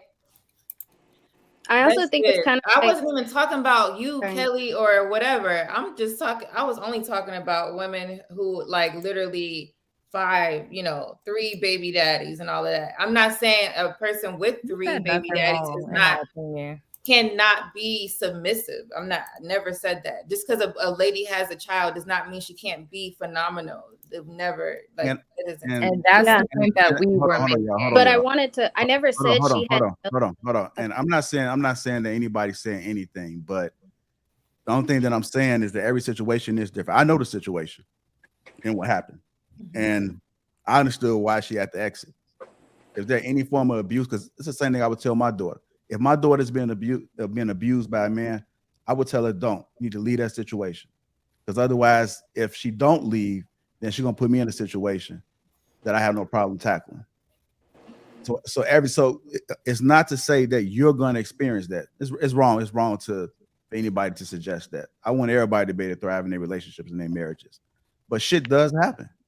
Like I've seen men that vetted women and they wind up slutting them out. This shit happened up on both sides. Yep. They vetted wrong. Yep. But we all speaking from our experience. And this show is called A Solution. I seen somebody in the chat said I thought this was a solution. So I want more solutions and less finger pointing. There are people that walk like us. There are people that haven't had sex at our verge. There are people that don't have kids, that are looking to be married. What can we do to try to provide a solution for them? The reason why I had these panels is to bring everybody together to give their perspective and not to disrespect. And there was some disrespect. I'm not gonna point fingers, but people know when they said some fucked up shit on here. But let's move on from it. It's like, how can we provide some solid advice for the people that's watching? Stop having casual sex and actually have sex in committed relationships. Sexual liberation does not mean hypersexuality. Y'all need to learn the difference. I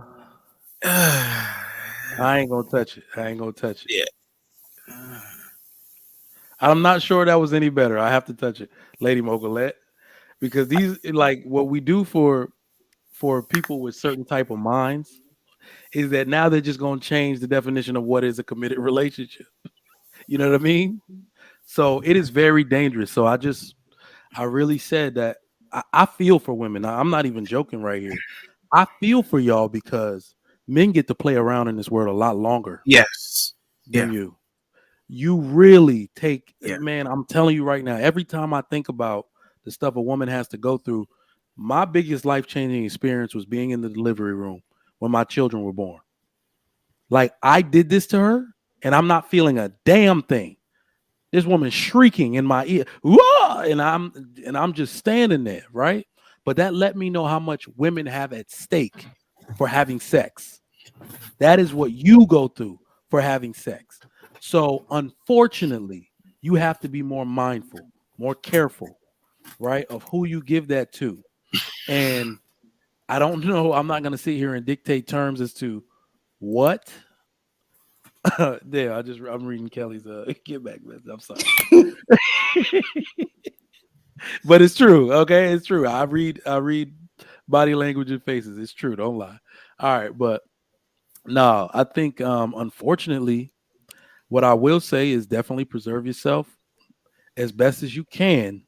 And the biggest part is allow your father or any other man that you trust, that is married, that has done the duty to give you the blessing to continue a relationship with that man. Get your family involved early because anybody can feel any way about what I'm about to say. Women at large are terrible at making choices for themselves. Terrible. We got 60 years of record. I think this female liberation movement, what happened was everybody got excited, but everybody wanted a scapegoat, right? So now, unfortunately, they've made black women the scapegoat for how to do it. Everybody was like, yeah, look at how they talk to their men. They're brave. They're independent. Oh, shit. It's not going that well. Oh, shit. We got a bunch of single mothers. Oh, shit. So now everybody's kind of looking at it like it's a radioactive way of life. And everybody's going back under the covering of a man. So I want our women to be the example of doing that too. Do not have unsanctioned relationships with dudes, because that is the exact way you get taken advantage of. That's what I believe the solution is. So I wanted to say marry before you carry, but I mean the divorce rates show that that's not security either. Well, You know what I maybe mean? So maybe that's that's attributed. So it's actually a direct correlation what you just said, because the amount of sex people have before marriage is why they're getting divorced so much. yeah, I can agree with that. I can agree with that. And that's part of why I said stop having so much casual sex. But yeah. Lady Mocha, are you anti-marriage too, or is this just a question? Are you anti-marriage? Still? When was I ever? No, I was asking. No, I was asking because you gave accurate stats about marriage, and particularly in America. So, are you anti-marriage stats. or? I never gave stats, but no, I'm Well, not. I mean, you said. Correct me if I'm. To answer your question. Oh, okay. I'm sorry, but correct me if I'm wrong. I could have swear you just said that most marriages You're wrong. end in divorce. Yeah, you're wrong. Oh, okay. Mm-hmm. Okay. Yeah. To answer the question, as far as the solution, I think one of the biggest solutions we can do is start being proactive instead of retroactive, because it seems like, our community is looking at, a lot of the, the epidemic of single parenthood in our community retroactively, after the fact. That's what we need to, be looking for. And I think the conversation needs to be more proactive. And, like everyone was saying, marry before you carry, you know what I'm saying? Invest in our daughters, letting them know the value of their bodies so that they're not just giving it away, you know what I'm saying? So that they can have that realization, even if they, have, premarital sex, that they don't give their body, their womb away in that way, because the narrative should always be that the next generation is doing better than the generation before. And right now, it just seems like we're continuing the same cycle.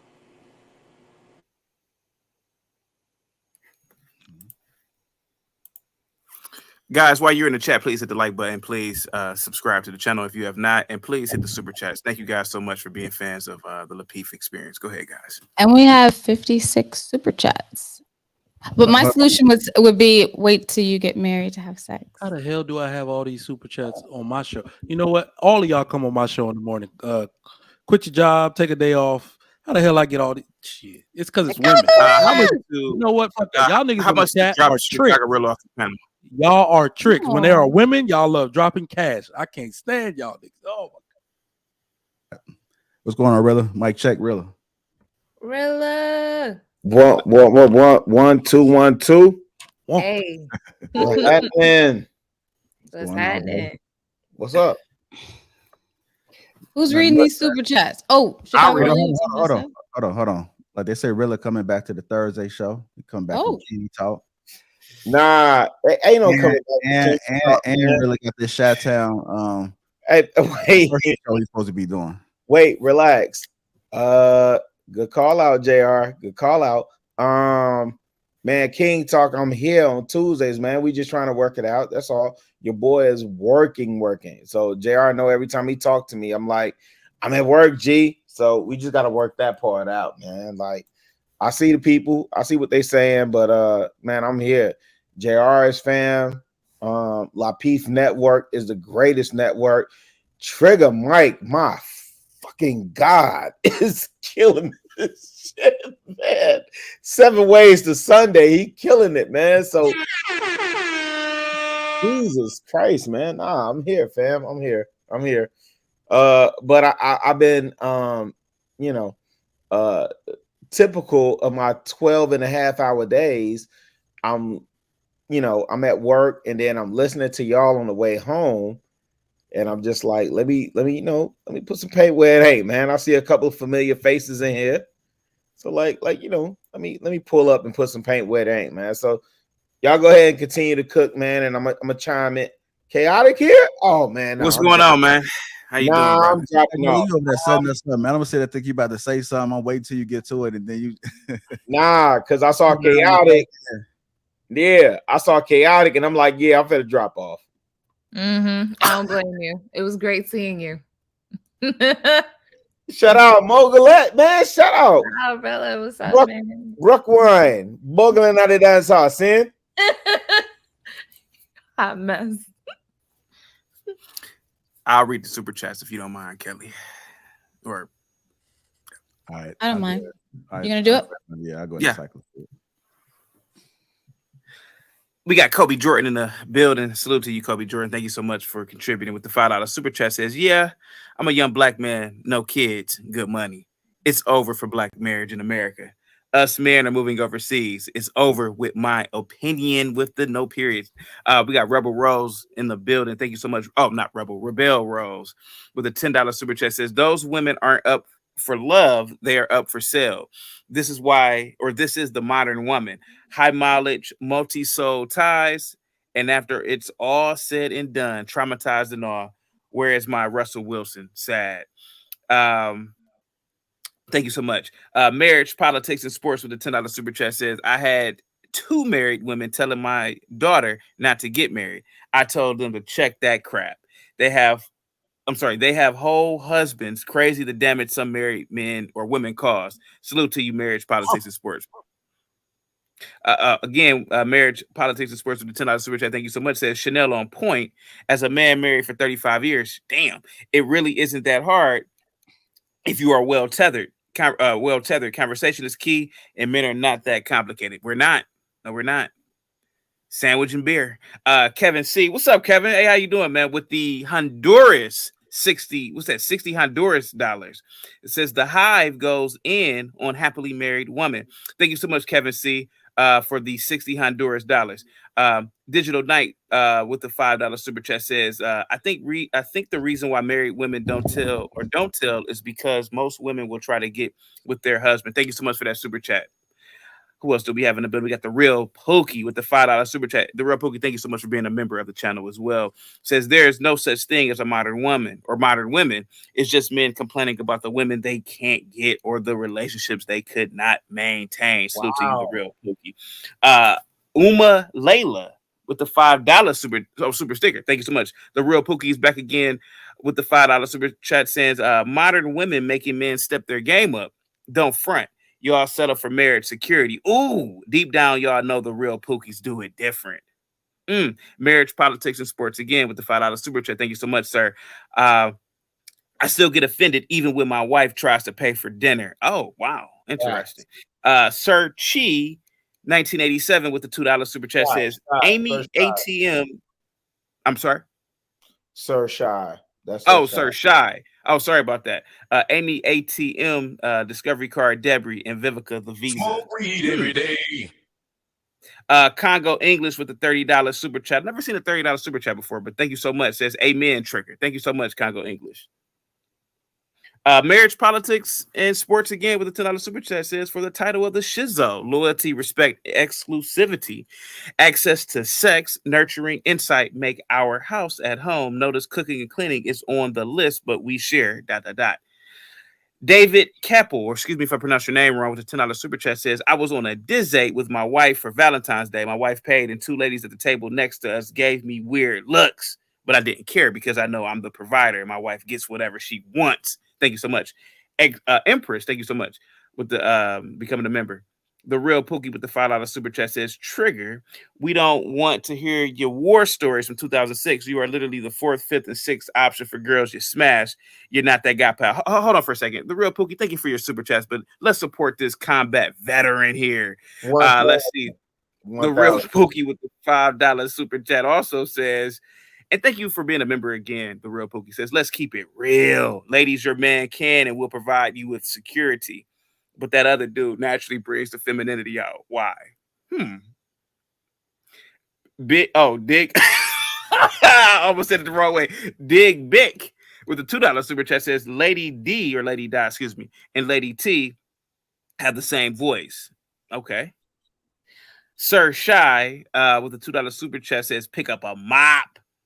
Single out March 20th, 2023, JR Records. Lord Geotron with the $5 super chat. Thank you so much, Lord Geotron, or Geotron says, I already told you, ladies, what time it is when the man asks a question. Talk away. All ladies have to do is keep her questions to him short and few. Yeah, I agree.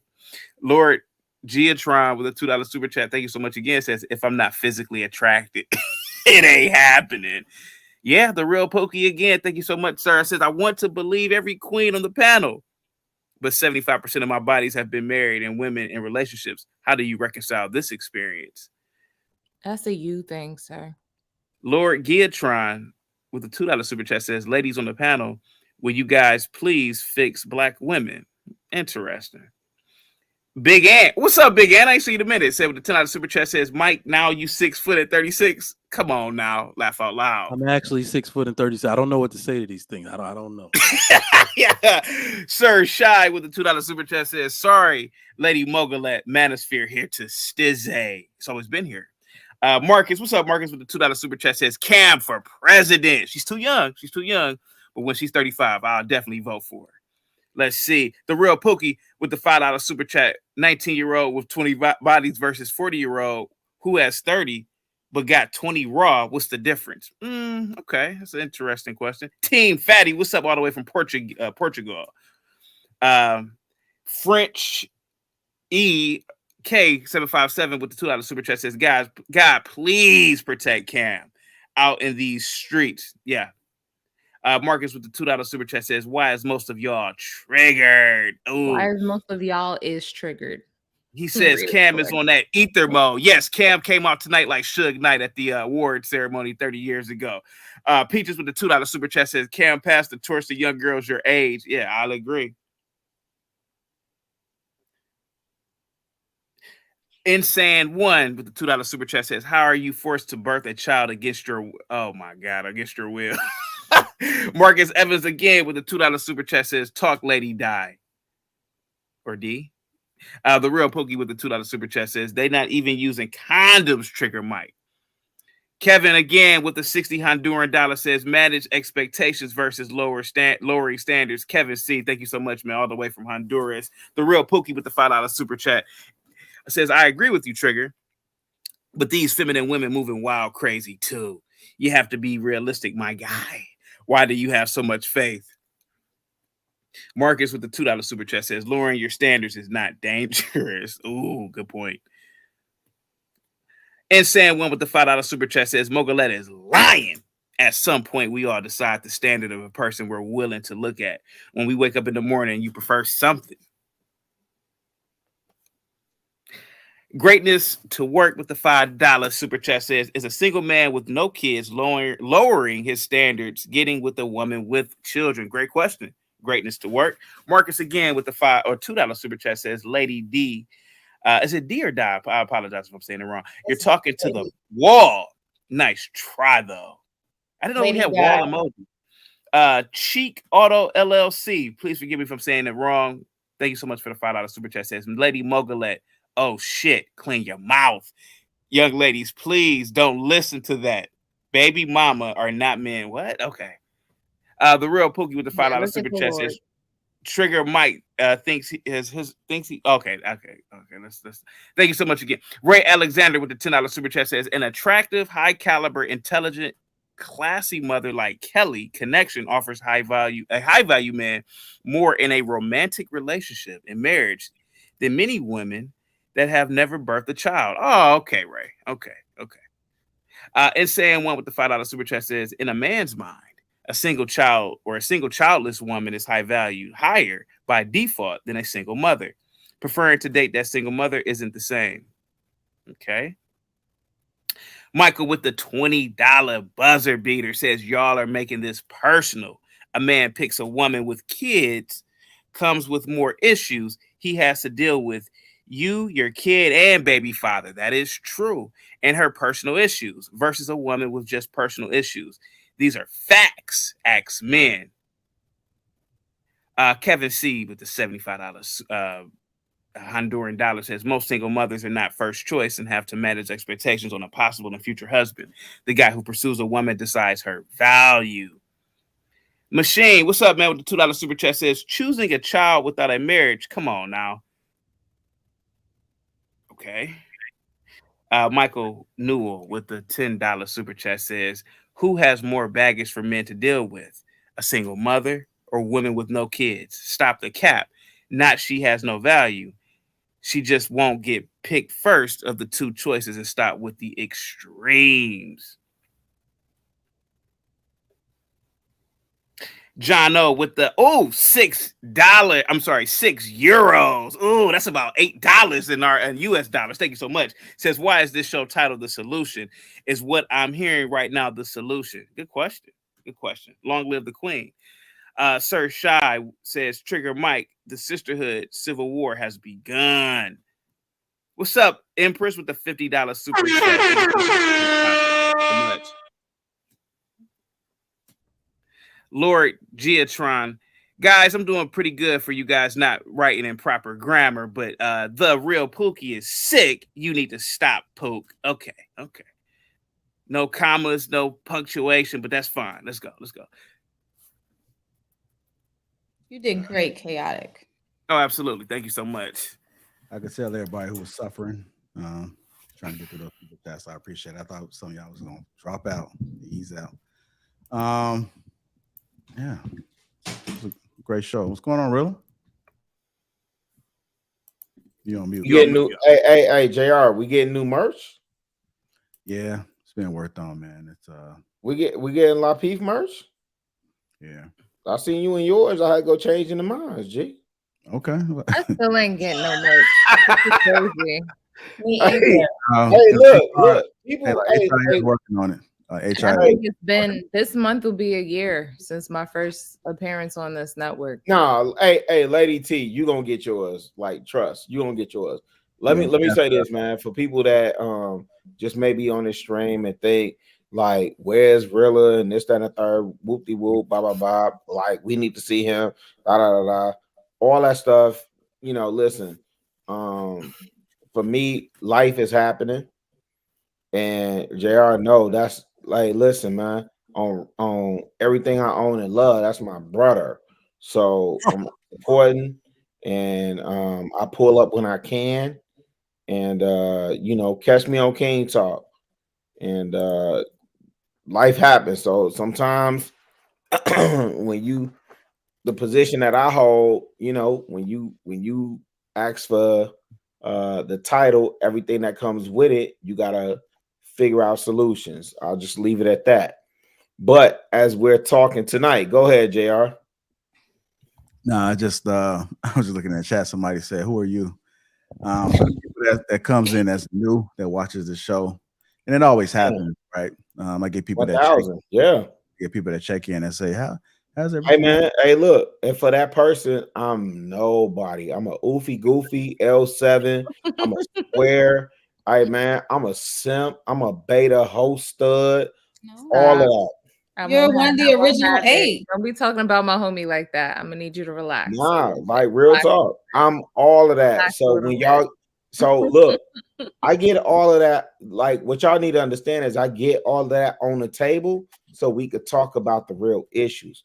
When JR say, let's just have the conversation, let's get all of that on the table so we can have the conversation. And then when you see this, like, who are you?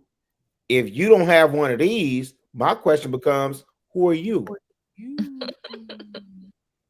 I like that, Rilla, man. Rilla always come with them analogies, man.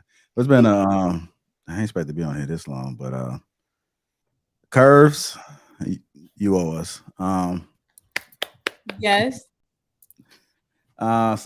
Sir Shy said it started with Anton, JRB, Nix, Rilla, and K. That's when you came in. It actually started with Nah, that shit was you, B Nix. No, hold on. I gotta say it.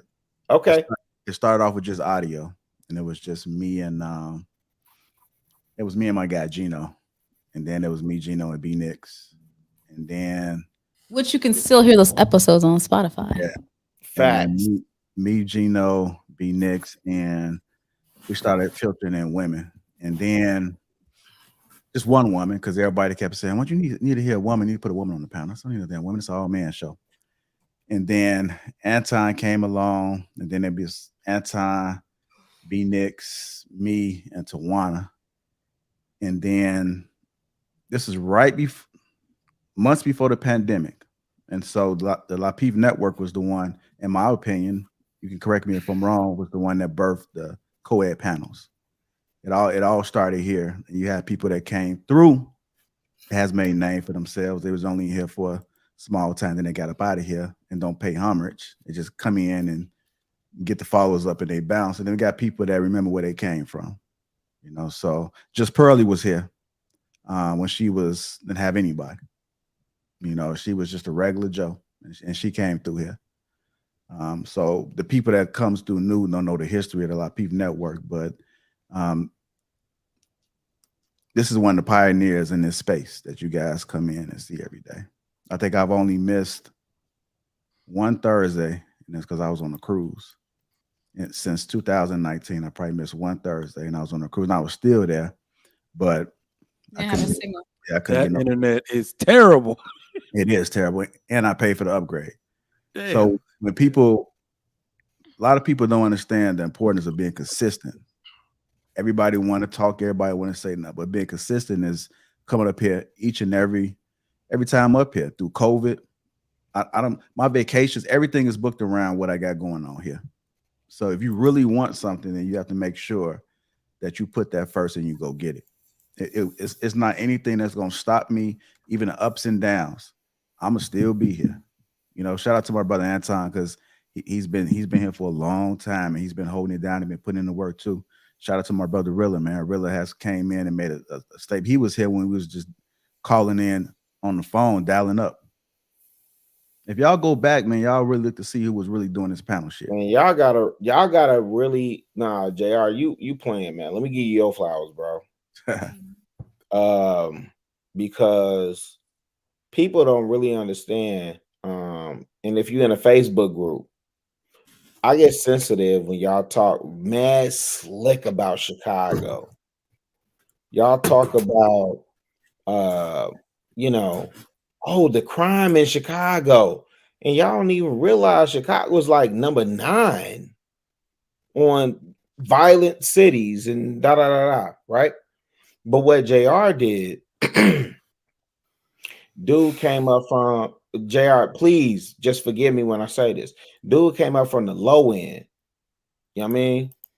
Creative dude in an era where it was not like if JR was doing what he was doing and he became Michael B. Jordan, you know what the L'Oreal chick would have said? He's corny. Right? But JR stands on his square 10 toes down and do what he needs to do to give us the space and a platform. And let's keep it a beam. From a nigga from Chicago to do what in his heart, what he feels he needs to do, and to get a brother like the late Kevin Samuels to come on, that's when most people started paying attention. I was paying attention before then, right?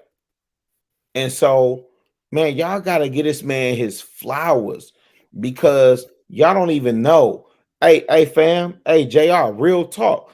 I literally was just in Chicago Heights. Somebody saw me and said, yo, Rilla. Bro, I'm talking about 30 minutes ago. That's why I pulled up. Because I was like, man, I can't disappoint the people. I'm in Chicago Heights. Somebody said, yo, Rilla. Y'all don't know what that means when you pull out in the public and somebody sees you off the platform that another man built. That's why I always salute JR. I always respect that man, right? This the shit that he built for him to, and he ain't stingy with it.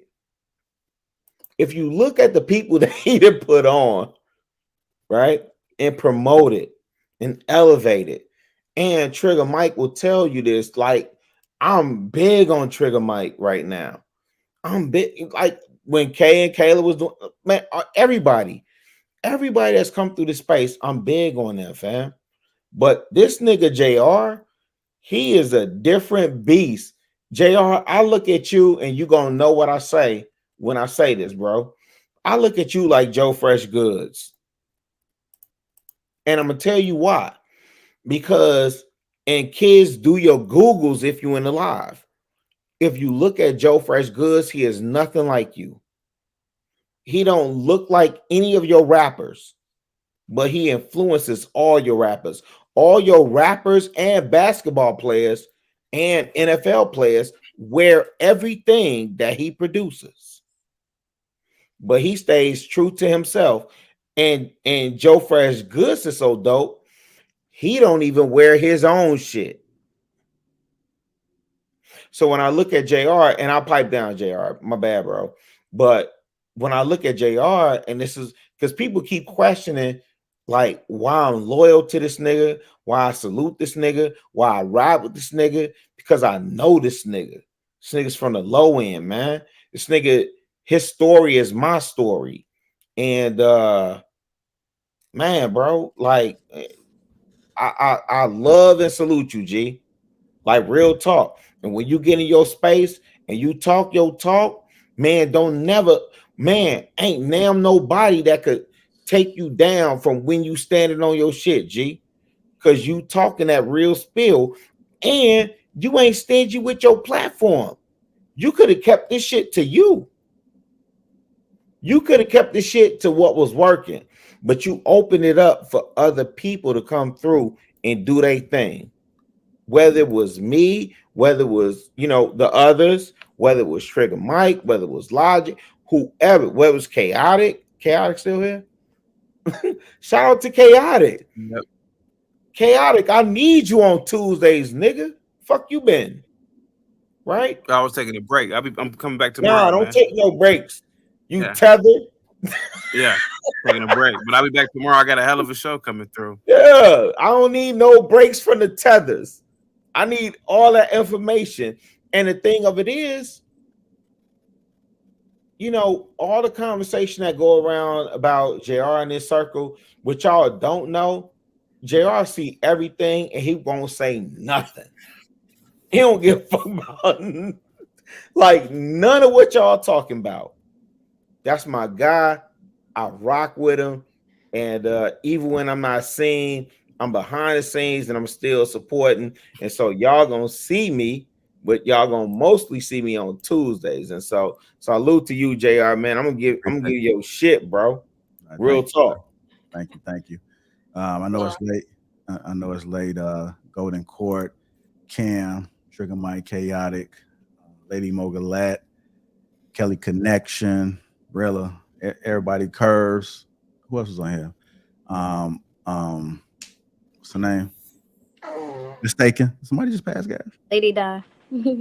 Sorry, that's my newborn. Oh, okay. I'm about to say, damn. Nah, somebody passed gas. No, we had somebody pass gas on the last show. Remember that? Oh, that was on Kay and Kayla's show. I will say I'm very familiar with you guys. I watched you for maybe like a year or so. My husband actually put me on and I was like, oh my goodness, they're so funny. So it was like so crazy that Balance had reached out to me to get the opportunity to talk on, you know, the platform. So I really appreciate you guys for allowing me to be a part of the family and give my perspective. Yeah, no problem. And the people that just came in that don't know, we had 2 live shows, one in Houston and one was ATL. The next city is still going to be DC. I'm just trying to put together final last thing. Yeesh! But and then we're going to go to Chicago really. Yeah, I was actually at the Houston meetup. It was Let's get shot in Chicago. Yeah. That's what I'm talking about. Chicago won't be stupid. No, I was saying the Houston meetup was okay. That the ATL was time. Oh man. Nah, I ain't even letting JR participate in the Chicago shit. Yeah, we Pier 31 all day. Yeah, it's gonna be epic, man. But make sure you guys connect with the people that's on the panel, man. It's all love. I know we get heated up here sometimes, man. I don't give a fuck what y'all say, man. The girl right there, she a real one. I don't give a fuck what the chat say. So y'all stay tuned for that.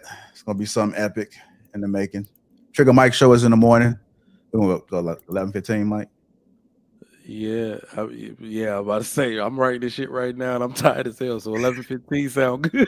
Okay, we're gonna do 11:15, and then at 3 p.m. Central Time, Chaotic will be going live. Oh yeah, definitely. Yeah, got an epic show. Got a surprise for y'all, so make sure y'all tap in.